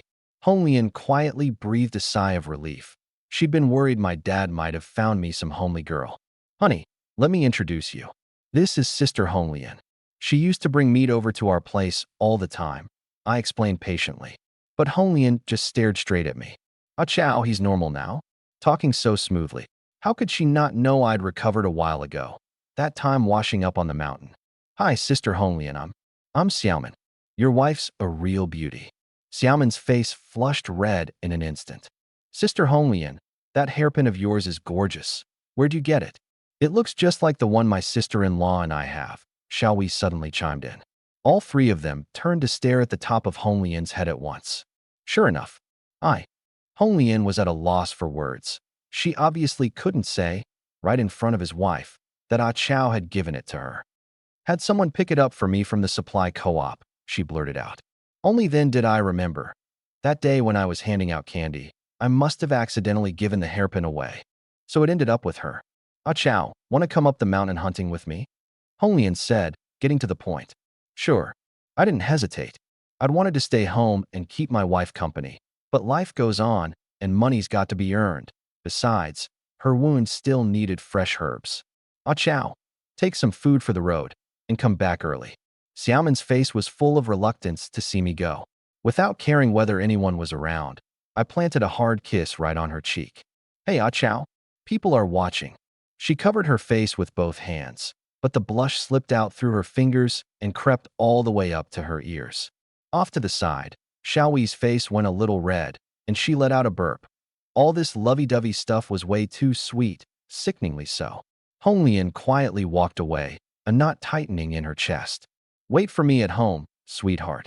I slung the big bow over my shoulder and headed up the mountain with Honglian, grinning the whole way. On the mountain path, the two of them walked side by side. I chow you that day. Sister Honglian, which day? You know, the day we went hunting. Honglian had always been a straight shooter, but today she was hemming and hawing. I knew what she wanted to ask, so I just laid it out. The day we came back from bagging that pheasant, I banged my head, and my simpleton condition suddenly cleared up. Then, these past few days have been such a blur, I can barely remember any of it. I put on a thoughtful look. All I remember is you teaching me how to dress the game. Halfway up, damn a mountain. Dashin, you sure that idiot's gonna show? Zhou Daong gripped his hunting rifle. He'd been on watch for a full day and night without spotting a single soul. Relax, uncle. That idiot'll come for sure. Zhao Dashin stretched lazily. I'm gonna head down to the village for some grub. You keep an eye out. Hold on. Go find old Wong. Take some men and search the idiot's house. See if there's any ginseng. Why didn't I think of that? You've always got the sharper mind, uncle. Brains are a good thing to have. Go on. When the time comes, the idiot's sister and his wife, you get first pick. Thanks, uncle. Zhao Dashin ran off down the mountain with a smirk, his head full of filthy little fantasies. Meanwhile, elsewhere. Ah chow, why are we taking the back trail? It's a long way around. Honglian wondered. There are gray squirrels over this way, might. Maybe some pheasants or partridges too. I offered offhandedly. Truth is, I have a habit. Every stretch of the way, I'd sweep the area with my radar. Back on the mountainside, I'd spotted two big red dots, dead still, crouched high up in the dense woods. I pulled Honglian down beside me, and we sat there for a good while. The dots didn't budge. I asked her what was over that way. She said she'd been there a few times, hardly even any bird droppings. Living things that stay still as the dead, parked right in the line of fire over the main path. People. I led Honglian around the red dots, taking the side trail instead. Danger. Avoid it. Here, let me help you. Honglian didn't mind. It was just holding hands. Before long, we reached the spot where she'd bathed last time. Remembering how she'd looked then, her face went hot. Thank goodness Akeo didn't recall a thing. Sister Honglian, hold still. I grabbed my slingshot and turned to face her, but my eyes went right past her shoulder, locking onto a pine tree. Drawn back full. Breath held. Honglian stared, transfixed. That look on Akeo's face, so focused you couldn't tear your eyes away. So he wasn't slow after all, and he was pretty handsome, too. Whoosh. A dozen yards off, a gray squirrel dropped with a thud. Whoosh. Another one.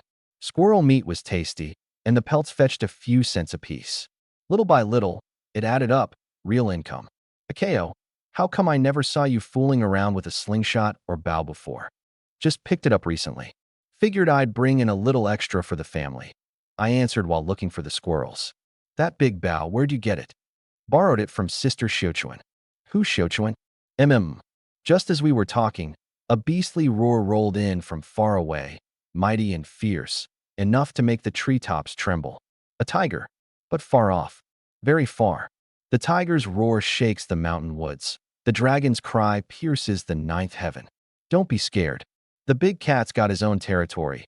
Usually won't come down out of the deep mountains. Honglian shared her know-how. Up in the hills you couldn't call a tiger by name. You had to say the big beast or the mountain god. I was a total greenhorn at this, so I listened extra close. I wondered whether my prey tracking could level up. 100 meters was still too close. It'd be great if I could scan out farther. We walked another hour or so, climbing hills and crossing streams, until I finally caught up to those two big red dots. Given the location, the odds of them being people were slim to none. Sister Honglian, Sounds like there's something over here. Really? She hadn't noticed a thing. I pulled her to a hidden spot before she could see them. 40-odd meters out stood two sika deer, one large and one small, a buck and a doe. The buck went at least 200 pounds, the doe 150 or 60, her belly swollen, close to giving birth. It was nearly June now, right in the season when sika deer dropped their fawns. Hong Lian reached for the hunting rifle, only then realizing I'd been holding her hand the whole time. Akeo, mind if we hold hands later instead? Oh. Only then did I let go. Click, click. She flicked off the safety, laid her finger on the trigger, taking aim. Hold on, Red Lotus. What is it? She squinted. Let me handle it. Huh. A double barrel's got a lot of stopping power, but the aim's off. Shoots wide easy. It'll wreck the hide, and you might hit the doe by mistake. As I spoke, I'd already knocked an arrow to the string. Hunting's got an order to it. When there's a mother with young, you spare her if you can. Then, I've got this. Red Lotus thought it over for a second. Fine. If you miss, I'll follow up with the gun. Deal. We both set our stances at the same time. My eyes locked in, my fingertips released. Thwip. The iron-tipped arrow tore through the air, spinning straight for the buck's neck. Roar. The buck took the arrow and bolted in a panic. The doe, startled, fled alongside him. Akeo, nice shot. Red Lotus praised, holding up her gun. My face went red. Knowing too much isn't always a good thing. We chased for a few dozen yards before the buck ran out of strength and collapsed, gasping hard for air. This was the end of the line for him. SHK. Red Lotus brought her knife down, then bent over the buck's neck and took 2 mouthfuls, her mouth smeared with blood. Akeo, take a couple gulps too. It's a real tonic. She hadn't dared drink much, worried she couldn't handle it.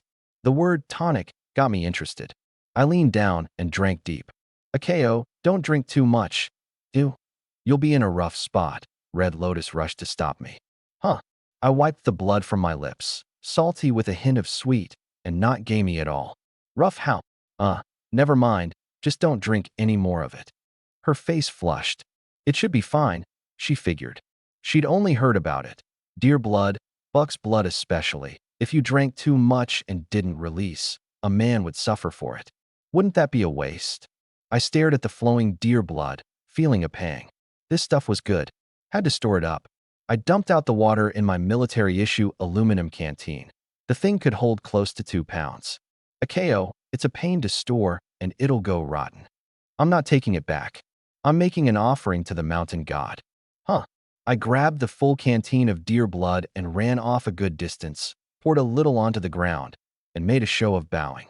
The moment she turned her head, I quickly pulled out another empty bottle, smeared a bit of blood on it as a disguise, and in one motion, stashed that full canteen of good stuff into my storage space. Wasting things is shameful. Time for another canteen. But when I came back to collect, there wasn't much blood left. Only half a bottle's worth. Good enough. I'd finish this off and just hunt another one. Akeo, we offering this one too? Red Lotus asked, cradling the antlers. Their blood was even more precious. Offer it.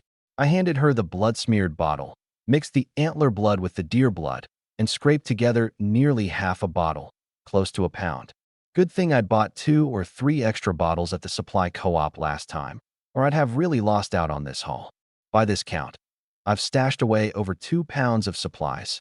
Heh. Red Lotus and I got to work on the buck. The antlers weren't big yet, just 2 points. For it to grow this well, this animal must have been eating real good. Having a build like this by late May isn't something you see often. Chow, you can skin it first without gutting it, Red Lotus said, hands never stopping as she demonstrated. The blade glided along, and a whole deer hide came off in no time. I sized it up in my head. This hide was worth good money. Next, the gutting. Tenderloin, leg meat, ribs, all top quality stuff. The tenderloin was tender and springy, the leg meat firm and chewy, the ribs marbled just right. I'll take this. I sliced off the deer penis with one cut. Word is this thing's most nourishing eaten raw. I shot Red Lotus a glance. Ugh, never mind. Just looking at it turned my stomach. Better to take it home, wash it up, and stew it into a medicinal broth. Chow, take it easy there. Red Lotus said suddenly, giving me a knowing look. She was worried about my little wife. That delicate, frail frame of hers might not be able to handle it. Red Lotus, what's up? I played dumb.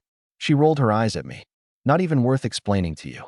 Once the deer blood was down, we were both flushed red and burning hot all over. These deer tendons sell for money, and they're good for your body too. Red Lotus removed the leg tendons, hooves and all, her movements crisp and clean. And there's the tail. Red Lotus, how do you know all this? My dad taught me, back in the day. We worked at it for over an hour. Every now and then I switched on prey tracking. There were red dots, but nothing headed our way, and I couldn't tell what they were. Let's go. The game was too heavy. We each carried half. Red Lotus, hand it over. I'll carry yours downhill. She had a burlap sack and a hunting rifle on her, heavier than my load. What's this? You looking down on your big sis just 'cause she's a woman? She chuckled softly. This gal, about my height, and tough as nails. Whoever married her would have a peaceful home for sure. I snatched the sack right away. The guts inside had to be a good 10+ pounds. What's the rush, walking so fast? Can't wait to get home and hold your wife? She laughed behind me. You bet. I laid it all out. I'd had too much deer blood. My whole body was itching with heat, and all I could think about right now was crack. A clap of thunder shattered our banter. The sky had only just turned dark a moment ago, and in a blink a gale swept through. The trees all bent to one side, rustling loudly. Wind and rain together. Damn, this rain came out of nowhere.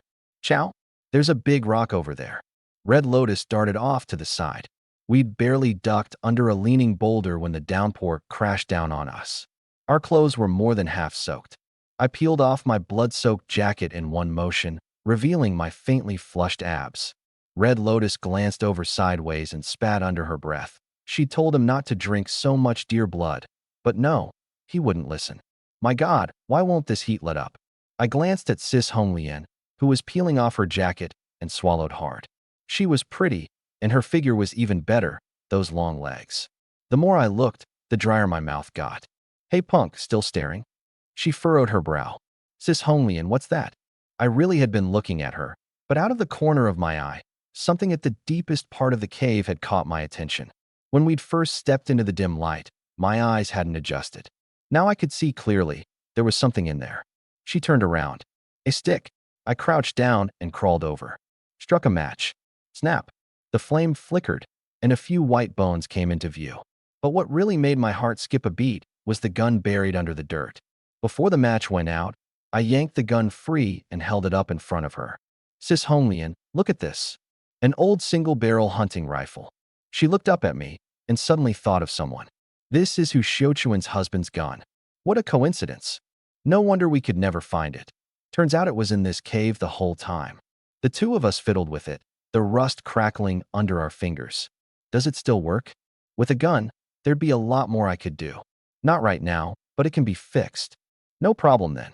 I'll take it into town another day and have someone fix it. I happen to know a guy who fixes guns, she said. Come into town with me later to sell the venison, and we'll get it fixed on the way. Great. Couldn't ask for more. That'd save me a bundle. The rain came fast and left fast. A passing shower never lasts long. The two of us walked nearly 2 hours along the main road before making it back to East Village.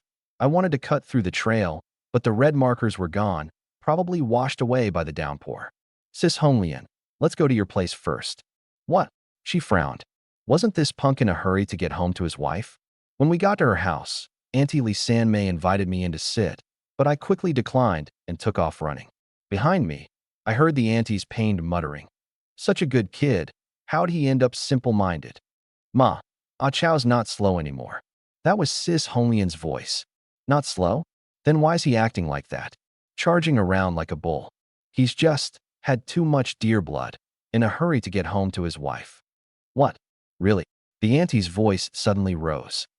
Huh, wonderful. And here I thought old he was just joking. Lee Sanmei was happy for my family. Finally, she added, Honglian, once you sell the venison, give Ah Chow the biggest share, and pick up 2 cartons of cigarettes on your way back. Sure.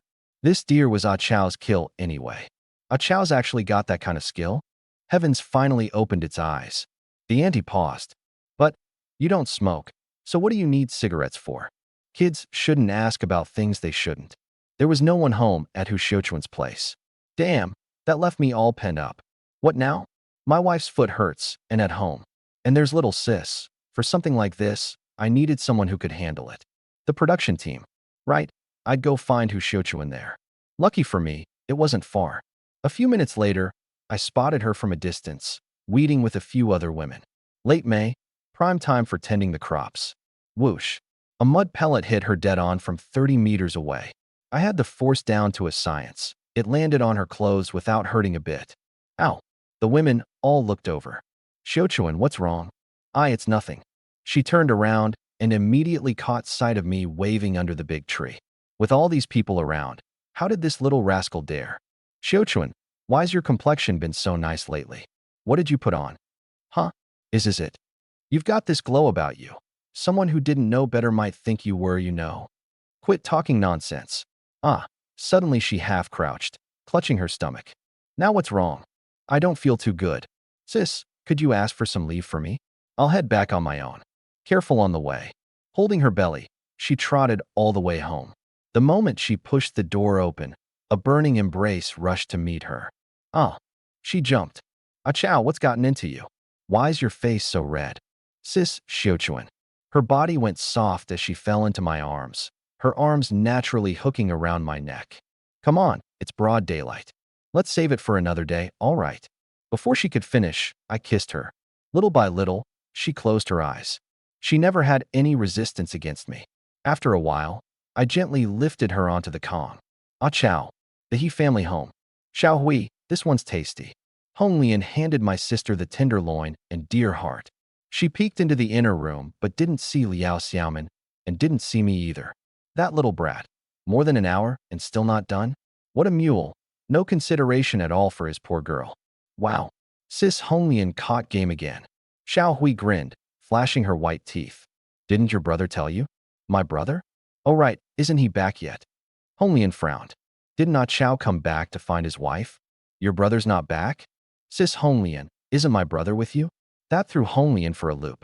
Just then Liao Xiaoman came out of the inner room. The house seemed to have sprung a leak, and inside it was a mess, like someone had ransacked it. She and Xiao Hui had also just gotten back from outside, where they'd been looking after Auntie Li Sanmei. Sis-in-law, what are you doing here too? The more Hong Lian thought about it, the more something felt off. All three women cocked their heads. At that moment, my voice came from outside the door. Wifey sis Hong Lian. I was refreshed and glowing, a completely different person from before. Bro, where'd you run off to? Hong Lian's been looking for you all over. I stepped out for a bit. I flashed a sheepish grin and hurried to change the subject. Hong Lian and I bagged a big buck today. Hong Lian eyed me suspiciously. This kid, something's up with him. As we chatted, Liao Xiaoman suddenly said, Chow, looks like somebody went through the house. Yeah, bro. My room got tossed too. The trunk chest was a total mess. Good thing my feathers are still here. What? My expression darkened. Nothing's missing, right? Xiaoman, always the careful one, thought it over and shook her head. Not sure if Dad lost anything. I went inside and looked around. The loose cash was all still there. And just like that, I understood the thief was after the ginseng. I slipped around to the back of the house and pulled out the ginseng wrapped in birch bark. Though really, I was taking it out of my storage space. Bro, the thief wasn't after this, was he? 9 times out of 10, yeah. Man, you sure know how to hide stuff. My little flower from last time. Did you stash that in the back room too? Little Hui puffed out her cheeks. I couldn't be bothered to deal with her. You two go get Dad and bring him back. No more work today. Hong Lian and I are heading out. The thief who ransacked the house was most likely one of those 2 red dots halfway up the mountain. And tell the militia about the break-in. When you go, bring some candy along. It was their job, sure, but a little sweetener always got better results. The 4 of us said our goodbyes. Hong Lian took the reins, and we set off for town with the venison in tow. Chow, just now, where'd you really go? Hong Lian couldn't help asking. She knew she shouldn't pry, but curiosity got the better of her. I lay back on the hay, a stalk of grass between my teeth. Her question made me raise an eyebrow. She couldn't have seen something, could she? Probably not. Went to return the cart to Hunter Zhang's place. Return the cart. Borrowed it from the West Village yesterday. Had some free time today, so I brought it back. That much was true. I really had returned the cart. Only it took 5 minutes. At Hu Xiuchuan's place, though, I'd spent over an hour. Oh, I thought you'd gone to see the widow Hu, she said, fishing. Honglian, how could you think that? I stayed calm on the surface, but inside I was freaking out. Just kidding. You looked all flushed and worked up earlier, that's all. The moment the words left her mouth, she regretted them. At the end of the day, she was an outsider. It wasn't her place to meddle or ask. You really know how to joke, Honglian. I kept my cool. Hu Xiuchuan's known for miles around as a woman of virtue. If word like that ever reached her ears, what would she think? Me. I don't care. A straight shadow fears no crooked light. But if it got to the gossips in the village, what would they say? You're right, I didn't think it through. I'm sorry. Honglian lowered her head. From now on, she'd have to watch what she said. Gossip and idle chatter often cut deeper than any knife. So you? She asked anyway. Honglian, why don't you take a guess? I'm not guessing. Then I'll just tell you straight. Go ahead, say it. I got up, leaned in close to her ear, and muttered a couple of words. She swung her arm at me. Get lost. You've got the nerve to tease your own big sister? Weren't you the one who told me to say it? Have you no shame at all? We chatted on and off the whole way there. A crowd had gathered outside the co-op. A sick deer this big was a rare sight these days. Well, Chow, you finally made it. Lu Guangping came scurrying out, eager as could be. A big deal had just walked through his door. He saw me hauling the deer alongside a bold, spirited young woman. Both of us wearing the hairpins I'd bought last time. These two, he figured, had to be husband and wife. Chow, this must be your wife. I am not, Honglian snapped. Lu Guangping gave an awkward little chuckle. Clunk. The big buck went on the scale. 98 caddies. Venison's 56 cents a caddy, so that's $54.88. He looked it over. This is a buck, right? Where's the antler velvet? Just one prong, not much. I used it myself. Then, what about the deer penis? He leaned in. I just smiled and said nothing. His face fell with disappointment. Still, the hide alone was a fine haul. This hide's in near-perfect condition. He gave me a thumbs up. Chow, you're getting better and better at dressing them. That's all my sister's doing, I said. Next time she comes to sell, you'd better pay her a little extra. You got it, you got it. It was the first time Lu Guangping had ever seen such a skilled woman hunter. In the past, whatever Honglian caught, she either ate herself or sold to the villagers. It never once made it to the co-op. This hide, $17.60. Honglian and I exchanged a glance, both a little surprised. We'd figured it'd fetch maybe $15 at most. That's $72.48 total, plus bonus coupons. It was the most money Honglian had ever made in one go, and her eyes lit right up. The first thing she did was rush over to the fabric, hoping to make her mother a new dress. Then there was white flour, sugar, matches. I'd never seen her so happy. Spending money really does make a person cheerful. Chow, what's in that sack of yours? Mind if I take a look? Lu Guangping got suspicious when he saw me clutching the sack so tightly. I gave it a careless shake. Just some worthless junk. He mostly bought it. Nobody handled treasure that roughly. But it was quite the opposite. Inside was a nearly 60-gram ginseng root. Lu, how do you price ginseng? I asked, testing the waters. Why, you got some. His eyes lit up.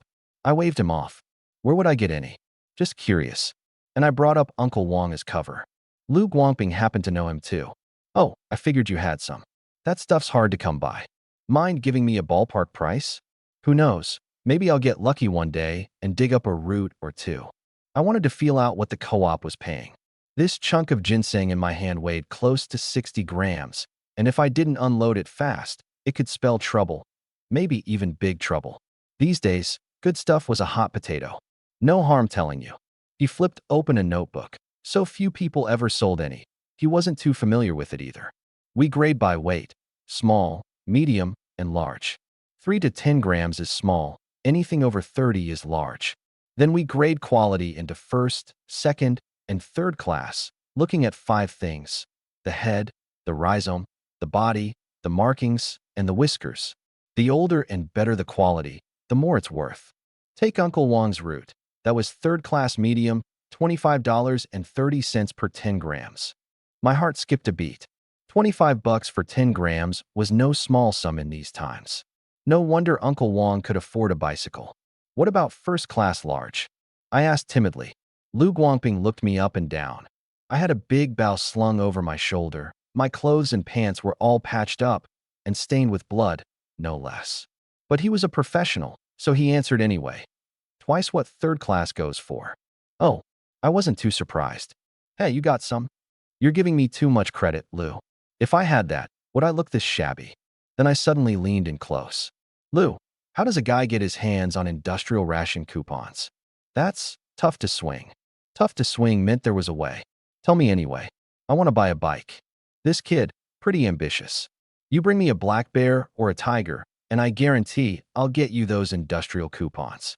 The government will even give you a banner of honor, plus a special reward on top of that. Every year, plenty of people got killed by those beasts. Vicious things, they were. Really, my heart leapt. As long as I had a gun, anything was possible. Would I lie to you? He thumped his chest, making a solemn promise, though he didn't really take it seriously. A young man who didn't even own a gun. How was he going to take down a black bear or a tiger? That kind of thing came down to skill, not luck. Chow, how's this fabric? Hong Lian suddenly held up a piece of floral cloth. I shook my head. That style's not you. You, she knew it too. A 6-foot-tall girl in floral prints did look awkward, but she wanted to dress up pretty, just like the other girls in the village. Gray suits you better, I said earnestly. Oh, the two of us went on a shopping spree, practically trying to fill the whole wagon. Hong Lian, I never realized how pretty your smile is, I blurted out. TCH, quit the sweet talk. She turned her back to me, but I saw that little smile at the corner of her mouth, clear as day. The two of us picked out a whole pile of things, but there weren't enough coupons. No matter how much I begged, Lu Guangping wouldn't budge. We'd bought too much. Chow, if you can get me ginseng, black bear, tiger, that kind of thing, I'll give you all the coupons you want. He clearly thought he was being generous. Fine, let's leave it at that for now. I didn't push it. This wasn't a one-time deal. I'd be back. As we were settling up, Hong Lian suddenly remembered something her mom had told her to get. Grab me 2 cartons of cigarettes. Cigarettes? Neither you nor your mom smokes. Kids shouldn't ask questions they're not supposed to. The corner of her mouth curled up. Me. We loaded bag after bag onto the wagon, then spread a layer of sorghum stalks on top as cover. A little camouflage never hurts. Hiya. The wagon pulled away from the supply co-op, rolling farther and farther down the road. Hong Lian, do you know where there's a black market? I asked, sitting on her right. A black market? You looking to buy something? I want to sell some ginseng. I leaned in and lowered my voice. What? Hong Lian whipped her head around just as the wheel rolled over a small dip in the road. Smack. Our lips brushed together, light as a dragonfly skimming water.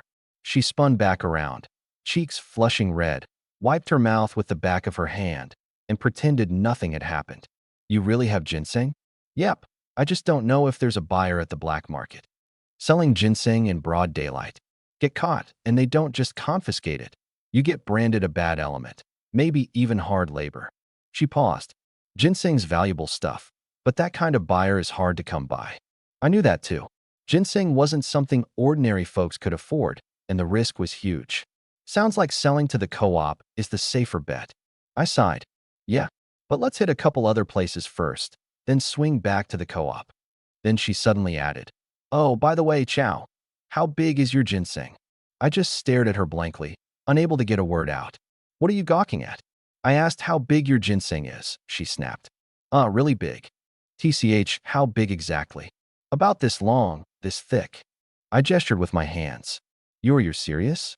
The eager look in Hong Lian's eyes was almost scary. She'd never seen ginseng before. I coughed twice, feeling oddly guilty for no reason. Before long, we arrived at a general store selling bamboo baskets, brooms, wooden goods, and straw insoles. Chow, bring the hunting rifle in with you. Hong Lian's eyes swept the area before she climbed down. I quietly switched on my tracking radar, 3 red dots inside the store, all motionless. Hong Lian, how many people are in this store?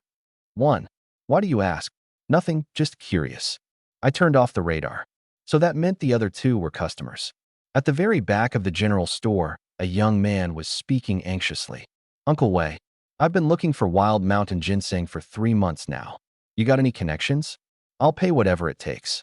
He looked about 23 or 24, neatly dressed, his clean-cut face etched with anxiety. Later I found out his name was Lin Weijun. He'd been running all over the place, all to find a single root of aged wild ginseng to keep his fiancée's grandfather alive. That stuff's not easy to come by.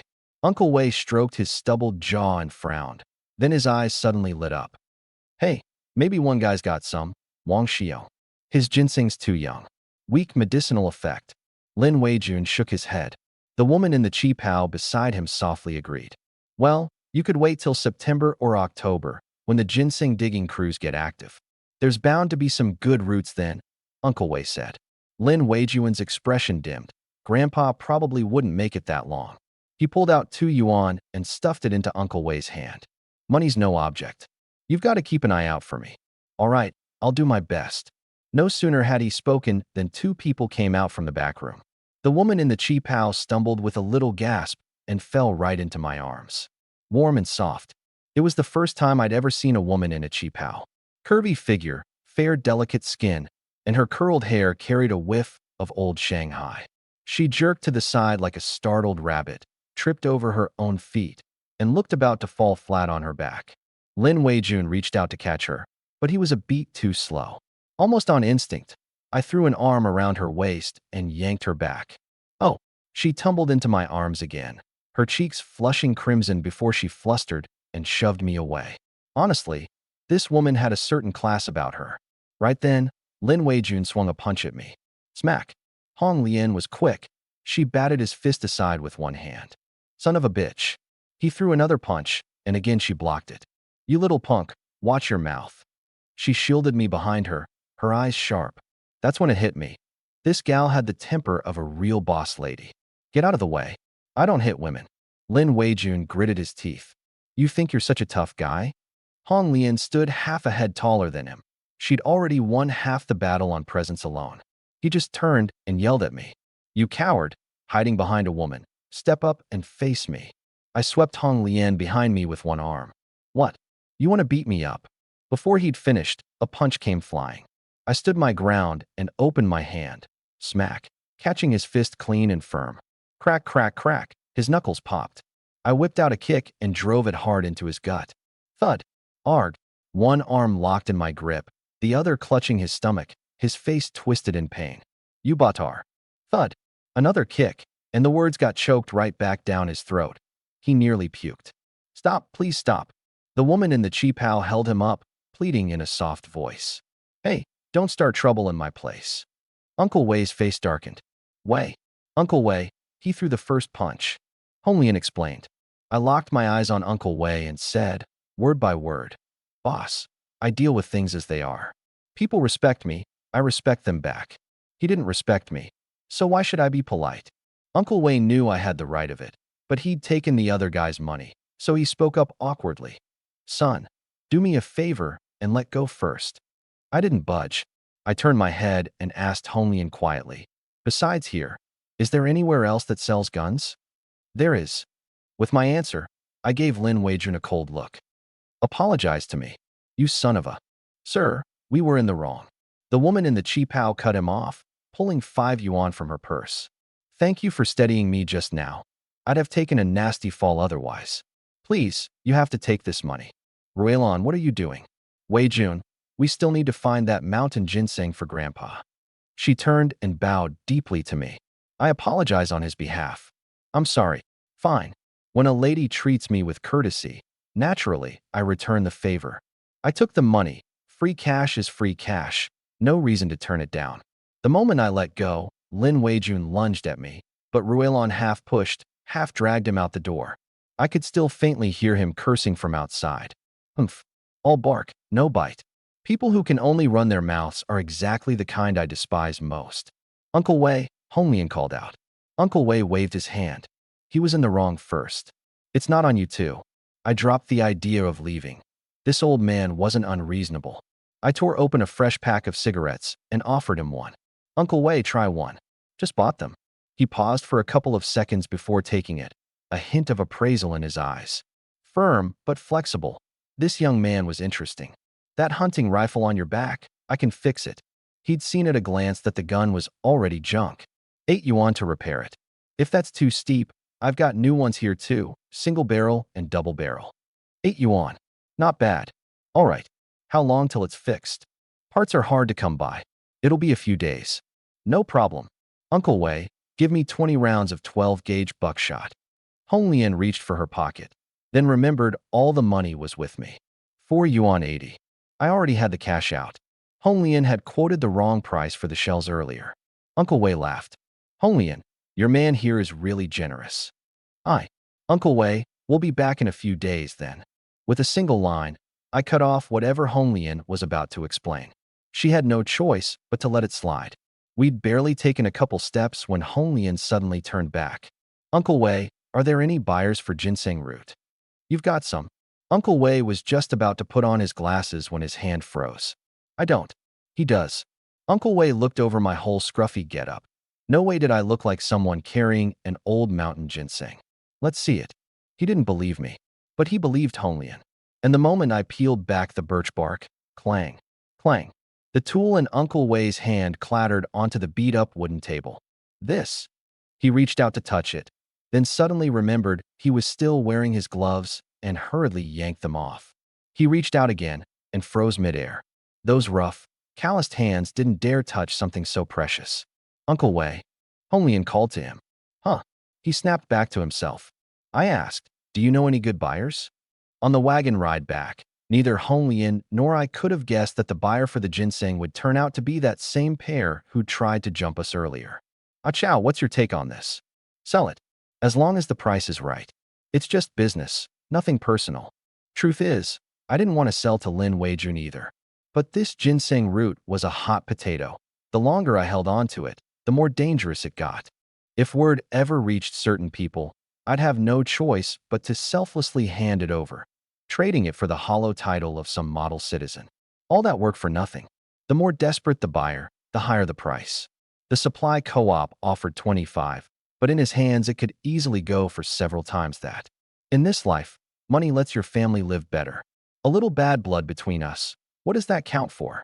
Hong Lian, stop. I suddenly grabbed her arm. What is it? She turned, saw the serious look on my face. I can't shake the feeling someone's watching us. I stared toward the distant hillside. Trees blocked my view, but that red dot on my radar was crystal clear, dead still. That feeling of being watched. It was exactly like when we'd been halfway up Big Timber Mountain. Hong Lian followed my gaze. Everything over there looked calm and quiet. But she believed me anyway. 2 hunts now, and I'd been the one to find every single kill. That was just a fact. She started to get down, but I stopped her. Pull over at the bend up ahead, keep your head down, and wait for me. If it's game, we stand to make a nice haul. That was the polite version. If it was a person, I'd handle it myself. Then, you be careful. She wanted to go in my place, but she had no gun, and her aim with a bow was no match for mine. I crept up the mountain, following the direction of the red dot, quiet as I could. The moment I got spotted, the game would bolt, or the game would shoot me first. Honestly, I was hoping for a wild animal. After a while, I drew the bow to full and had my target locked.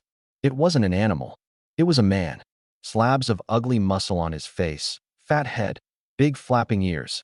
I'd never seen him before. He had a rifle raised, aimed right at the stretch of road ahead of Hong Lian. A good guy? I wouldn't believe it if you beat it out of me.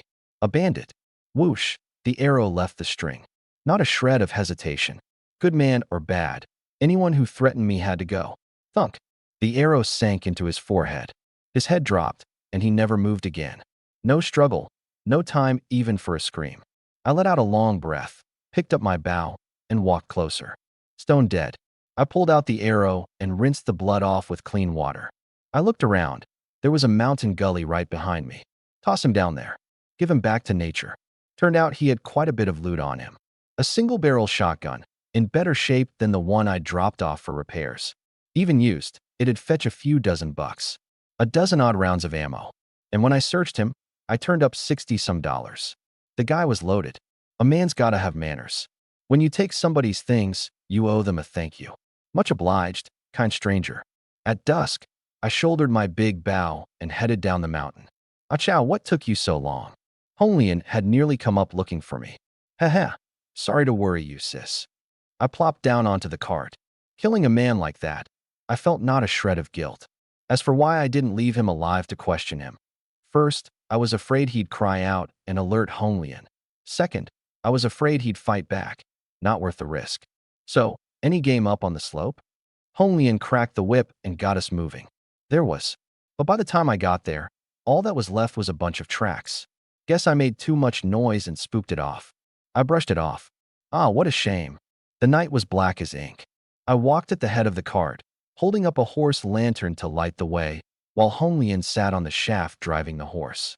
That little delay up on the slope had eaten up all our travel time, so we just had to make do.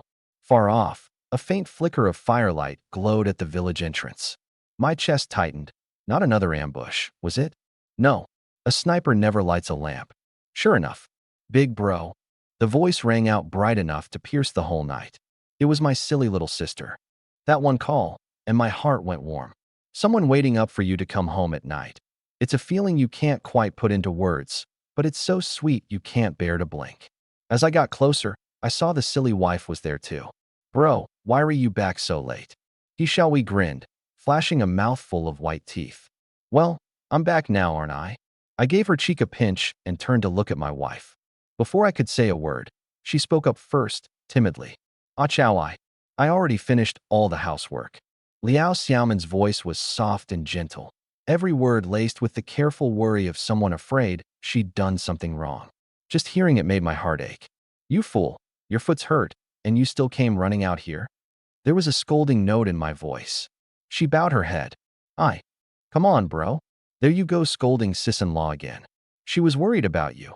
She hobbled all the way to the village entrance on one good leg, insisting she had to wait for you to get back. Shall we? Liao Xiaoman couldn't stop her no matter how she tried. I was genuinely moved. Where in the world would I ever find a wife this good? Silly sis, here, take this. I shoved the horse lantern into Xiaoyi's hands. Oh, it took her a beat to catch on. Bro, you're the silly one. I turned around and hoisted my wife onto my back. Ah Chow, Sister Honglian and Xiaoyi are both watching, she protested, squirming. Put me down, quick. Pat. I gave her backside a light smack, and instantly she buried her whole face. Buried her face into my back, not daring to make a sound. I knew she was cursing me inside, calling me a jerk, and I knew her ears had turned bright red. But punishment's punishment. I had to make sure she remembered it. You're back. Huh. He sat in the yard puffing on his pipe, with Li Sanmei beside him. Ma? What are you doing here? Honglian froze. Sis Honglian, we brought Annie over. My pa said we bagged some big game today, so tonight we've got to celebrate proper. We chattered as she nimbly untied the ropes on the cart. Her can of food was long gone, and she was dead sure I'd buy her another one. That girl trusted me through and through. Liao Xiaoman was still draped over my back, her fingertips lightly pinching the small of my back. She'd been begging me to put her down since halfway home, but I just wouldn't. A grown woman still needing to be carried on someone's back. She was so mortified she could have crawled into a crack in the ground. He and Li Sanmei were chuckling knowingly over there, probably teasing us newlyweds. She couldn't take it anymore and leaned in close to my ear, her voice as faint as a mosquito's buzz. Hey Chow, we're home. Hurry up and put me down. But what I did next left her absolutely dying of embarrassment right on the spot. There were 4 dishes on the table. Up north, you serve guests an even number of dishes. It's for good luck, symbolizing pairs and completeness. 1 dish of wild greens, dug up by the 2 girls. 1 of stir-fried deer heart with scallions. 1 of tenderloin with wood ear mushrooms. And 1 of stir-fried squirrel with shallots. We'd bagged for that morning and cooked up too. Every dish smelled amazing. Come on, dig in. He raised a big bowl. The liquor I'd just bought. All 6 of us, men and women alike, had to drink. Cheers. Cheers. Even Xiaoyi down nearly half a bowl. Li Sanmei and Liao Xiaoman weren't well, so they only had a little sip. After dinner, Honglian helped wash the dishes and tidy up, and was about to head home with Li Sanmei. Suddenly, Li Sanmei pulled out a pack of cigarettes. These are for you. Huh? Sanmei, you bought these for me. He held his pipe, dumbstruck. Honglian and I exchanged a glance, so the cigarettes were a gift for He. Honglian, here's your money. I handed over 15 yuan. At the supply co-op, That big buck had sold for 72 yuan and 48 cents. Split down the middle, her share came to 36 yuan and 24 cents. She'd spent 18 yuan and 20 cents on goods and another 4 yuan and 80 cents on bullets, leaving 13 yuan and 24 cents. After subtracting what we owed for borrowing the cart, it came out to about this much. I can't take it. Hong Lian tucked her hands behind her back. We'd agreed before selling that I'd get the bigger share, and she felt she'd already gone over the top spending 20-some yuan on things. So how could she possibly take more money? Besides, my family had always been looked after by her mother. She wouldn't take this money if her life depended on it. Sis Hong Lian, you have to take this money. I gave her a pat. Into her palm. No. No what? Back in the day, if it weren't for you and your husband helping us out, how would the He family have made it this far? He wasn't just being polite. When my mother passed, Pa he gritted his teeth and raised 2 half-grown kids on his own. It was Lu Hongmei who helped look after them, and Li Sanmei who saved her own portion of meat to bring over. It wasn't much, but that meat was a lifeline. If a person can remember the weight of someone else's bowl of meat, only then do they deserve the kindness others showed them in their darkest hour. Sanmei, just let Hong Lian take it already. Pa he clutched his cigarette, his tone carrying the unspoken message. If you say no, I'm giving it right back. Ugh. Hong Lian, you take it. Just 5 yuan is fine. Okay. Hong Lian hurriedly started counting the money. I reached out to stop her, and our 2 hands clasped tightly together. I leaned close to her ear and lowered my voice. We might just be one family from now on. Who the money goes to really doesn't matter. What? She looked completely lost. I winked at her. With your ma and my pa the way things are headed, we'll be family soon enough. But she got the wrong idea. She got it all wrong. The hairpin I gave her was still in her hair. At the co-op, I told her she had a pretty smile. At the general store, I'd shielded her behind me. On the walk home, we'd laughed and chatted. And now, in front of all these people, I was holding her hand. String it all together, and her face flushed red. Could it be that Ah Chow feels something for me? She glanced over at Liao Xiaoman a short distance away, and her heart sank again. But Ah Chow already has a wife. Hurry back and get washed up, get some rest, I said, letting go of her hand. She let out an "oh" and drifted out the door like she'd lost her soul. She was wondering whether she should tell Liao Xiaoman about this. She didn't want to be the one to step in and stir up trouble in someone else's relationship. You brat, buying so much stuff again. Pa he grumbled, but on the inside he was beaming. This household was no longer his to carry alone. He had a son now.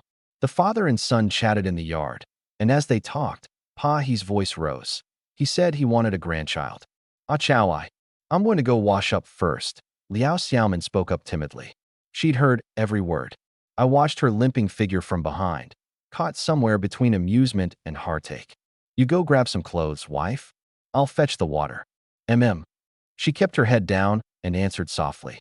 This time, she was finally willing to be open with me. Only she kept her head lowered the whole time, her whole body burning up. Ah Chow, don't mess around. Oh, sorry, wife. This arm of mine got hurt before, and sometimes it just won't listen to me. I'll have a good talk with it later. Huh? Really? Let me see your arm. Where'd you get hurt? My silly wife actually believed me. Looks like from now on I'll have to keep my tall tales in check. Can't take them too far. It's nothing. Come here. Come here, let me scrub your back. Oh, half an hour later, the 2 of us came out from behind the fence. She had a wound on her foot and couldn't get it wet, so washing took a while. I held her up as we walked toward the house. Truth be told, I wanted to carry her inside, but it wouldn't look right with my little sister around. Carrying your wife on your back is one thing. Carrying her inside is another matter entirely. Inside the house, she sat before the mirror, dressed in something light, smoothing out her hair with the comb I'd just bought her, a faint smile playing on her lips. I slowly slid my arms around her from behind, resting my chin on her shoulder and breathing softly against her skin. You're beautiful, wife. Oh, really? Would I lie about that? You're my wife. If my wife isn't beautiful, then who is? You just love to sweet-talk me. She smiled, showing a row of pearly white teeth. Do I? I teased her on purpose. She gave a little nod, her eyes glistening with tears. She'd never imagined that her life could be like this someday. Never imagined she'd meet a man who would dote on her, cherish her, love her like this. and certainly never imagined there'd be a family like the He family, treating her as one of their own. In all of life, the thing to fear most isn't hardship. It's being worn so numb by hardship that you lose even the strength to believe in happiness. She used to be exactly that kind of person, but now she dared to believe again. Ah chow. I. I.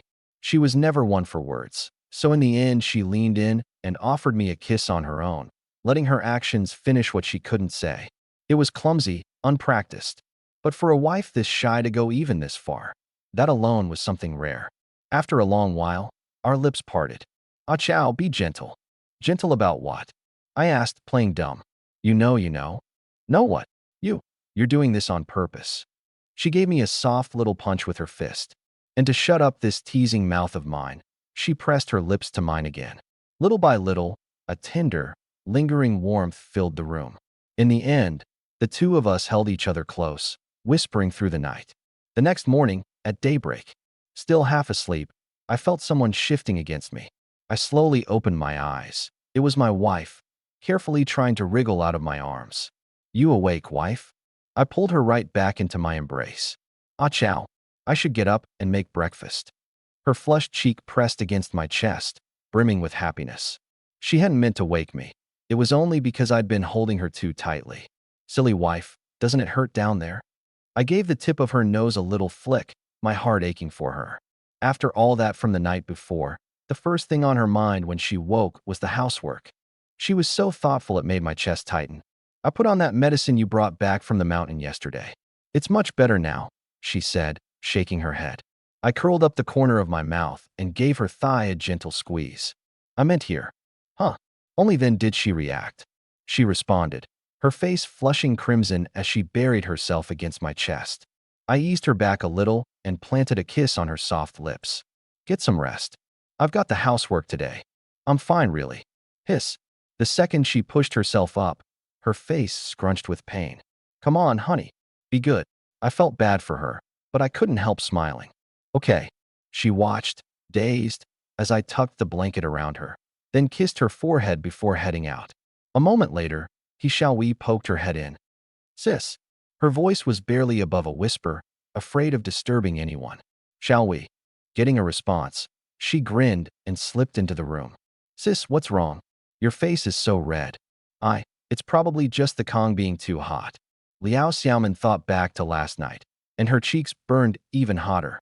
She scrambled to sit up, tugging the wound again, and the pain twisted her expression. Sis, what's the matter? Is your wound worse? We reached over to steady her, already moving to lift the blanket. Liao Xiaoman clamped down on it. If Xiaowei saw the bloodstains on the sheets, she'd die of embarrassment. Last night, I deliberately laid down a fresh sheet, worried about staining the Kong mat. Xiaowei, I'm okay. How can you be okay looking like this? I'm getting my brother. Hey.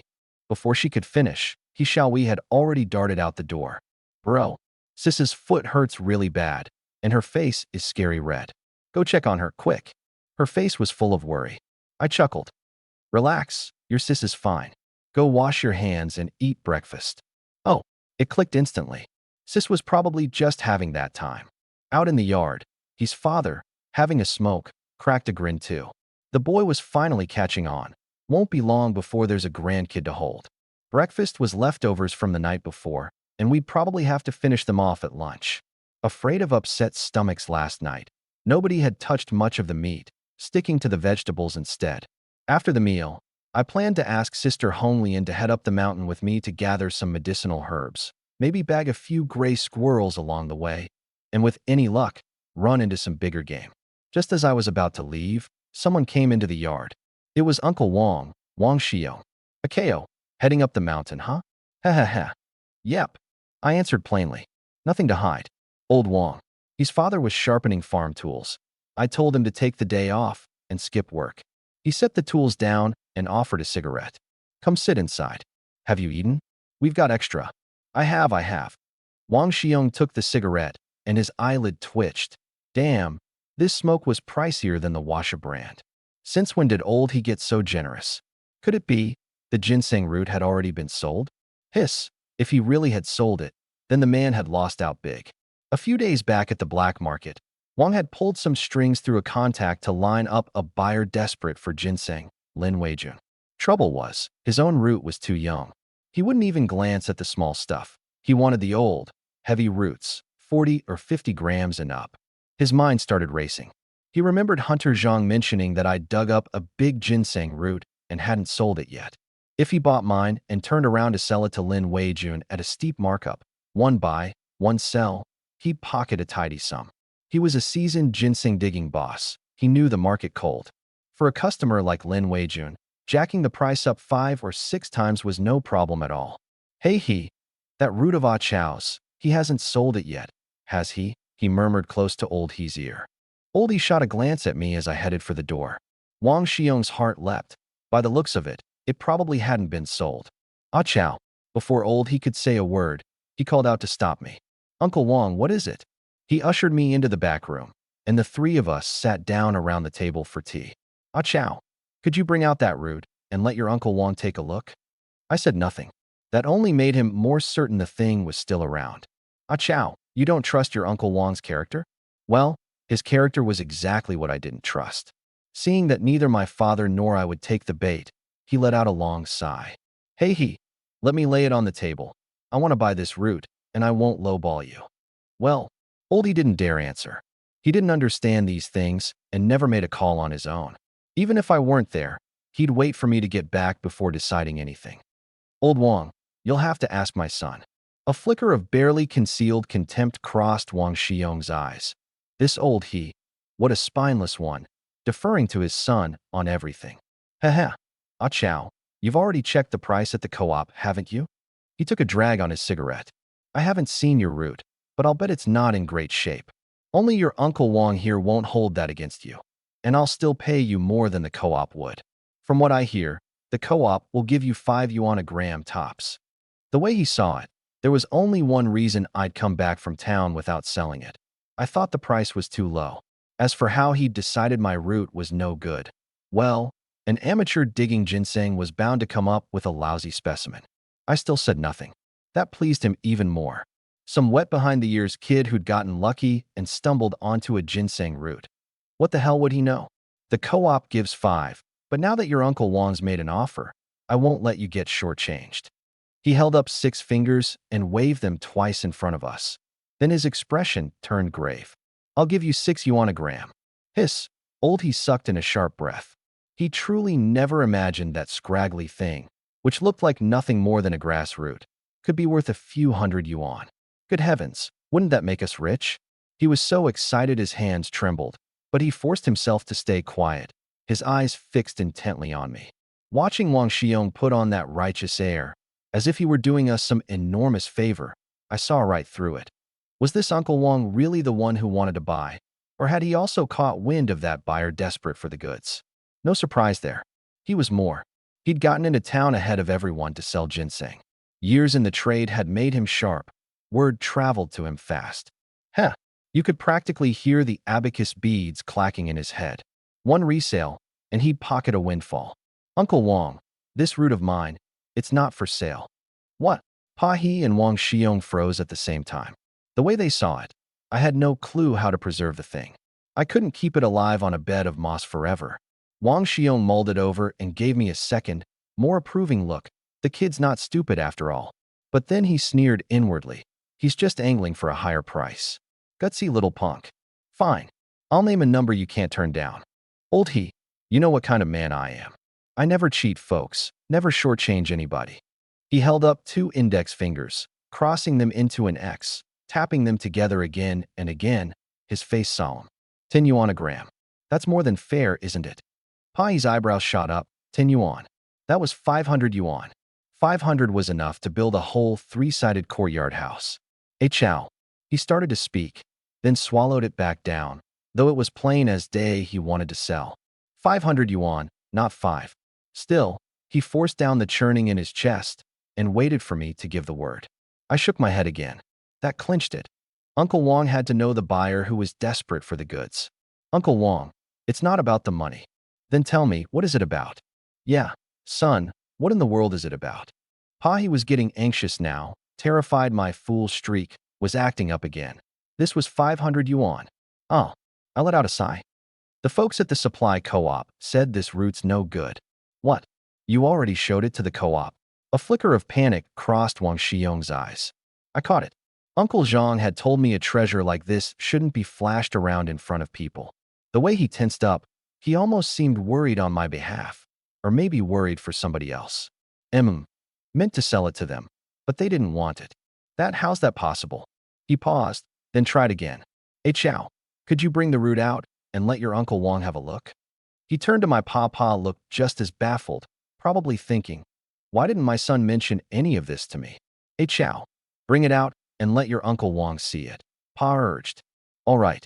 I stepped into the fenced yard, made a little loop, and came back with a rolled-up sheet of birch bark. Wang Xiyong's expression shifted. I sneered to myself. The one who rummaged through our place that day. Was that you? Who'd ever guess I'd stashed the most valuable thing right where we pissed and bathed? Take a look, Uncle Wang. I spread the birch bark open on the table. The whole East Village already knew I'd dug up a ginseng root anyway. Letting him see it would give my possum face too. Wang Xiyong lowered his head, and his brows instantly knotted into a tight lump. That was no ginseng root. It was plainly a thick, fat, the humanoid weed, false nettle. Chow, you dug this up? Yep. Didn't really want to sell it. But if you want it, Uncle Wang, it's yours.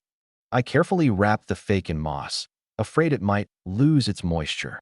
My dad stood off to the side, scratching his head, more confused by the second. Ginseng? Looks like this? Old he this? Wang Xiyong's voice wavered. I could tell he was second-guessing himself.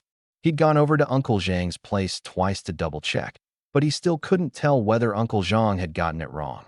He was even starting to wonder if my slow wasn't quite fixed yet. Chow, you got any more ginseng? He probed. Oh, there was one other root. Me and Honglian sold it at the co-op. What? You sold it?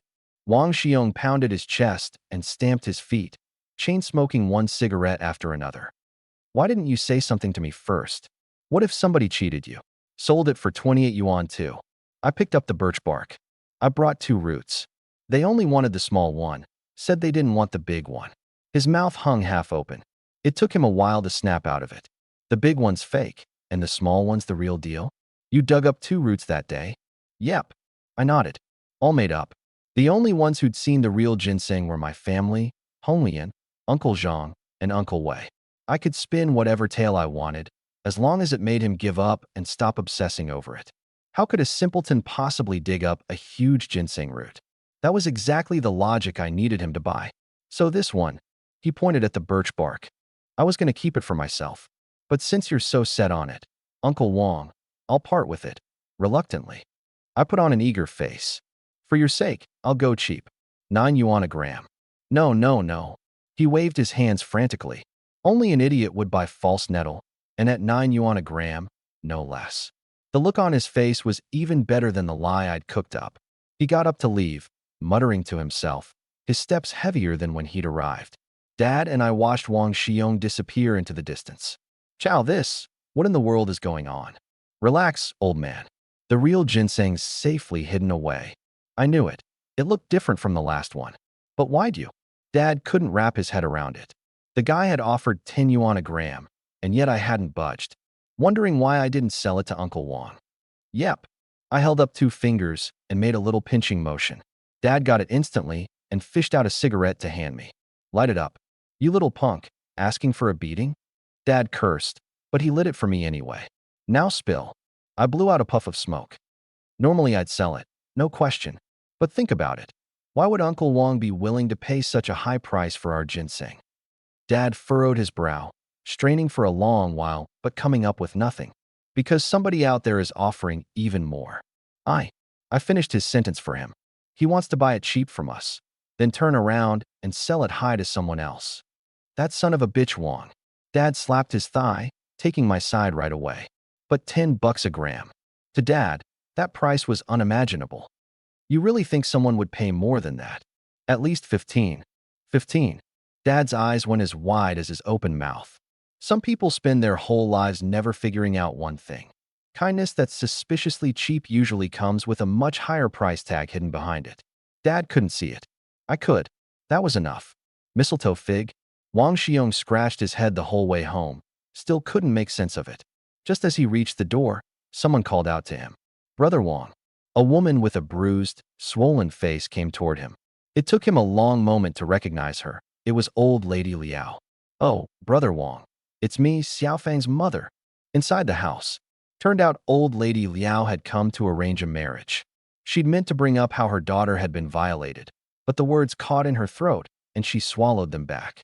If she said it, wouldn't the Wang family's whole ship capsize? She was counting on them to be her umbrella, to shield her from that vicious dog, Zhou Daong. As she was leaving, Wang Lizho pressed 38 yuan of betrothal money into her hand. She stared at the cash, stunned. Would using this money to shut Zhou Daong's mouth actually make him back off? She knew better. The man had a gun and never listened to reason. But 38 yuan, that was no small sum. "Auntie, I'd like to consummate the marriage with Xiaofang before June," Wang Lizho said, slipping her another little red envelope. Well, June wasn't a good time to get engaged, but the money sat heavy in her palm. While she hesitated, someone walked in from outside, Zhao Dashin. He'd come looking for his uncle, Zhou Daong, and it was all because of that treasure I had on me. "Sister Honglian, what's wrong?" I'd come to her place to ask her up the mountain. We'd agreed on it yesterday on the way back. "I don't feel too good," she mumbled. I reached out and felt her forehead. "Not warm. You seem fine to me." "I'm just not going." She shook off my hand, turned around, and gave me her back. "Well, all right then." I didn't push it. Women have their off days. Just as well. I'd go check on Sister Xiuchuan instead. I slung my big bow and gear over my shoulder and headed for Dama Mountain. Passing by Hu Xiuchuan's house, I glanced inside. Nobody home. I slipped in.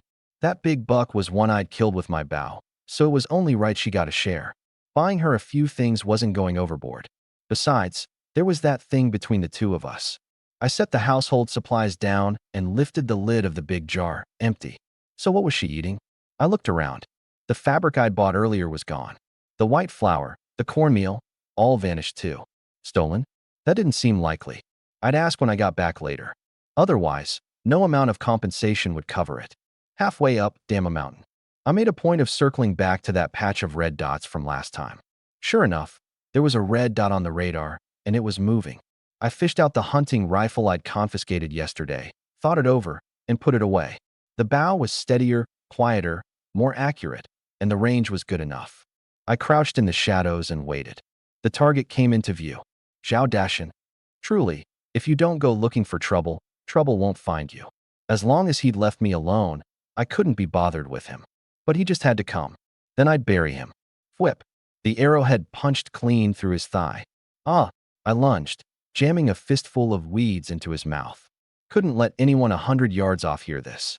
The instant he saw it was me, he started shaking all over. He tried to beg, but all he could force out was muffled grunts, and I'd already bound his hands tight.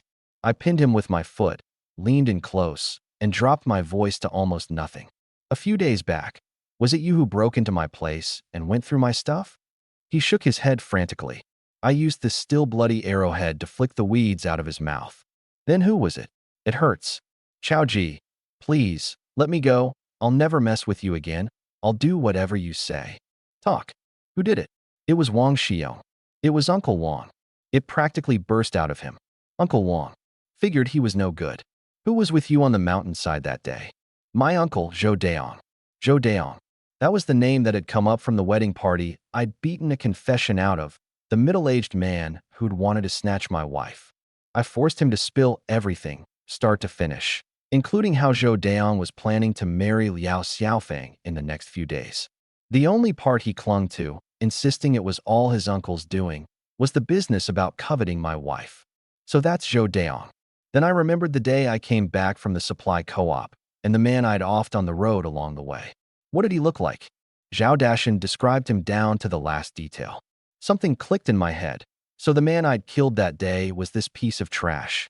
Pure coincidence. Now that it was confirmed, I didn't even need to pull out the gun to have him identify it. In front of a dead man, I don't leave any loose ends. 10 days ago, was it you who clubbed my old man over the head? I didn't. It really wasn't me.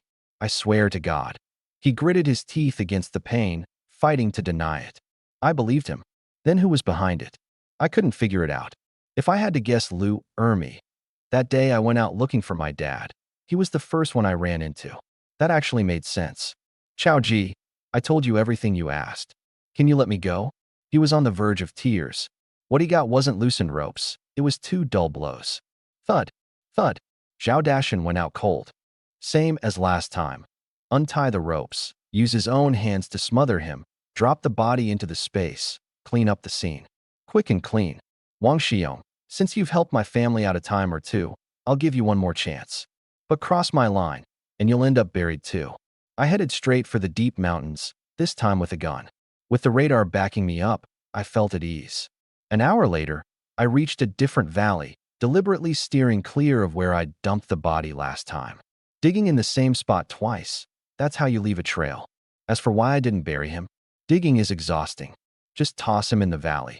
And even if someone finds him, who's going to tell whether he fell to his death or died some other way? Once the wild animals have gnawed on the body, any clues are long gone. Plop.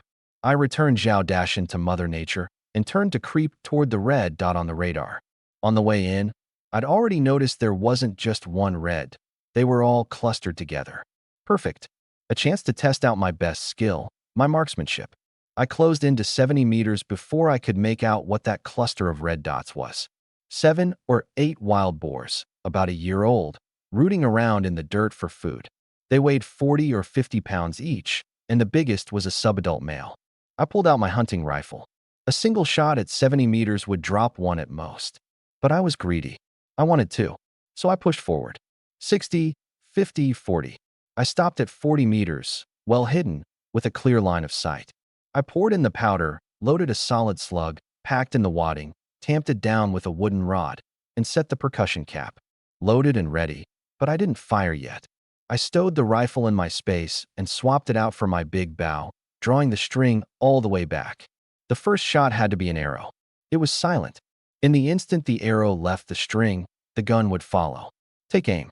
FFFT. The arrow flew. At that same moment, I pulled the loaded rifle out of my space, aimed at another boar, and squeezed the trigger. One smooth, flowing sequence of motions. Bang! Smoke billowed up. The herd scattered in every direction like a burst nest, leaving only 2 boars twitching on the ground. They'd gone down almost simultaneously, 2 birds with 1 stone. I didn't rush over. First I reloaded. In case some big predator showed up, that single round could, no exaggeration, mean my life. A 100-meter radar isn't foolproof either. Halfway there, a notification suddenly rang out in my head. Ding. Killed prey with a firearm. Gained proficiency +2, range +2 meters. Note, the higher the prey's tier, the greater the proficiency gained. Current dead-on range, 62 meters. I froze. After all this time, I was only now finding out the skill could level up. Well, no surprise, it was the first time I'd ever handled a rifle. Pathetic. SHHK. 1 slice, and I cut the boar's throat to bleed it out. Too bad I didn't have a bucket to catch it. Otherwise, I could have made a whole batch of blood sausage. So savory. After the gunshots, all the red dots within 100 meters had scattered, so processing them right, there was no problem. It took a good 2 hours to finish dressing both boars, exhausting work. On the way back, I dug up some medicinal herbs while I was at it, to treat my wife's injured foot and to help my little sister get her strength back. Astragalus replenishes the chi, the whole family can eat it. Goji berries have to wait until fall. There's also schisandra and the tender leaves of Siberian ginseng, great stir-fried or used as medicine. The mountains never shortchange those willing to bend down and work. A little after 4 in the afternoon, I made it back to East Village. The medicinal herbs, the squirrels, the hazel grouse, and a whole pile of wild greens. Everything I couldn't finish, I stuffed into my space. Call it stockpiling for a lean year. Whoa, simpleton. Ah chow. You took down 2 wild boars all by yourself? Good heavens. The villagers who weren't out working crowded around, eyes wide as saucers. Lucky once, lucky twice, but lucky every single time? They weren't buying it anymore. Now they were convinced my simpleton days were over, and I could hunt just as well as Hunter Zhang. Ah chow, sell us some meat? Last time over at Uncle Zhang's, I couldn't grab any. Yeah, sell some to me. Nobody dared say take or grab anymore. After all, I wasn't a fool now. Sure thing. If you want meat, come buy it at my place, 40 cents a pound. I hoisted the 2 boars and headed home. Just this once, though. Next time the price goes up. Up on the mountain, I'd carried these 2 big fellas back using my space. But the moment they hit the ground and landed on my shoulders, I realized just how heavy they were. Now, swap them out for 2 good-looking women, and that'd be a different story. The villagers scattered in a flash, rushing home to grab their money, terrified that a moment's delay would mean missing out.